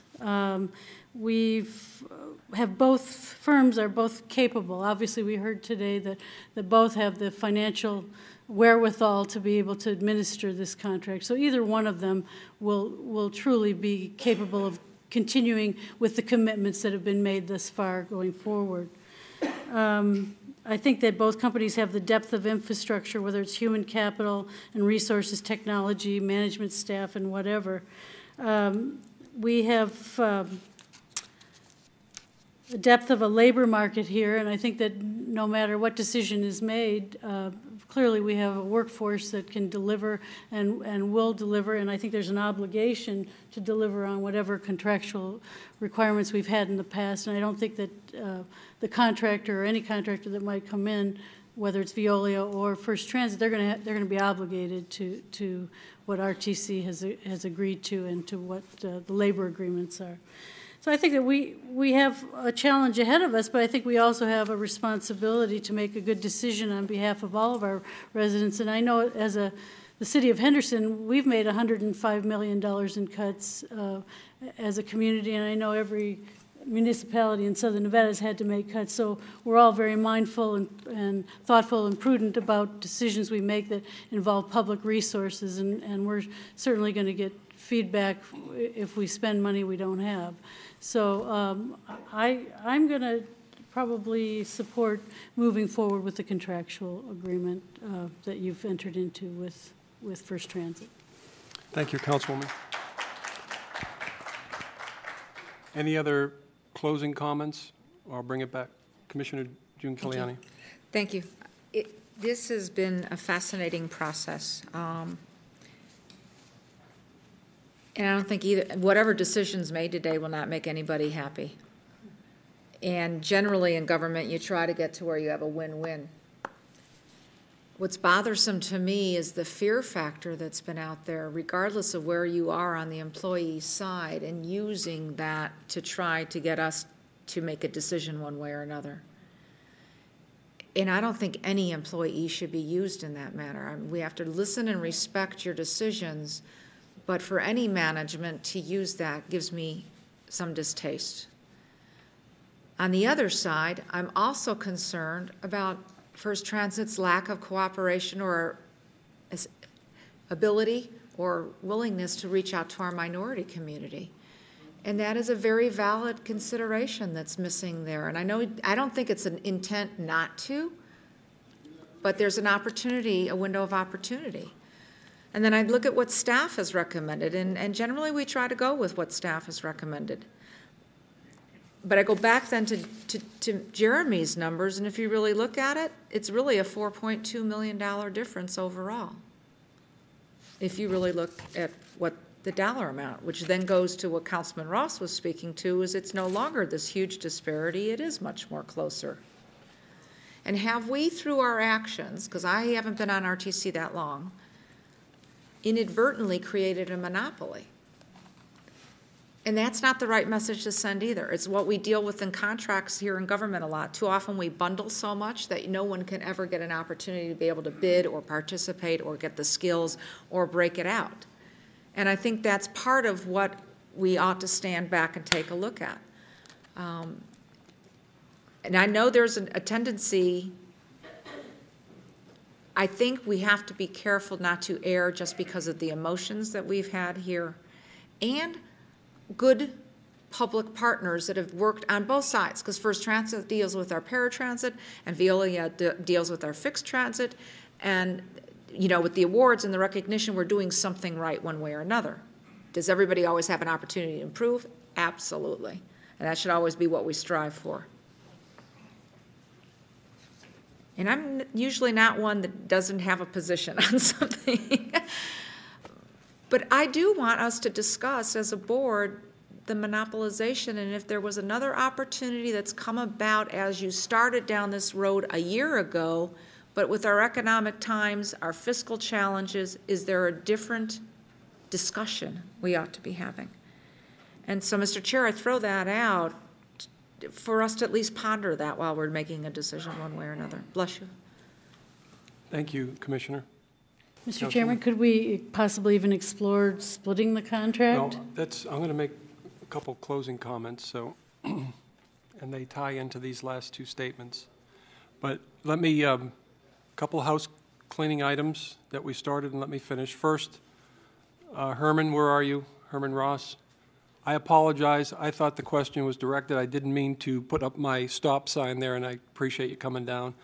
And to clarify, I know Mr. Washington's going to email me as soon as I get back to my office. To clarify, he contacted me to set up meetings with his group and both applicants. I felt uncomfortable doing so, so I directed him through the RTC to get the contact information, and those meetings were set up. So just to clarify. And I know you're here, Stanley, so I didn't miss you earlier.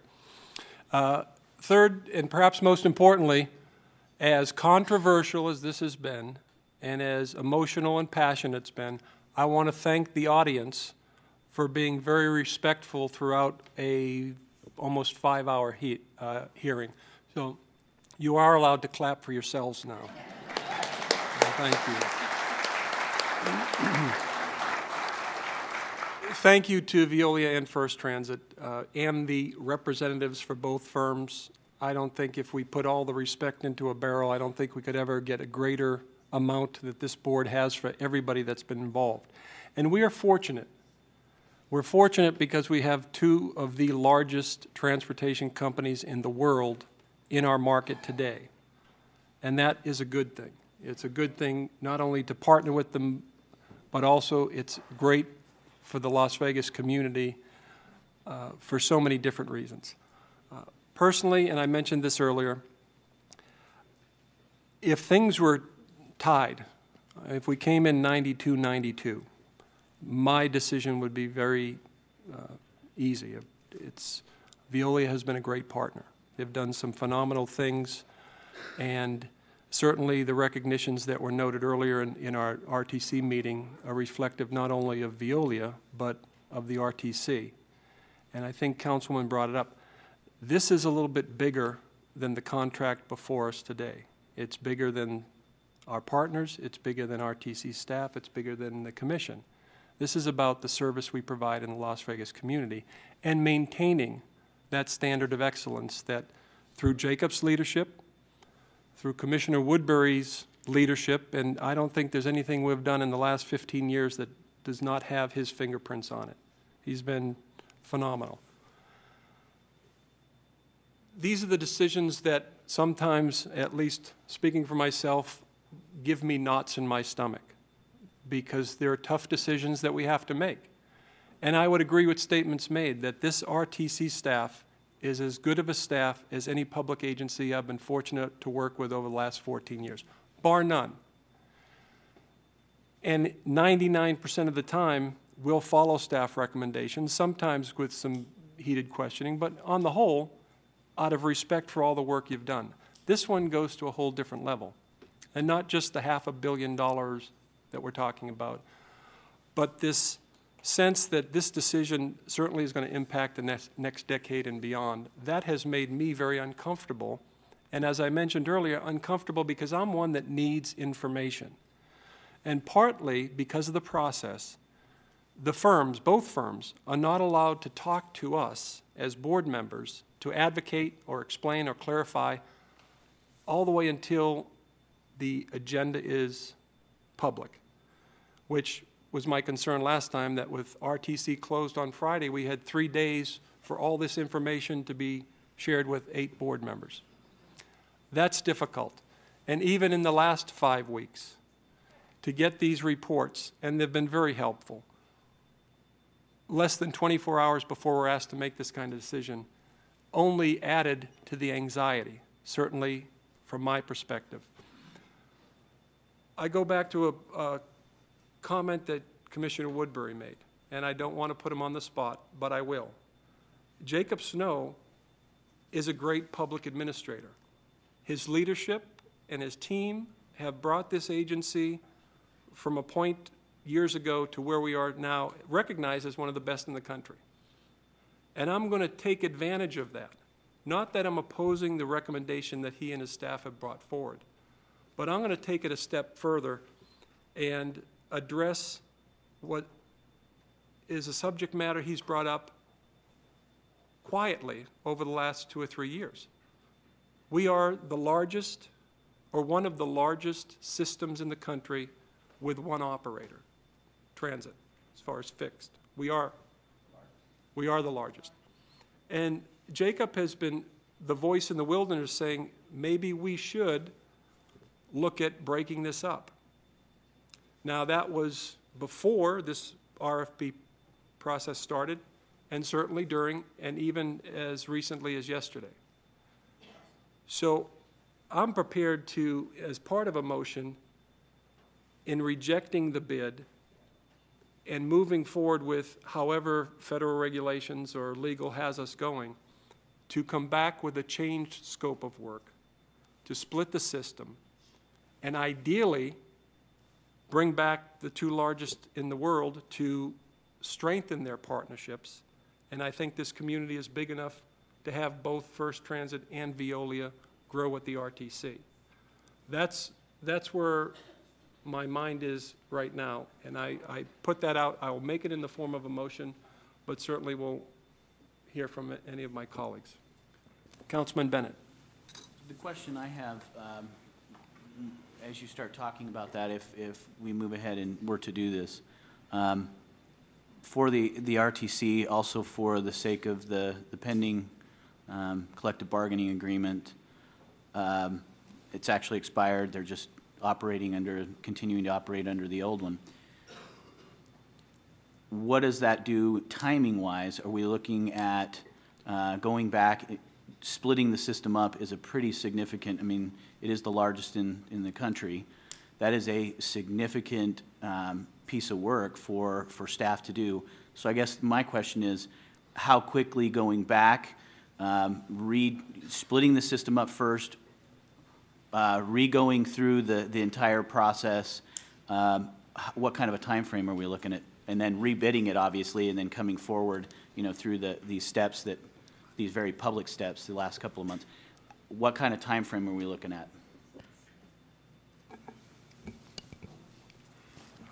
Mr. Chairman, members of the Commission, I think we're looking at, if we really want to split the service, we have been trying as a staff to get to the point where we would be ready to do so, and we're not. What you have before you is a 3-year contract with 2 2-year options. From the staff standpoint, I don't think that we could come back anytime soon with a contract to split the service into 2. We still have progress we need to make in terms of the radio and communication systems and the infrastructure that would be in place. And this board has taken steps to do that with the SNAC system, but we're not there yet. So I think that we would be, I think we would be at least a year away, if not more, before we could actually come back to you with a proposal that we could feel confident about presenting to you to say we're ready to split the system into 2. I think at this point we've got a lot of work in front of us to do. But you do have an option in this term is 3 years, and you could limit it to that, and we would be ready by that time with bells on if you wanted to do that. Just as a quick follow-up, how would that then affect our budget, our coming year's budget? Was that not based on approving a contract or a contract here? That's a good question. I don't think I can answer it, because we would have to have a contract extension with our current provider, and I can't tell you at what rate we could be able to negotiate with them at this time. So I really don't know.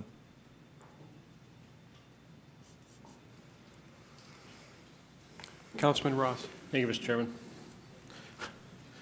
We find ourselves in a neat position, don't we? Mr. Chairman, I'm going to support a portion of that motion, and I was going to support all of it until Mr. Snow had indicated it may take some time to discuss breaking up the commission. But in light of that, here's the scenario. We know what our budget is. Everybody knows what the numbers are.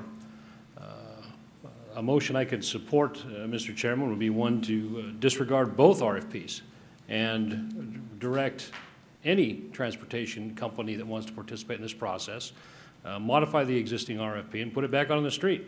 Again, the numbers are this far apart, and that's unacceptable to me, and I feel uncomfortable moving forward in any direction until they get a little closer so it's a fair fight.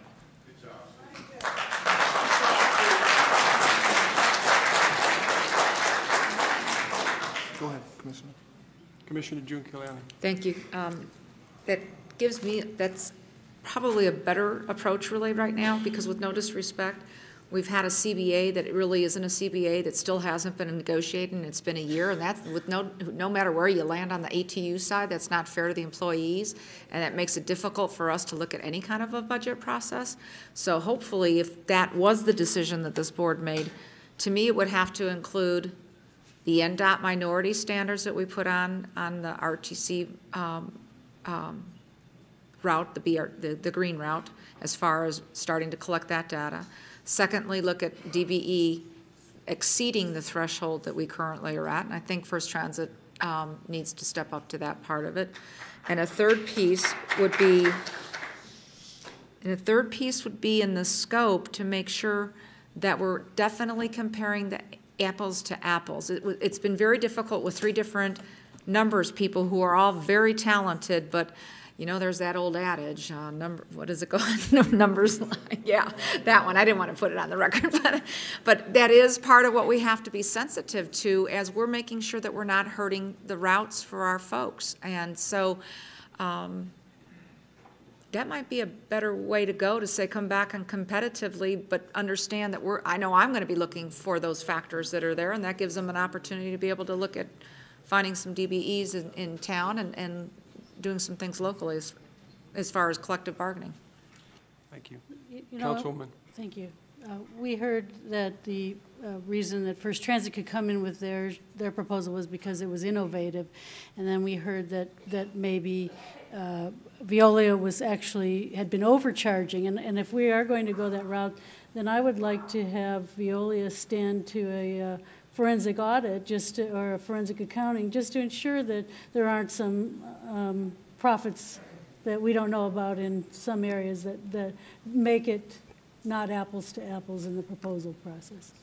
If I might, Mr. Chair, especially with a 1% versus a 3% increase anticipated in salaries, for example. And so we need to have that factor as part of along with, everybody needs to make a profit, but who's been making the profit and where's it been going? If it's been going not to the employees and not to the routes, then we're overpaying in some cases. Chairman. Mayor. My concern is, where are we going if we don't approve this today? You have a budget that shows how much service hours being cut. It's approximately 100,000 service hours, a 5% reduction right now. And it is based on the First Transit submittal in response to the RFP. And if we have to go, if the commission directs us to go forward and to reprocure, then we're going to have to come back and submit, I'm almost positive we're going to have to come back and submit a budget amendment. And once again, I hear apples to apples, and I'm not sure where we're kind of deviating from what we've been doing for this past couple months. We have an RFP. There weren't these questions. Now the operator that we have, and all due respect, you guys do a great job, but I look at this as being a very uncomfortable choice that we're put in.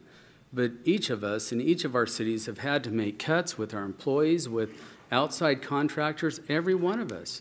And we're being asked now to take the most responsive bid, and one that is guaranteed on their costs, and one that's going to allow us to move forward without the cuts. And, you know, to just start the whole process over again, I'm not comfortable with that. I think politics is coming into play. I hate to say that, but I think we have the comparisons, and we have independent people here, financial analysis that shows that they're able to deliver this contract. And I'm not sure why we have to keep going through this exercise unless I really hear some reasons or some, you know, where these apples to apples comparisons aren't being done, or if there's a fault in the process. I'm not hearing that. I'm just hearing that, you know, we have one bid that's lower than another, and we're a little uncomfortable with that.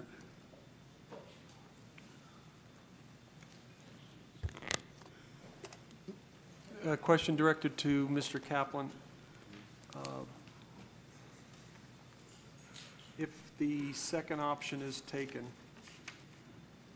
what do you envision, after hearing some of the comments just made, what do you envision as a change of scope that would pass FTA standard? Well, it's really more Nevada law standards, but it's difficult to say. Obviously, if we were to consider putting something out in the alternative where it would be bid all of it or bid splitting it, then we'd actually know once and for all which is the most economical way for us to provide the service to the community. That would certainly suffice. Beyond that, I don't know how you change much of the scope of service when you're asking just to operate your bus system, unless you change things like that. So. Part of the RFP had a 3-year contract with two-year exemptions. Right. We could change the term. And I'm just a little concerned that, I'm assuming now that if we try to shorten that window and look at options down the road, in most cases that would increase the cost to the agency. I would tend to agree with you. I would think that would be the case. Because they're going to have to recover certain, if it's a different contractor, startup costs or capital costs that are involved.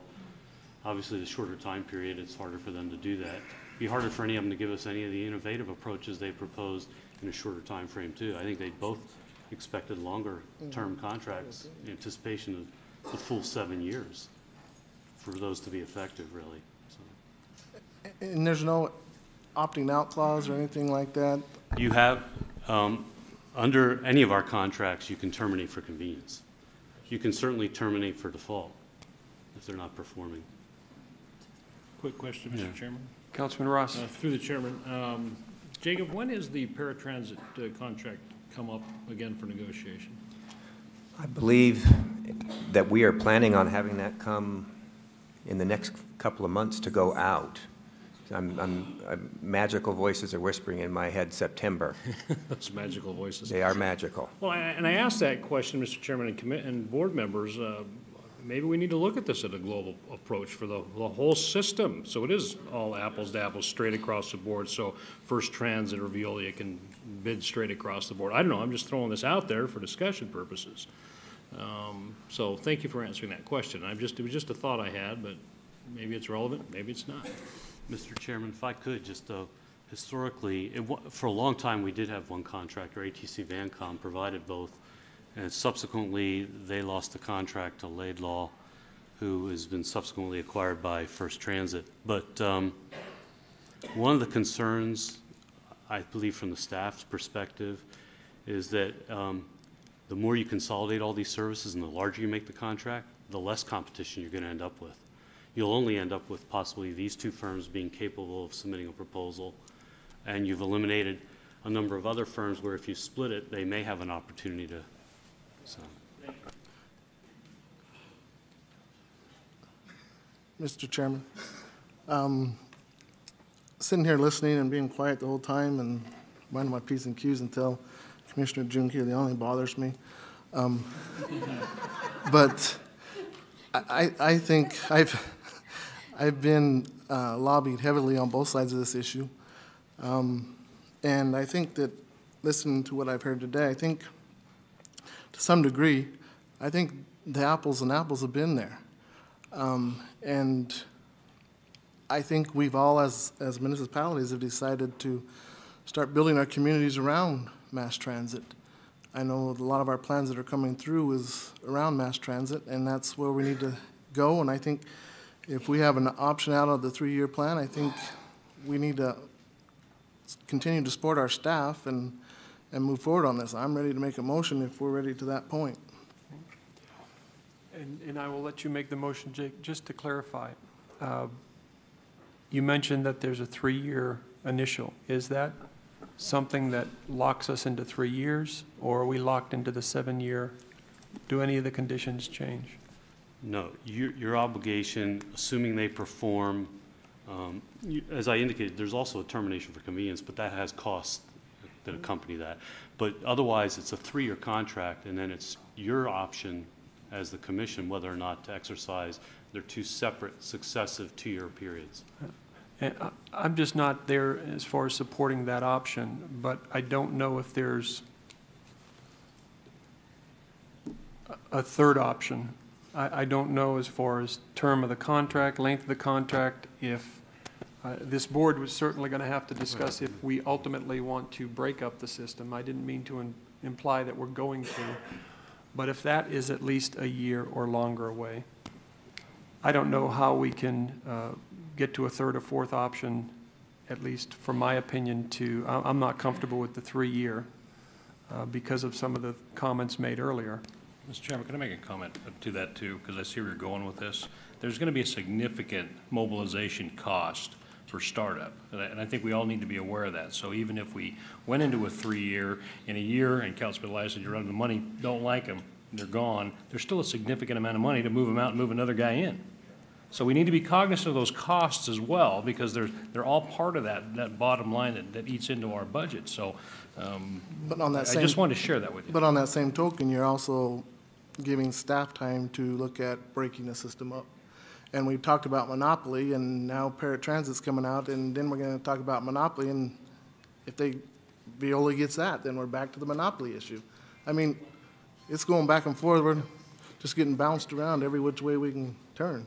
Councilman, I'm going to try my first motion, which I almost did prior to. And I've got to be careful here. Let me use the appropriate language.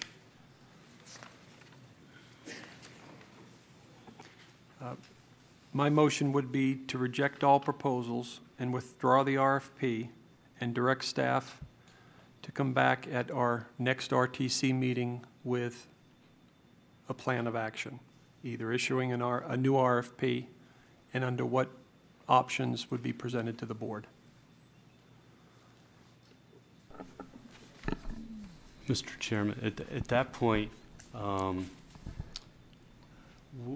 clearly I think with the timelines outlined by Mr. Snow, you should probably direct staff also to start negotiations for an extension of the contract, because there's no way that this would be accomplished before the termination of the existing contract. Okay. I would add Mr. Kaplan's comments to my motion. Any questions on that motion? All those in favor signify by saying aye. Aye. Let's do it by show of hands in support of that. That is 3 ayes opposed. That is 4 opposed. Then that motion fails. And Councilman Eliason, I would move. I would move that we follow staff's recommendations and a direction to looking at possibly splitting and some discussion in regards to the 3-year window of opportunity along those lines. That's my motion. Everyone understand that motion? All right. All those in favor, please raise your hand. All those opposed? That motion carries 4-3. Thank you, Mr. Chairman, members of the Commission. Your next item is citizens' participation. We'll open up to citizens' participation.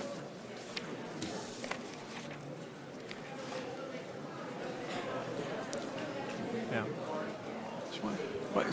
Stan, let's wait.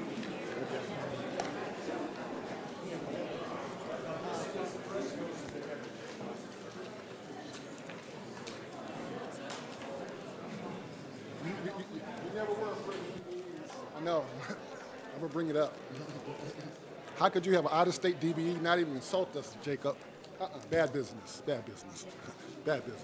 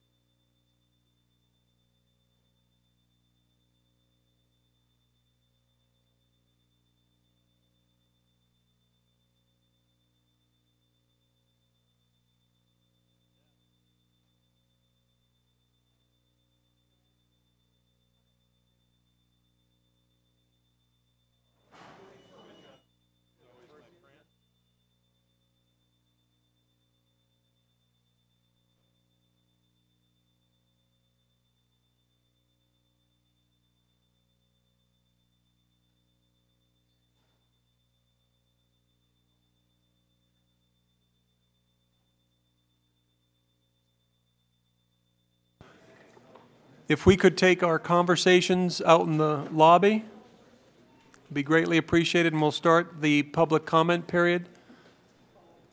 Stan, I'm sorry, would you mind if the lady went first? Good afternoon to everyone. I'm Patricia Anderson. I am a frequent rider of the buses, and I'm for these drivers. 900 drivers, I'm for every last one of them. So I'm supporting them, encourage them, and everything I can do. The main thing I'm concerned about is that these drivers need a contract now, not tomorrow, now, because they're doing without a contract. They need a raise. Actually, like you're saying, the bid would have you, it's really safety first. We're not worried about a bid, what this bid or that bid. I'm not saying against First Transit is good. I'm First Transit, fine. I'm not saying about Viola's good, fine. I was here with Cat, fine. This is 3 companies. I've been here since 2000, and I've worked hard. I've done a lot for I've worked hard. I'm with a lot of drivers get very frustrated, and I talk to them. I'm in the 103 line. They all know me. Actually, know me so much they honk the horns. So, but anyway, as far as, and I know the meeting is long, and any time, if Larry Brown can put some time in, I'd like to speak to him, and talk to him.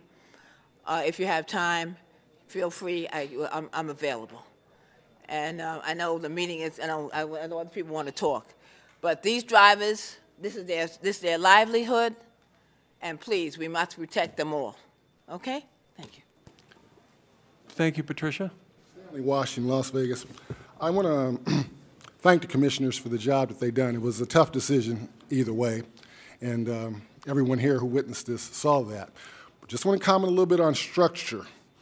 The whole idea that we would go ahead and be fighting like hell to make sure that contracts and businesses stay here locally, and for this staff to go ahead and bring us a contract with a DBE out of town that gets the whole 4% with no comment, no feedback at all relative to that. And I know Jacob Snow doesn't care. He never's cared the whole time I've basically been here. He's cared about his income, but not about anybody else's on the DBE side. So for the whole 4.7% to go to an outside DBE, when we have the problems here with our own DBE, it's outrageous and ridiculous for this staff to go ahead and bring us that. So since we have gone that way, certainly it's not over, because we the people get a chance to go ahead and respond to this decision. And the idea of bringing in an outside DBE, I got a bunch of minority DBEs in this town who are not going to sit well with that, and I'll be at front leading the charge unless we have some adjustment rather than this outside DBE business. You can go with First Transit, but the idea that you're going to just slap us in the face and bring an outside DBE in here and it's just okay because Jacob Snow thinks it's okay, Not over, Mr. Chairman. Good job, and thank you, Chris. Thank you, Mr. Washington. Please. Good afternoon. I'll just take a couple minutes, okay? One thing I want to bring to your attention, and I'm sure that some of you probably already know, there's an awful lot of people that were working at Veolia that have been terminated and have been put out on wrongful termination. I happen to be one of them. I was terminated in November. The state of Nevada Department of Employment and Training found in my favor that there was no misconduct on my part, and I was awarded my unemployment benefits. Thus far, Veolia has not made any attempt to negotiate a deal to get me back to work or anything. I think that's very heartless on their part because I had no record. There's nothing in my record. I had no accidents, nothing like that. But I would love nothing more than to get my job back and go to work. I'm tired of sitting on unemployment, being part of the system. I am absolutely tired of Veolia constantly dodging a bullet, dodging my president, Jose Mendoza over there, who is fighting for us to get our jobs back. Because that's all they've been doing is dodging the bullet with them. They don't want to talk to us. But there's been no offer from Veolia, no attempt to even try and talk to me and get me back to work or anything. I love my job. I love serving the public. You know, I don't want to be part of the system anymore. I want to support myself and have a job. And right now, I can't find a job with the economy the way that it is, and I know that I will get my job back when I go to arbitration. But I just want to make all of you aware exactly what we've been up against with Veolia. That's exactly what there's been hundreds of people terminated. And now Jose is trying to get these people back to work. I'm forever thankful that we have a new president for our union to fight for us. But I just, I wish somebody here will get it through Veolia's head to give me my job back. I really do. There's been no attempt to do anything. All they want to do is keep me out. They don't want me back. But I want my job back. I want to serve the public. And more than anything, my job is the way I serve the Lord also, okay? And I want to make that very clear to you. I thank you very much for your time. I thank you very much for your decision that you made today. Thank you for coming down and spending the day with us. Thank you. No lunch, right? Commissioners, my name is Alberto de la Paz. I am the owner of Silver State Transportation. We are the company that services the buses and cleans the buses and fuels them every day. We do 420 buses a day. It's a little bit shocking to know that a company from out of state, from Texas, is going to be taking over our job. And it's, even though the jobs will stay here, like the lady from the REM said, most of the profits will be going out of state. And I just wanted to mention to you what we have done with some of the profits. I moved to Las Vegas in 1972, and my brother, who is the co-owner, is born and raised in Las Vegas. Because of Veolia and because of the agreement that we have with them and the opportunity that they have given us, we have been able to do a lot in the community. Just last year, we donated over $10,000 to UNLV. We donated $25,000 to the Smith Center just in the last 2 months. We participate every year in the Lou Rubo Brain Institute and donate money to them. As you know, Commissioner Brown, we participate in the ALS every year, and we had the opportunity to be golfing together a couple weeks ago. We also participate to the Safe Nest, and we've given money to the Police Protective Association, and what they do is they take care of the families of the fallen Metro Police officers. So all of our income, I shouldn't say all of our income, but a lot of our profits have been spent in the community. And I do have a hard time that a company from out of state will be taking the profits out. I take a pride on our company and the buses being number 8 in the country, which is great. Our employees work assiduously and try to do a great job. And that's the only beef that I have, that it's a hard job what you have, but I don't want to have a company from Texas, which it's also DVE, we are a DVE company, taking our profits, because UNLV and all these associations that we participate in, foundations, will not receive any of our income, or not to the extent that we're giving them right now. If you have any questions, I'll be happy to answer them. So, thank you. You and your brother have earned a wonderful reputation, and I know you'll continue to do well. That gentleman that was here, he's looking for a job. We'll give him a job. So, thank you. Yes, ma'am. Good afternoon, ladies and gentlemen. My name is Linda Johnson Sanders. I've been driving professionally for 16 years. I'm from the city of Detroit. ATU there, ATU here. I've never seen nothing like this. I enjoy working for Veolia, but I'm one of them people that I'm going to give them 100% no wherever I'm at. Okay? So, but what I want to say is that 8%, Mr. Snow, I'm proud of that. We make it happen. I'm telling you, we get cursed at, spit on, window broke, we get it all. I wake up 2:45 every morning, get to work 30 to 45 minutes every day, just in case my car breaks down. And I represent. RTC and Veolia. Okay? I really do. But as far as the ATU, my president, I hear First Transit offered 3%. Okay, I have a paper in my hand right here where Veolia offered 1% twice a year, and Appendix 1, that would have gave everyone at least a $2 raise, at least a $2 raise. Okay, from what my understanding is and where I'm from, you're using your president, we pay you. You represent the people. You listen to what your people want. It's like this man is on a one-man crusade. He have about two, 3 people, bodyguard not here today with him. But I've never seen nothing like it. They had negotiations on the 20th and 21st, and they didn't supply anything. He didn't ask for anything, anything. I think that's crazy. A bird in the hand is worth more than 2 in the bush. Why would you let us go to someone else with a blank piece of paper? That's a heads up. With a blank piece of paper. Why would you negotiate what we already have? We have beautiful benefits. Beautiful. $5, $10 copay when I go to the doctor.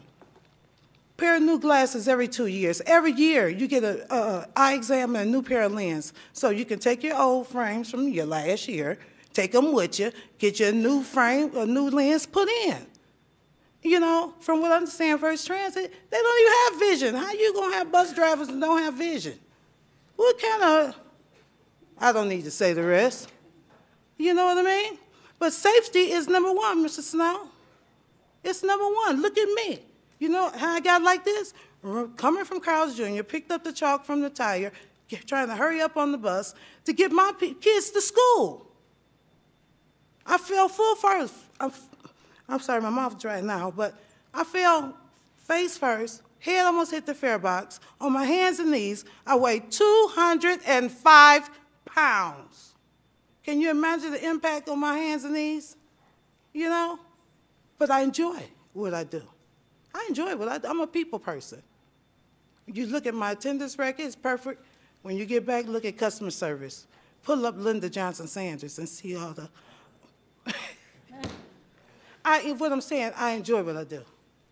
Okay?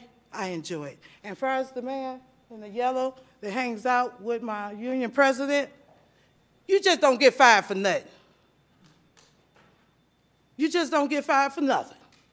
I've been doing this too long. I ain't never had a moving violation or parking ticket. Some people don't need to be on the road with me.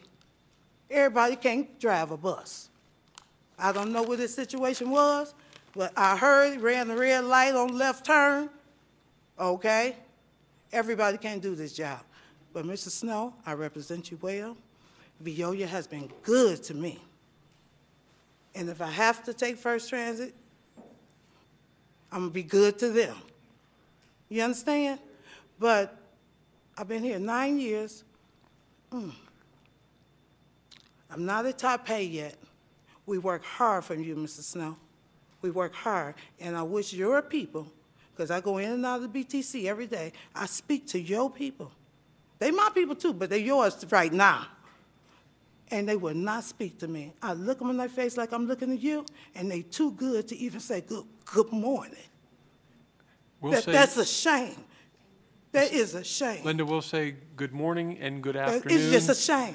I speak to everybody to get on that bus. You get healthy and get behind the wheel. Okay? Thank you for Have coming a good down. Day. Thank you very much. Thank you.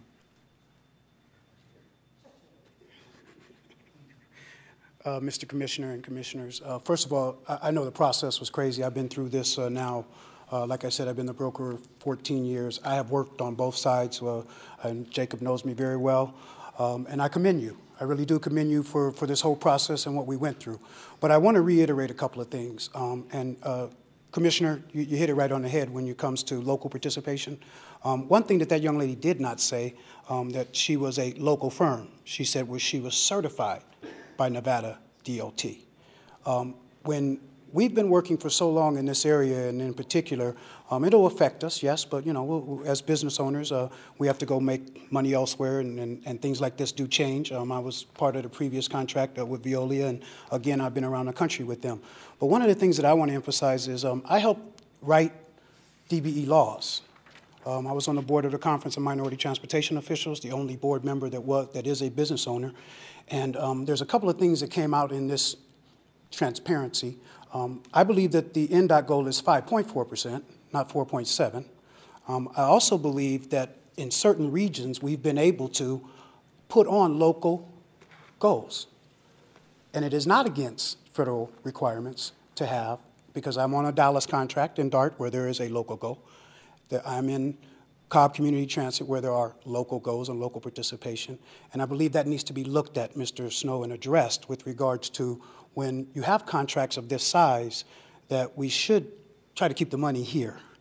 In particular, when you have firms that have had award-winning service, like mine, like Alberto's, where we have to now look and address how many employees we're going to have to let go. That is an economic impact. Someone, I don't know if it was Commissioner Eliason or Commissioner Tobler, that said that this is becoming political. Well, it is political. It's always been political. I mean, if you saw the heavy hitters they had in here, it's very political and has continued to be political. I take heed that you remember that as you're running for offices, and Mr. Stan and I don't get along. We kind of speak in different terms, and we have been for years. But I think one of his points is that, you know, we are voters, and those 900 bus operators are voters. And when you take that into consideration, we are the people that eventually you will have to make sure that understand why you made these decisions. I've worked on local campaigns, state campaigns. I stopped working for 2 years to work on Obama's campaign. And I can tell you at the end of the day, you have to really take a look at the decisions you make that affect you locally, whether it is with regards to contracts like ours or the young lady. And I have nothing against the young lady because, again, I go into other states and do business also as a DBE. But I have found through my 7 offices around the country that one of the main things in those communities is they try their best to not have that money go out of the community. I would suggest that we take a look at that and at some point in time maybe revisit how we attach our goals, and maybe at some point in time you could have legal take a look at the ramifications, or if it is possible for us to at some point in time, and I don't know if it's through Clark County, if it's through city councils, but at some point in time we should try to keep the money within our own community. And again, I do commend you. I know it's been tough, and I know it's been a whole year process. We've been fighting hard for who we thought should win. I commend First Transit. I'll give you a quick story about First Transit. First Transit approached me in the previous bid. I told them, I'm on Veolia. Well, you can bid on both teams because you're a DBE. Well, how fair would that be for me to bid on your team and on Veolia's team at the same time? I've not heard one word since then from 5 years ago on any other location or anywhere else. And I do take particular interest in the fact that they bring an outside and never talk to anyone, and she said it, she's Nevada certified, but she is a Texas corporation, and she's going back to Texas. The profits that come from that, she's going back to Texas. And I think that that's one of the things that we need to address through this long process, because it is a process, is that at some point in time we need to address what we're doing for local firms, and in particular, I'm not just saying DBE. Women, minority firms need to get contracts within the RTC as well as within the private partners that we partner with. So I'm thinking that we should really address those issues through this entire process. Thank you again, and I appreciate all of you. Thank you. Good morning, good afternoon, Commissioners. Good afternoon. Jose Mendoza Jr., ATU President for 1637. After 20 years of being a bus driver and 2 locals behind my back for ATU, I was really shocked as to what I saw this morning. We have $2 billion companies here trying to see if they're going to get their contract. But what really counts here is that we, the bargaining unit, we are pawns. And I hope eventually, after this contract here with First Transit, Mr. Snow could sit down and look at the big picture and seriously consider as us being as quasi-public employees. Because what I saw today, in my opinion, that's very un-American. Again, I've been 20 years as a coach operator, and of course this is my third time I've been an ATU president, and there's a lot of dissension, and it has created like a hostile environment. So hopefully the commissioners take note of this, and hopefully in the future, after we get this contract resolved with First Transit, and now that it's a new contractor, we are going to go and sit and discuss a good contract in good faith, and hopefully it comes out good. We'll deal with it, and we'll deal with it in the future. But thanks for letting me speak. Thanks. Thank you. Marcia? Long distance.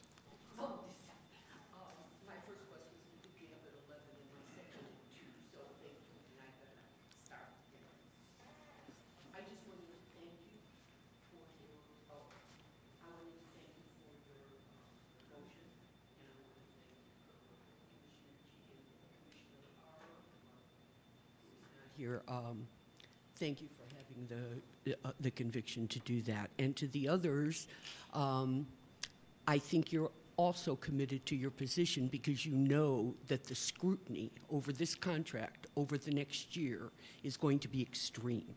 We already have 2 volunteers to our committee, accountants, that are going to help us with the line items as respects the RFP, the actual contract, and the line items in the budget, because it can't, it's been stated, I don't think it can be done. I also have been the risk management consultant to many government public entities in this country, and I don't think it can be done. Anyway, so thank you again. I did want to, I know Commissioner G said that about the drivers being here. I think that if we look at another side of that, those drivers came out to support their employer. First Transit couldn't find a driver. Now, I've got a ton of drivers that would have spoke, but they'd lose their job. They're already harassed enough. Nobody spoke to the fact that of how much discrimination there is at First Transit, how every black steward was eliminated at a bid. The only time one was hired back for appearances and because she's a company woman as opposed to somebody for the employees. Nobody speaks to the fact that William Farron, who is the president, was made president because while he's a mechanic, while he was out fixing a bus, he was hit by a drunk driver. He couldn't get medical care from First Transit. He couldn't get medical care. So he came to us. We looked into some of it. The next thing we know, he's the president of the union. Come on. So again, I know it was difficult. We thank you for your service, and I think there'll be a lot more discussion in the coming days. Thank you. Thank you, Marcia. Mr. Hooper, are you coming up, or do you want to do long distance?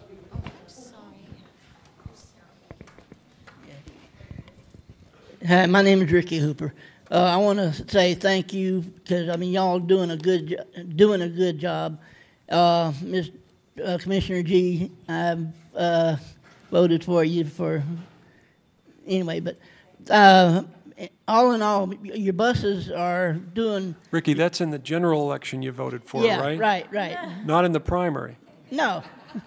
Well, I have to vote by absentee ballot because of my disability. But anyway, most of you drivers are doing a good job. You're ace drivers. I love that bus, like I said. But there are times and I have had one route that on the 204 where a guy pulls up, looked at me, looked back at the behind him at the other seats, and looked back at me, shut the door, and took off and left me. I've had that happen. And then the following week, the same driver, a different driver, come driving up at Las Vegas and Sahara there, and had the driver. He didn't say it loud enough for me to hear him, but I could tell by his facial expressions and by reading his mouth. He said, "Oh no, another effing wheelchair," you know. And I just don't, you know, I don't think that should be tolerated. I mean, I've called in on several drivers because of different things like that, but most of your drivers are, you know, are courteous and are doing a good job. Thank you.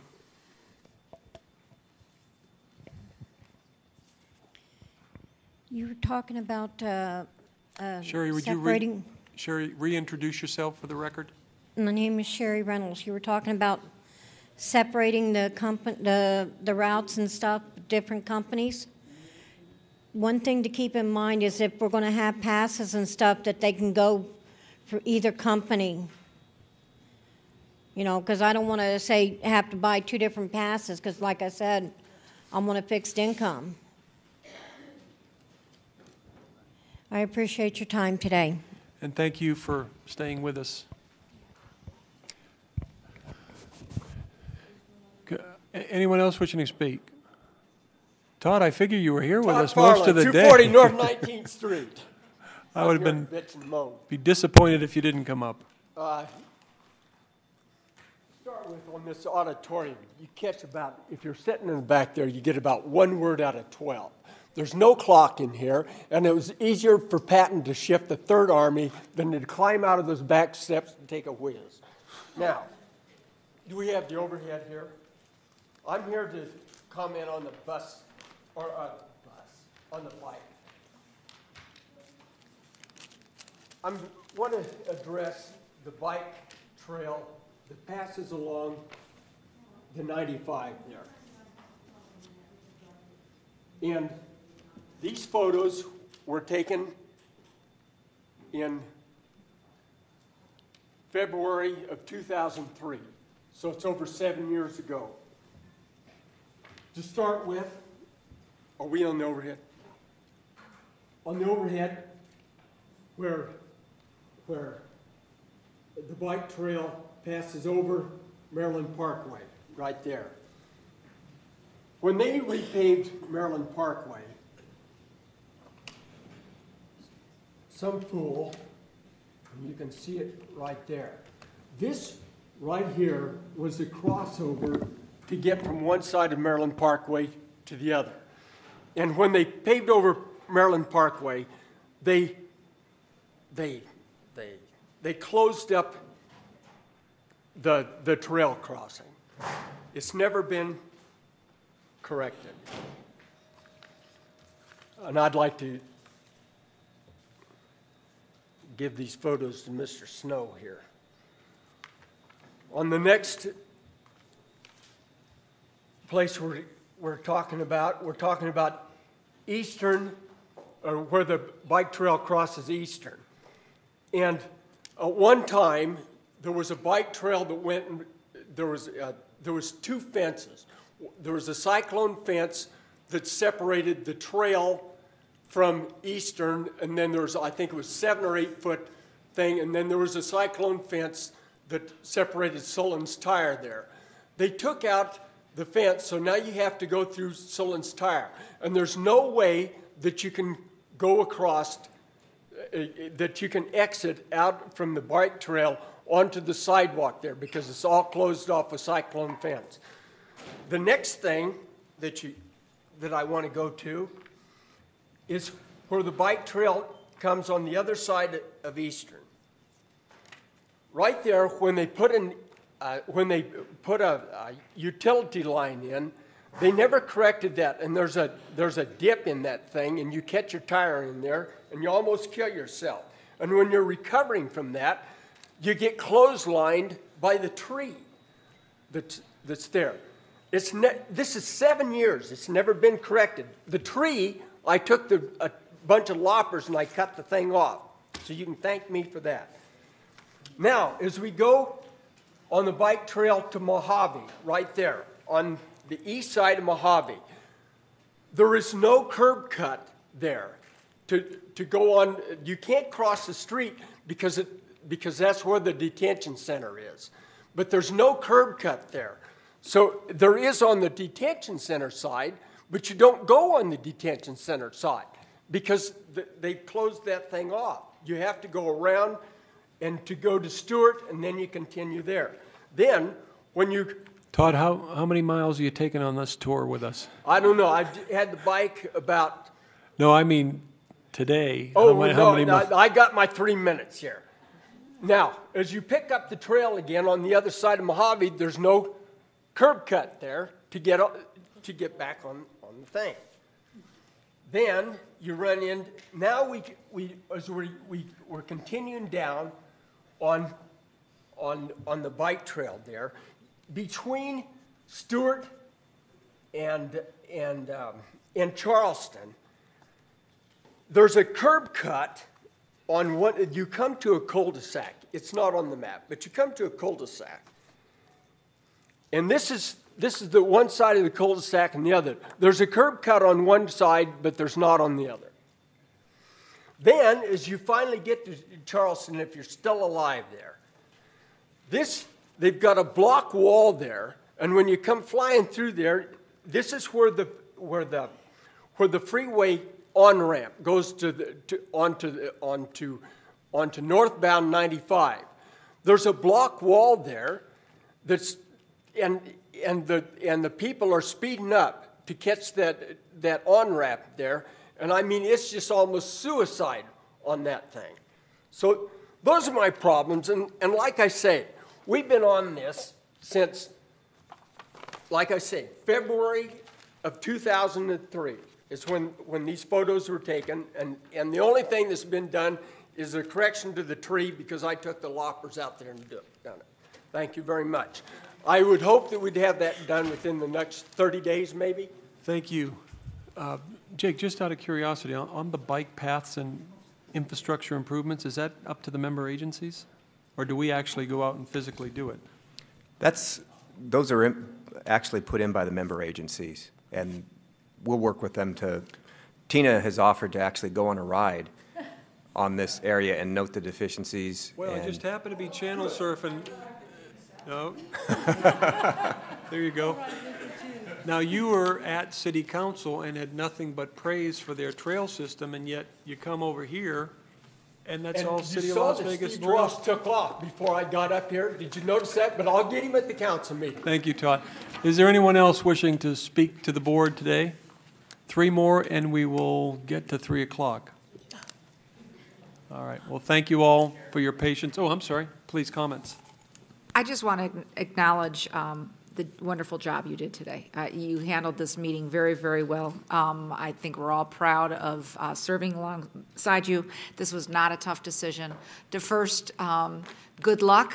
You had me last night, but with the minority issue, I think, though, that you got an opportunity to do some things to change, and I think you've heard from people. But I think, no matter what, I think this is one of the best hearings we've ever had in local government, and I just wanted to acknowledge that.